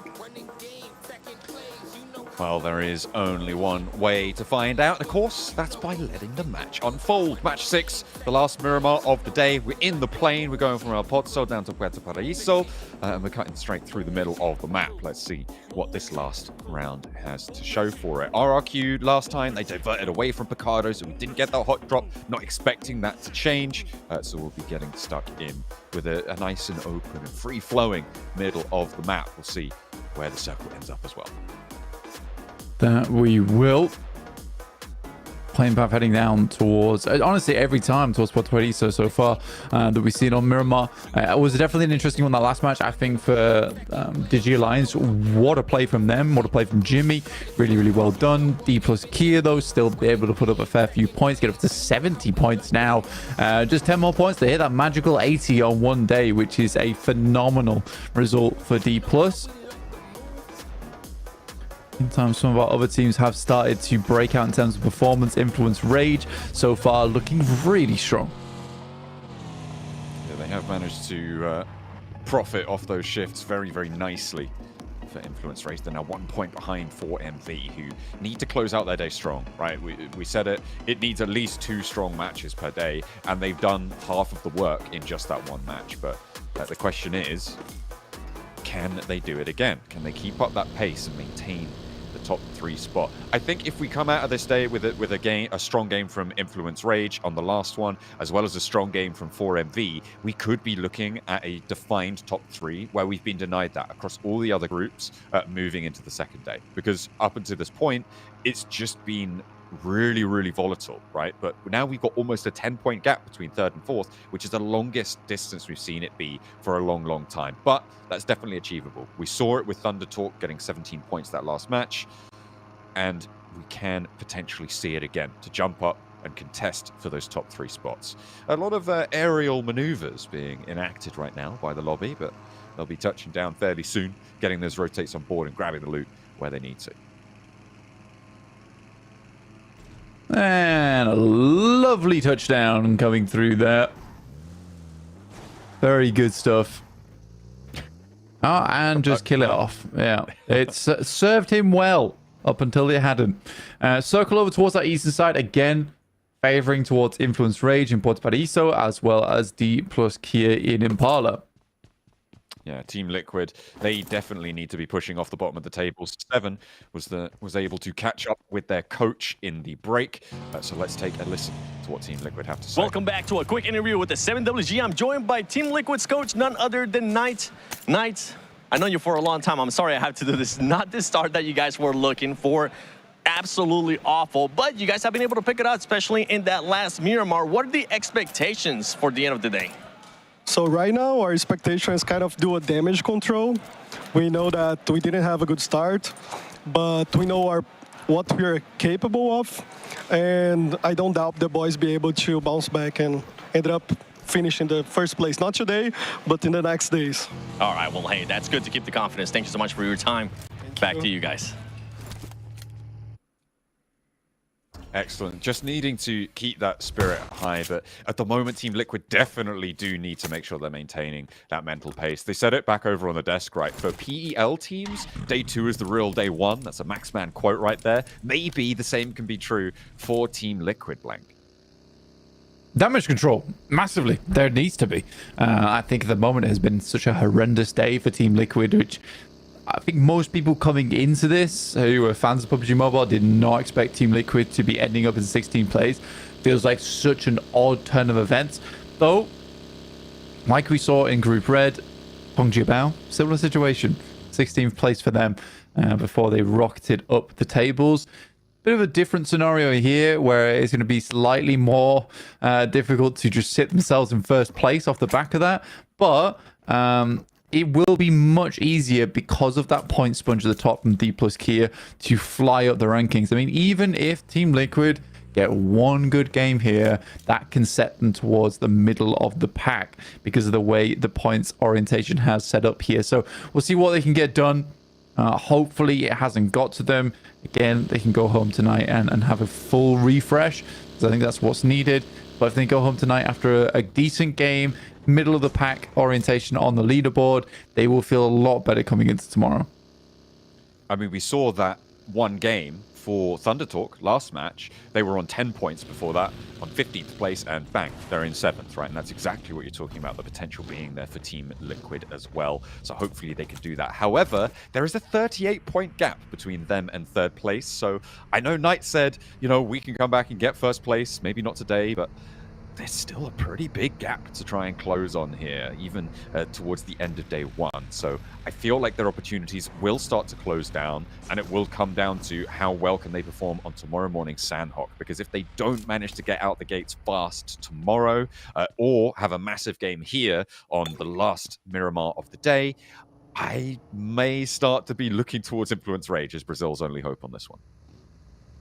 Yeah, they need to cut it out right now and get themselves into a position where they can start to play out tomorrow. I think it's less of, oh, it would be nice to get a big game here on match 6, and more of a necessity at the moment for Team Liquid if they want to have a chance coming into tomorrow, because the pressure will be so high if they go out early here with a sub 10-point day. But they end up fairly central, a decent rotate off from that northern side. They're just to the south of Truck Stop right now, and this will encompass them very nicely into the next circles in this game. Team Liquid, the most northern of this stack of teams right now, but they're actually fairly central on the circle, which is interesting. It's all that ground out to the northeast side of the El Azahar, the main feature of it. That makes it difficult to move around, and teams definitely not favoring that, preferring to go towards Minas Generalis, further south towards Impala, on the east side. And the teams that are left pushed up to the north, unless there's a north shift, will probably have a difficult time to move on in. So Team Liquid wanted to get stuck in from that north edge. CAG Osaka not too far behind them on that northwest side, followed up by Brute Force, and then further out is Voin Donkey. I think if you look at CAG, their performance today has not been bad, but it still sits them in 9th place with some awkward games coming through here and there.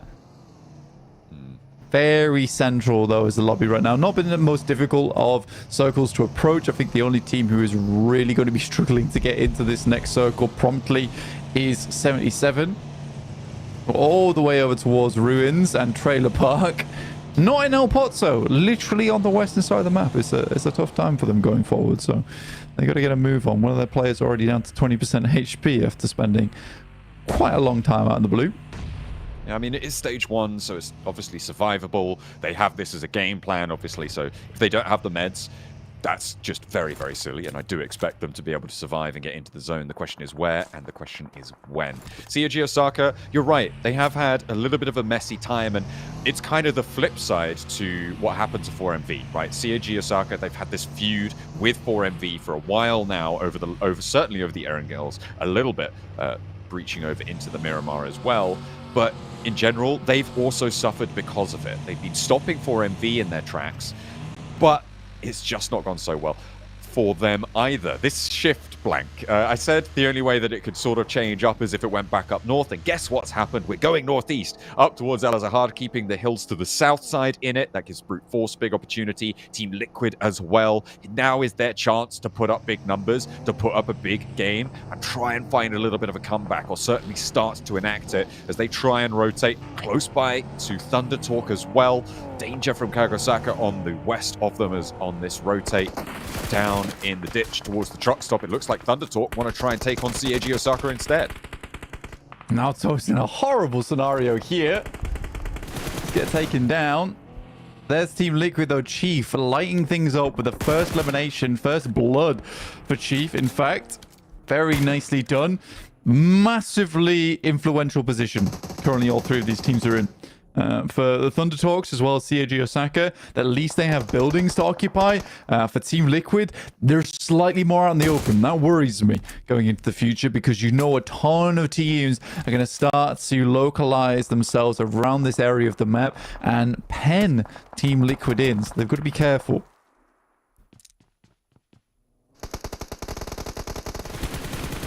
RCB have lost 2 of their players on their rotate so far. Those go down to RRQ, I believe, on the spray down south side.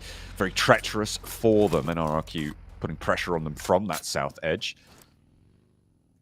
Celcom Digi Alliance further down south may look to push in behind that. Meanwhile, on the north edge, you've got Voin Donkey trying to move through El Azahar. DRS was there as well. Brute Force are on a split once more, Blank. A 2-2 split. We saw that come back to bite them over in the Severny game where they tried to flex out. Let's see if they can hold their ground now on the north side of this circle, the central cluster of it anyway, holding the south edge of El Azahar. It could be difficult, but it may come back and give them that reward that they were looking for from that first game that we saw from them. Digi Alliance, south side, moving up towards Team Secret. Leon's very dangerous situation for him to be in as that vanguard for the rest of the squad. He does roll up towards Team Secret. They don't take shots over towards him, perhaps allowing him to get in as that anchor point and usher in the rest of the squad before they do fully engage. But it feels like Team Secret a little bit more preoccupied with what's going on over towards the eastern side of RCB around that area too. Little bit tough, and Digilance in fact completely take a 180. We'll move over towards the Vicious instead. The Shrink goes in, and again, Team Liquid in with their opportunity. This really is their chance, and a great result for them on the circle shifts here. They've got 1 point already, and they're looking for more as the shots start to pummel their way into the Thunder Talk team. They also want to just try and confirm their ascendancy on the tables as well. They pushed up from 10 points in the last match. They're looking to muscle their way up further as well. But they're on 3 players now, and they're down in the ditch. Very difficult to rotate out of it.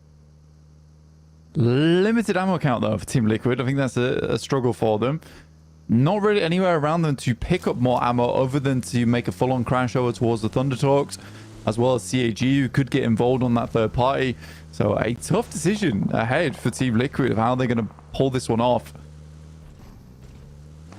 Point Donkey on that north side in another heart. Income Team Liquid. This is what I was expecting over towards the Thunder Talks. They had to make something happen. Mythic with a big task ahead of them has to be that front line. Molotov goes in. It's decent. Will force them into an odd situation for themselves. And now a nade. They're isolating the angles, causing problems. This one has to be big, but one heads out at the side. Will take down one of the players. Chiefs down. Ayala makes the first move, but will fall off the back of it. This is terrible news for Team Liquid.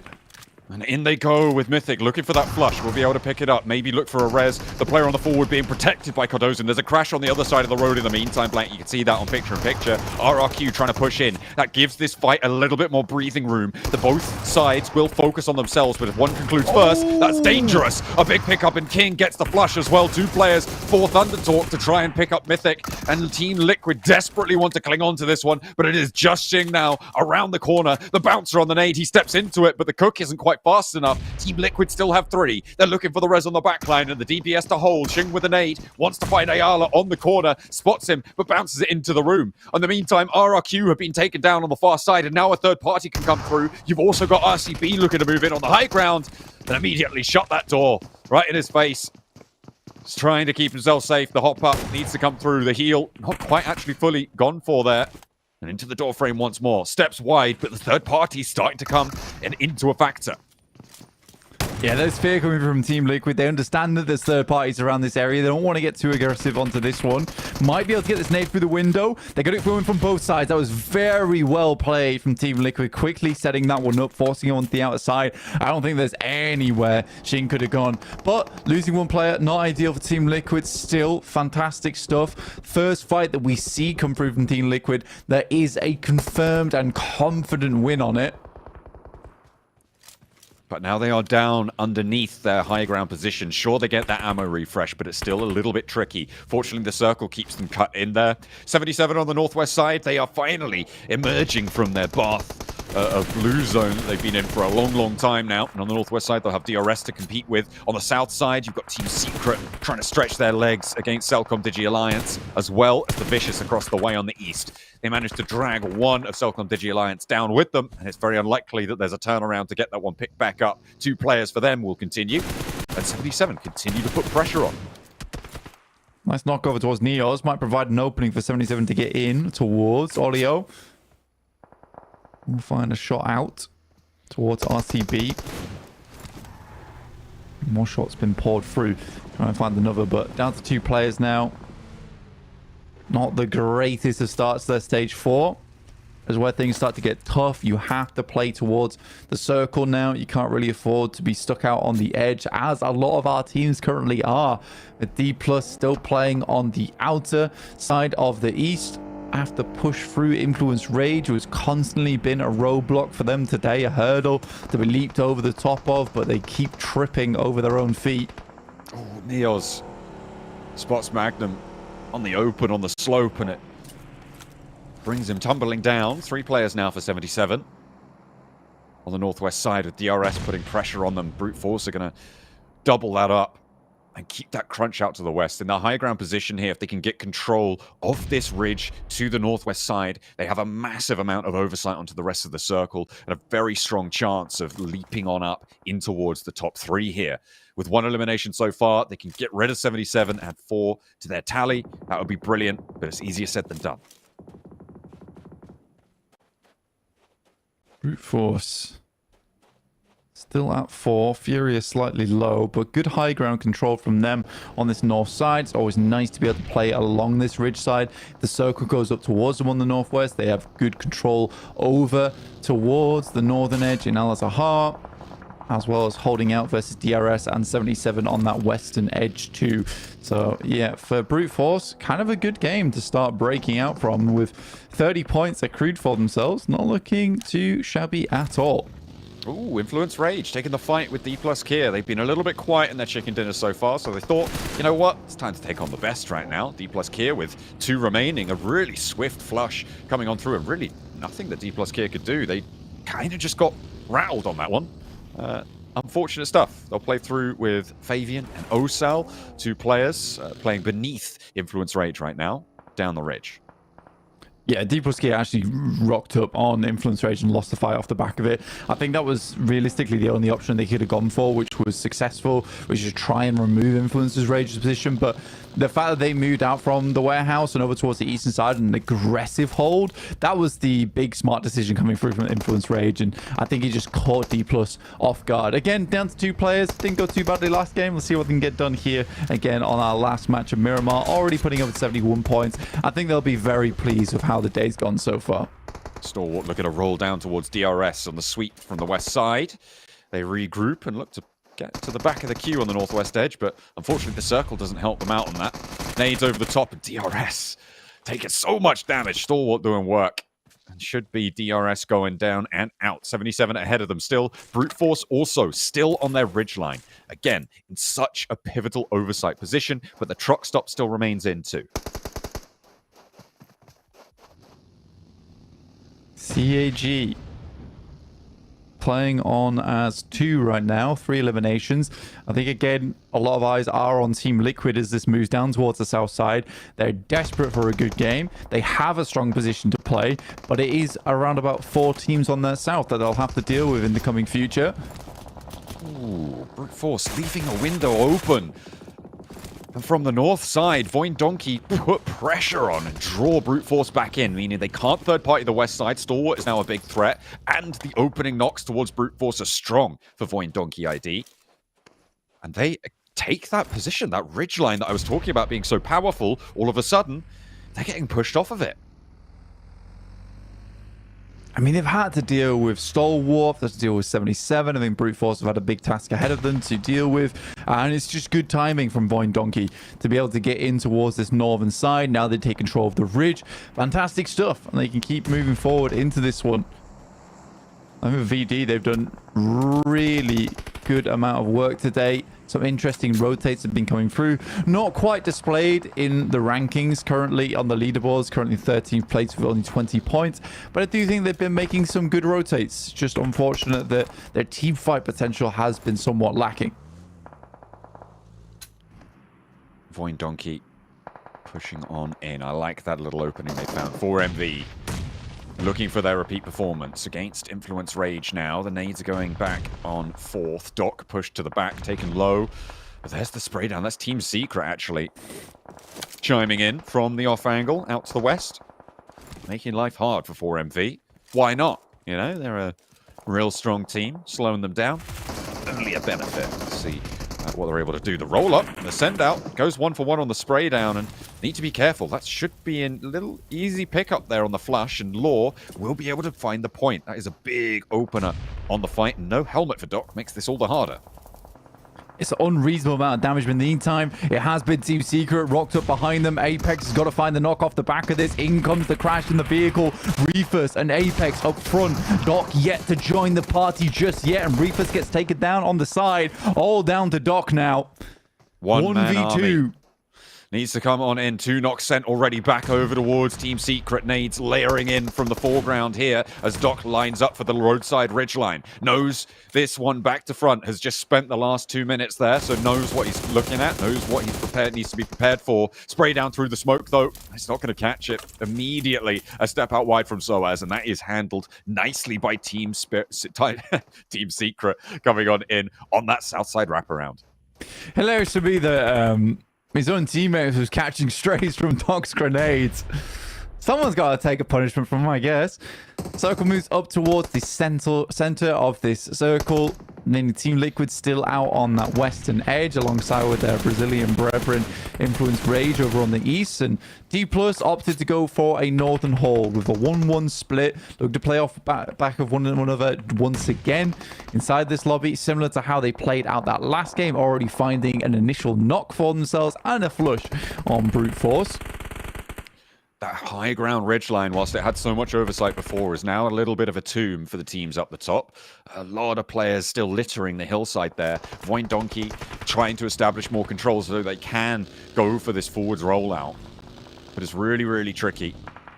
And they need to find the optimal path to make it work. And it seems like they're gearing up to go for it. Blank the blue zone, pushing in from the north side of this one. With Brute Force going down, that removes a little bit of the stalemate that was happening over on this northwest side, and Stalwart seemed to try and break it even further.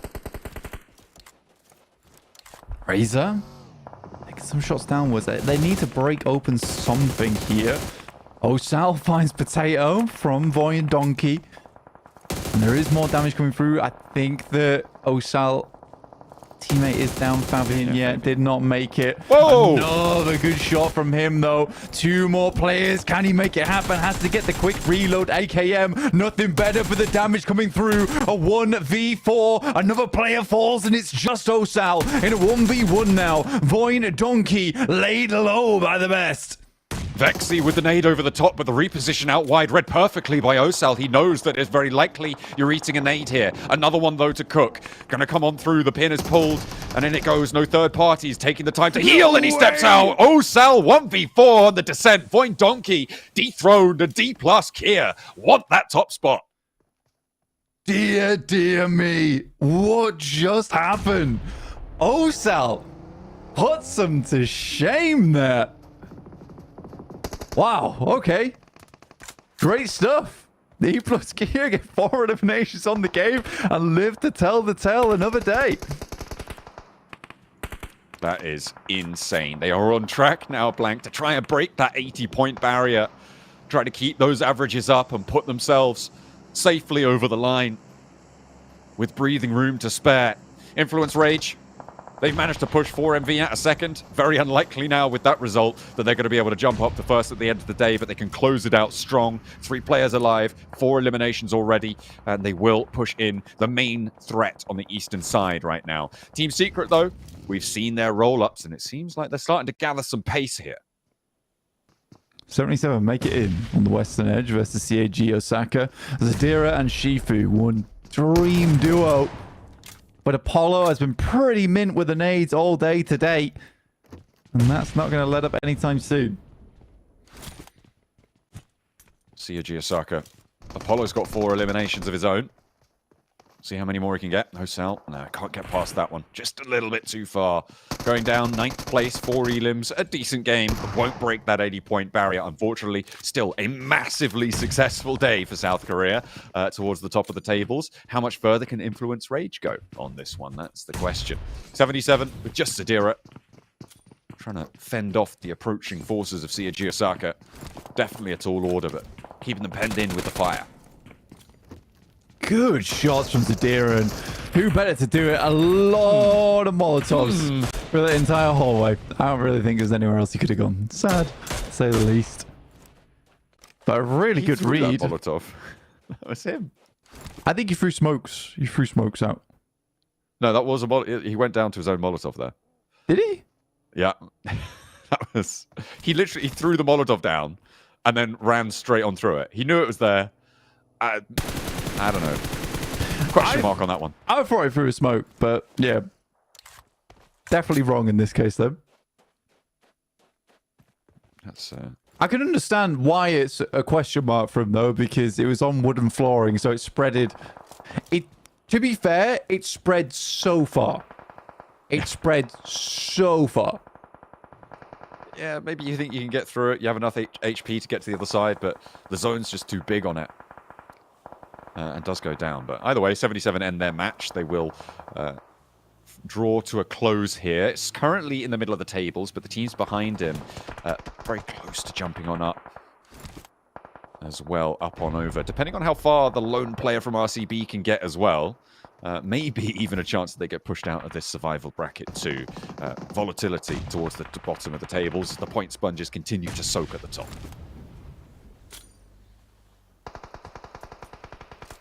Influence Rage, on an island of their own over towards the eastern side. Team Liquid, though, bearing the brunt of several teams attempted to make their way through.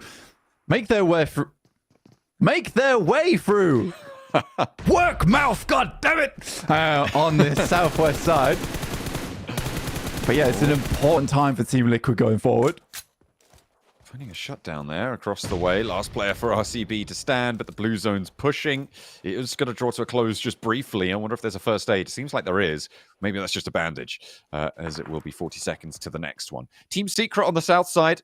I feel like this could be their game. A fight for Team Liquid to try and jump up as well. But the high ground control is there for Team Secret, and Influence Rage, again, fairly timid for breaking out of their position into these late game circles. Stage 8, dude. Stage 8 and 6 teams, 14 players. Kims? Kimsy? KYMYZ. Guys. Just... Yeah, I'm glad he's down. I'm glad he's down. Get away with those vowels. Spell something. Yeah, come on. Be reasonable. Be reasonable. What am I supposed to say when I see those letters in that order? Come on. That's ridiculous. Goodness me.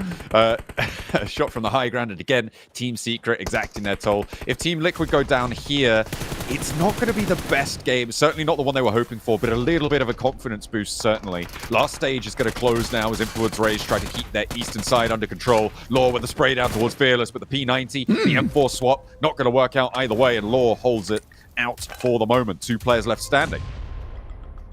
Team Secret, plenty of limbs to go around for themselves and get up to 10 now.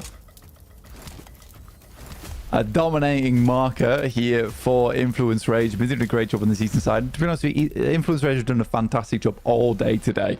It started a little bit rough, but quickly they turned that around here.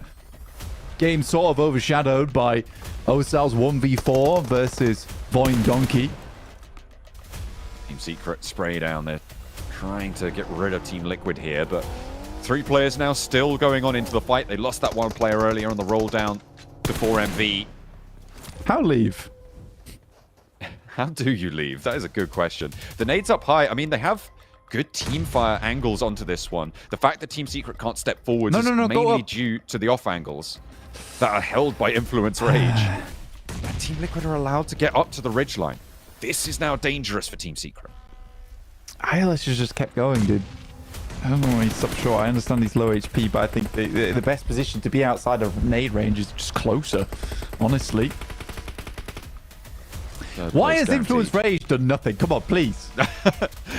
They win by default. Spot. They're all stuck in one spot. This is what's happening. It's a default win. Another one.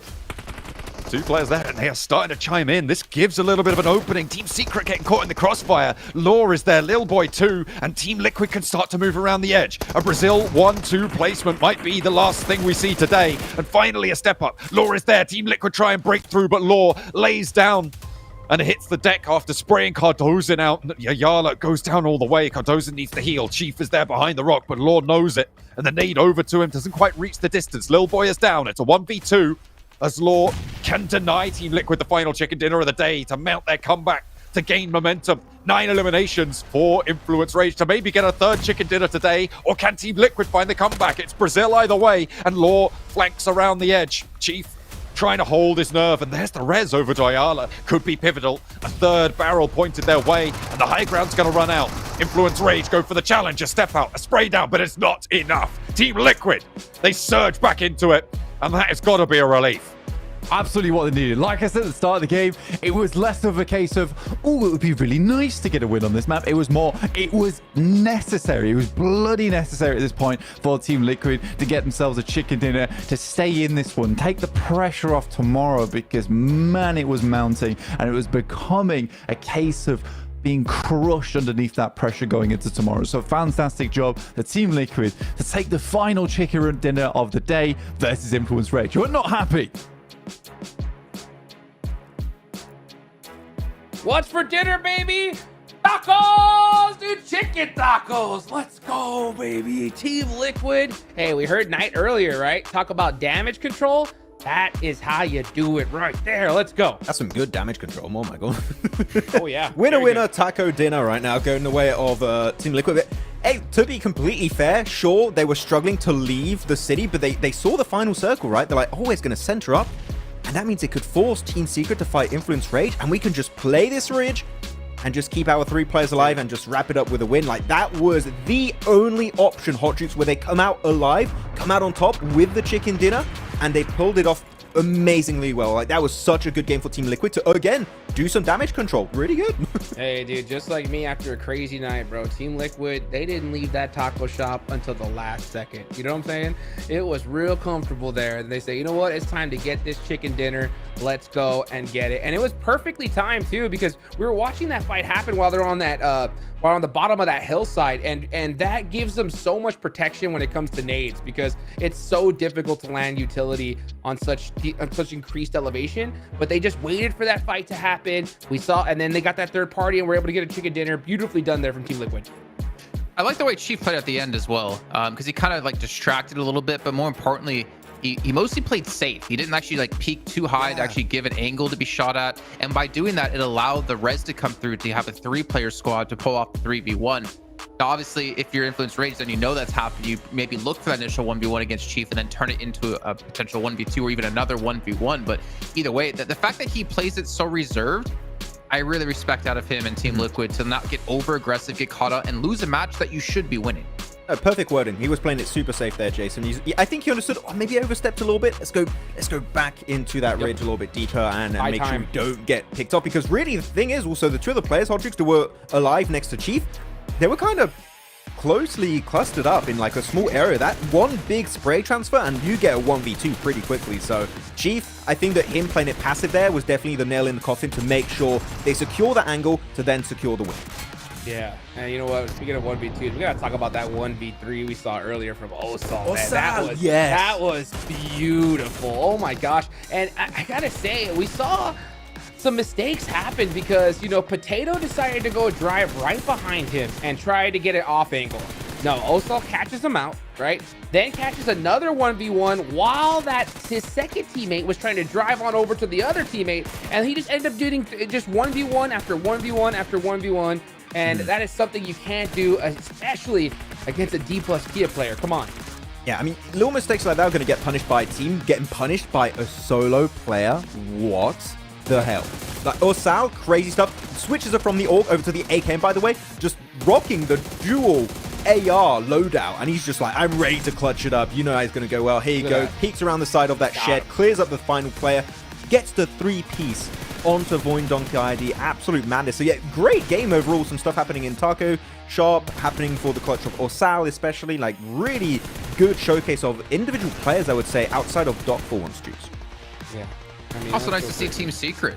Like, I feel like they've been kind of quiet today, and you were talking about them as being one of the teams that potentially could actually win this match, having 4 players coming from the south side. But as we can see here, Influence Rage just did not want to give them any ground, but at least a good amount of eliminations coming their way for Secret. And again, that kind of gives me hope going into the next 3 days. We'll take a look here at the points accumulated for these teams. Giving 19 for Team Liquid, and for Team who was dead last. We're going to see how far up the leaderboards this is going to push them.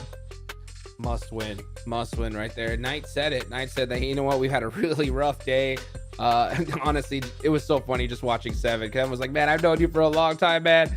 Y'all guys have been sucking. What's going on? He's like, yeah, no big deal. We're just trying to do some damage control, hopefully finish off strong. And he still expected his team to be first place, not top 3, first place. And that mentality is something that I love, Max, man, because you know that these guys are going to give it all they got. They win the last match of the day. I think that officially kind of stopped that snowball effect I was talking about earlier. Yeah.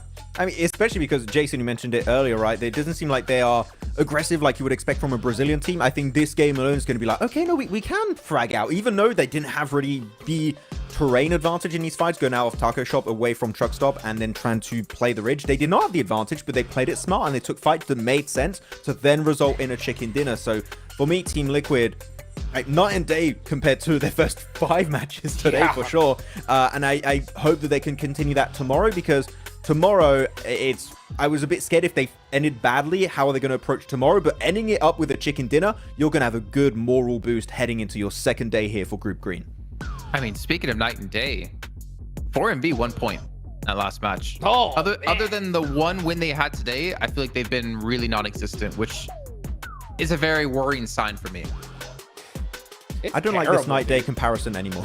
Yeah, I don't like this at all, dude. Like, what happened? I mean, 4MV, like, we just saw them, do like a ridiculous match here. And all of a sudden, just off the map, 47 points total. I thought that they were going to be in kind of like D+ Kia's position with, by the way, 75 points. That is a ridiculous average. I mean, TJB had a crazy performance. That's still over 10 points a game. Influence Rage hit a 10-point mark. But 4MV to have 30 points plus in one game, Max, man, and end up with 47, that's tough. Not great averages outside of that chicken dinner for sure. It's interesting because you got D+ Kia and Influence Rage that both already creating a little bit of a gap in first and second place, and it's like, it's just day one. It's really gap forming towards the top. What's happening? But yeah, 75 points and 60 points on your opening day for Group Green is definitely making a statement. 4MV sure, still up there, as you said, outside of that chicken dinner, not many points on board, but I think that they're going to go back to the hotel tonight, talk to Doc, and just say, Doc, if you see one of those hovercrafts, don't get in it. Leave it alone.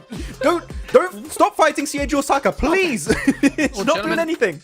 One thing we do have to talk about slightly here is the Vicious. I mean, it kind of came in as a replacement for Twisted Minds Brazil, coming in 8th place in PMSL Americas. They're currently sitting in 4th place. Like, they are 5 points away from being in top 3. And, I'm not going to mince my words here.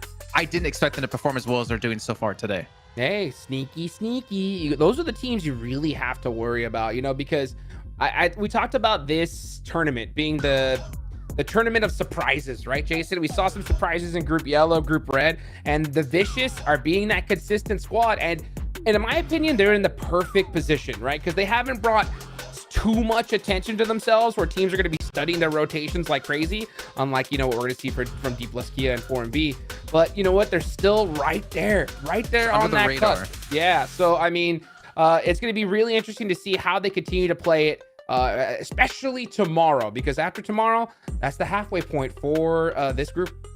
Oh yeah, that's where we see the big adaptations coming through. And our MVP of the day, I mean, Max, it's got to be Osal. I mean, you just give him that clip of load on Miramar in the last match, and he deserves it from that. We're not even giving him the MVP because of the stats. It's just that clip alone. He's like, yeah, you're MVP. Deserve at that point. I mean, I think that when you look at the stats, I'm pretty sure I have to check before the pre-show tomorrow. But I think all the players of D+ Kia have really high numbers because it is a pretty big team effort when they have been getting those big fights, those 2 chicken dinners specifically. But Osal, that clutch was just too damn good. And that alone, I guess, pushed him over the line to be MVP of day 1. So really, really good step up from Osal going into this first day. Yeah. Dude, by the way, I was re-looking at the leaderboards. D+ Kia, 47 eliminations. That is more elimination points than 4th place on down combined. Isn't that crazy? Like, of their total points. So they beat the Vicious. Vicious had 42. And D+ Kia had 47 eliminations by that self. That is insane. I don't know why I expected you to say that's more points than Twisted Mind. That was like, I don't know why. I was going completely off topic, but yeah, that is like elimination wise, that is an impressive statement to make in your first day for Group Green. And we talked about it a few times throughout the day, right? Is that going to continue for the next days? But I think the other teams are going to come back even stronger going into tomorrow to learn from their mistakes, possibly. And that means that the playstyle of D+ Kia, which is those edge splits, might get punished a little bit more often. So they need to be careful about that. Yeah, I'm not, gentlemen. I'm looking at this right now, and I'm thinking PMGC 2025 in South Korea, in Seoul. Oh, hell yeah. In the meantime, we do have a quick interview with Luke coming in from Alliance, down with 7 over on the stage.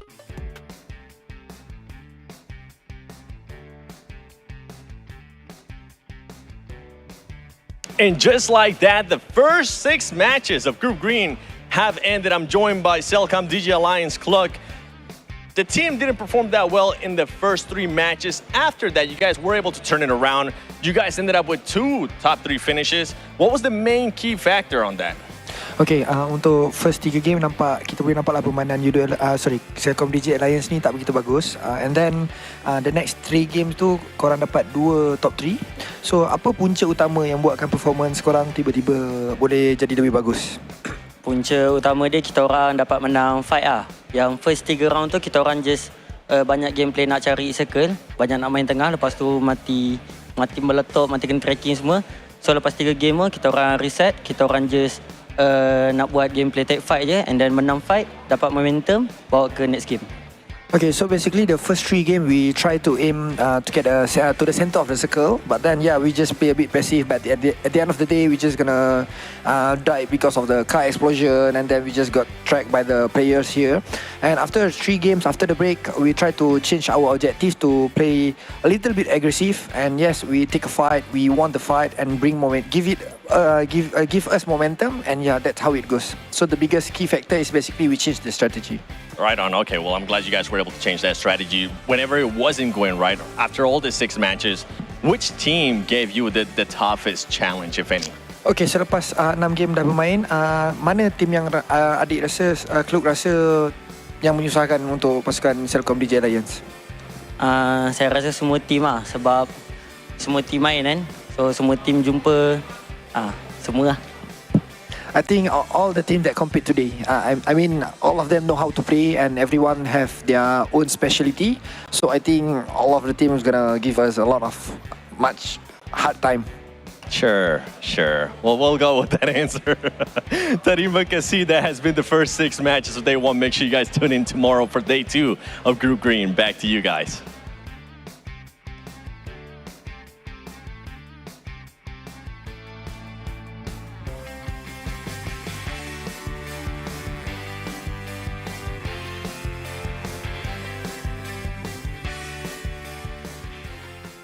Best part about the interview, the fact that Seven doesn't do the air guitar anymore. But now hearing from Click talking about how they've adapted their style in the course of the day, which is something we talked about quite a bit, right? Is how often do we see teams adapt their style in the middle of the day, or do they save it for the next day and stick to that game plan? But at least we see here Hot Jukes Alliance being very, very fluid in how they're going to play these matches. Yeah, very fluid, very calm, very traditional when it comes to their interviews as well. You know what I'm saying? Just being very kind to everybody else. I mean, they're currently sitting in 6th place, so they don't have very much to worry about, right? It's just waiting for those good, favorable moments to get those pop-off games, and it's only a matter of time, I think, for Alliance.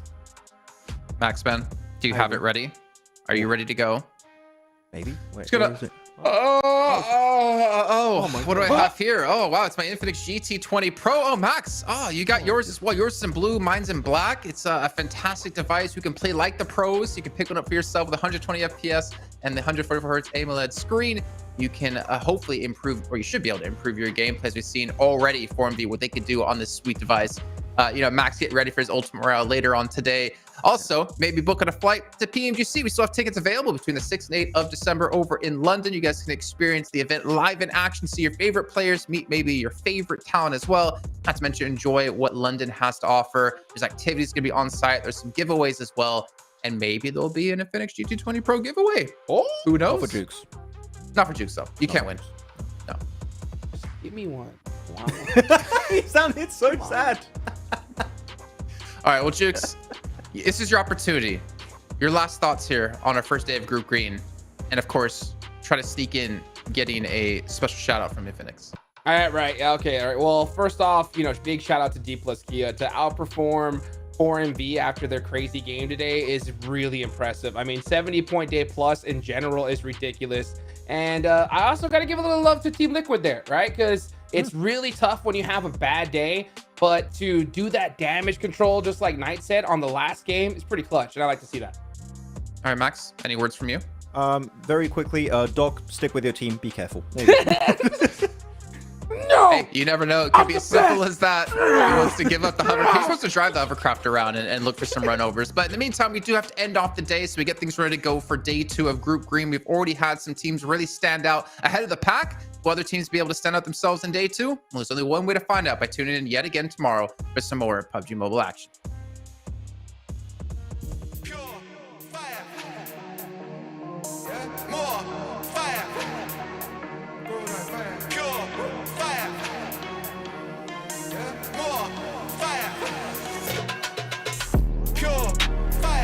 We're gonna come bring that fire, yeah? We could've gone lifted higher, yeah? Out of control, inferno, wild, more fire. We're gonna come bring that fire, yeah? Waves up, lift that higher, yeah? Out of control, inferno, wild, fire. More fire. Grow that fire, pure fire. Yeah, pure fire. Grow that fire. We've been getting real lit with the way we ride. Make a move and we dip, we can meet west side. In the darkest of bits with the flame ignite, yeah. It's a bag full of bricks getting switched tonight. Pure fire, ripping the drill, bringing the heat and you know that the deal. Getting the goal, baby, you know that the real. I'm gonna confirm that I'm lit in the field, yeah. We're taking the block, breaking inferno, we're breaking the lock. Selling our beats and we're selling the lot. Burning the heat and we're ready to talk. Pure fire, we're gonna come bring that fire, yeah? We could've gone lifted higher, yeah? Out of control, inferno, wild, more fire, we're gonna come bring that fire, yeah? Waves up, lift that higher, yeah? Out of control, inferno, wild, fire, yeah? More fire, yeah?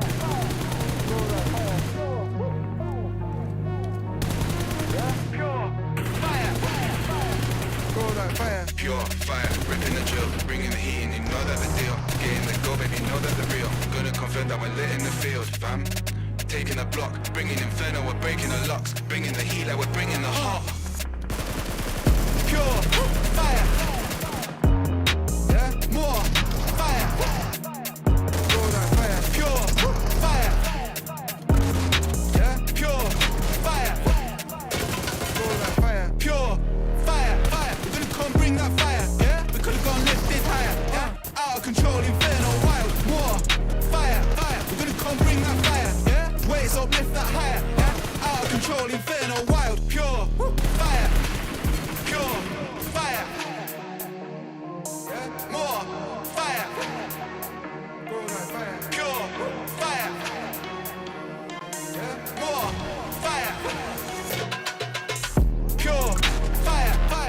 come bring that fire, yeah? We could've gone lifted higher, yeah? Out of control, inferno, wild, more fire, fire. We're gonna come bring that fire, yeah? Wait, so lift that higher, yeah? Out of control, inferno, wild, wild, fire. More fire. Grow that fire, pure fire. Yeah, pure fire. Grow that fire. We be getting real lit with the way we ride. Make a move, make a dip, we can meet west side. In the darkest of bits with the flame ignite, yeah. It's a bag full of bricks getting switched tonight. Pure fire, ripping the drill, bringing the heat, and you know that the deal. Getting the go, babe, you know that the real. I'm gonna confirm that I'm lit in the field, yeah. We're taking the block, breaking inferno, we're breaking the lock, selling our beats and we're selling them lot, burning the heat and we're ready to talk. Pure fire, fire, we're gonna come bring that fire, yeah. We could've gone lifted higher, yeah. Out of control, inferno, wild, more fire, fire. We're gonna come bring that fire, yeah. Ways up, lift that higher, yeah. Out of control, inferno.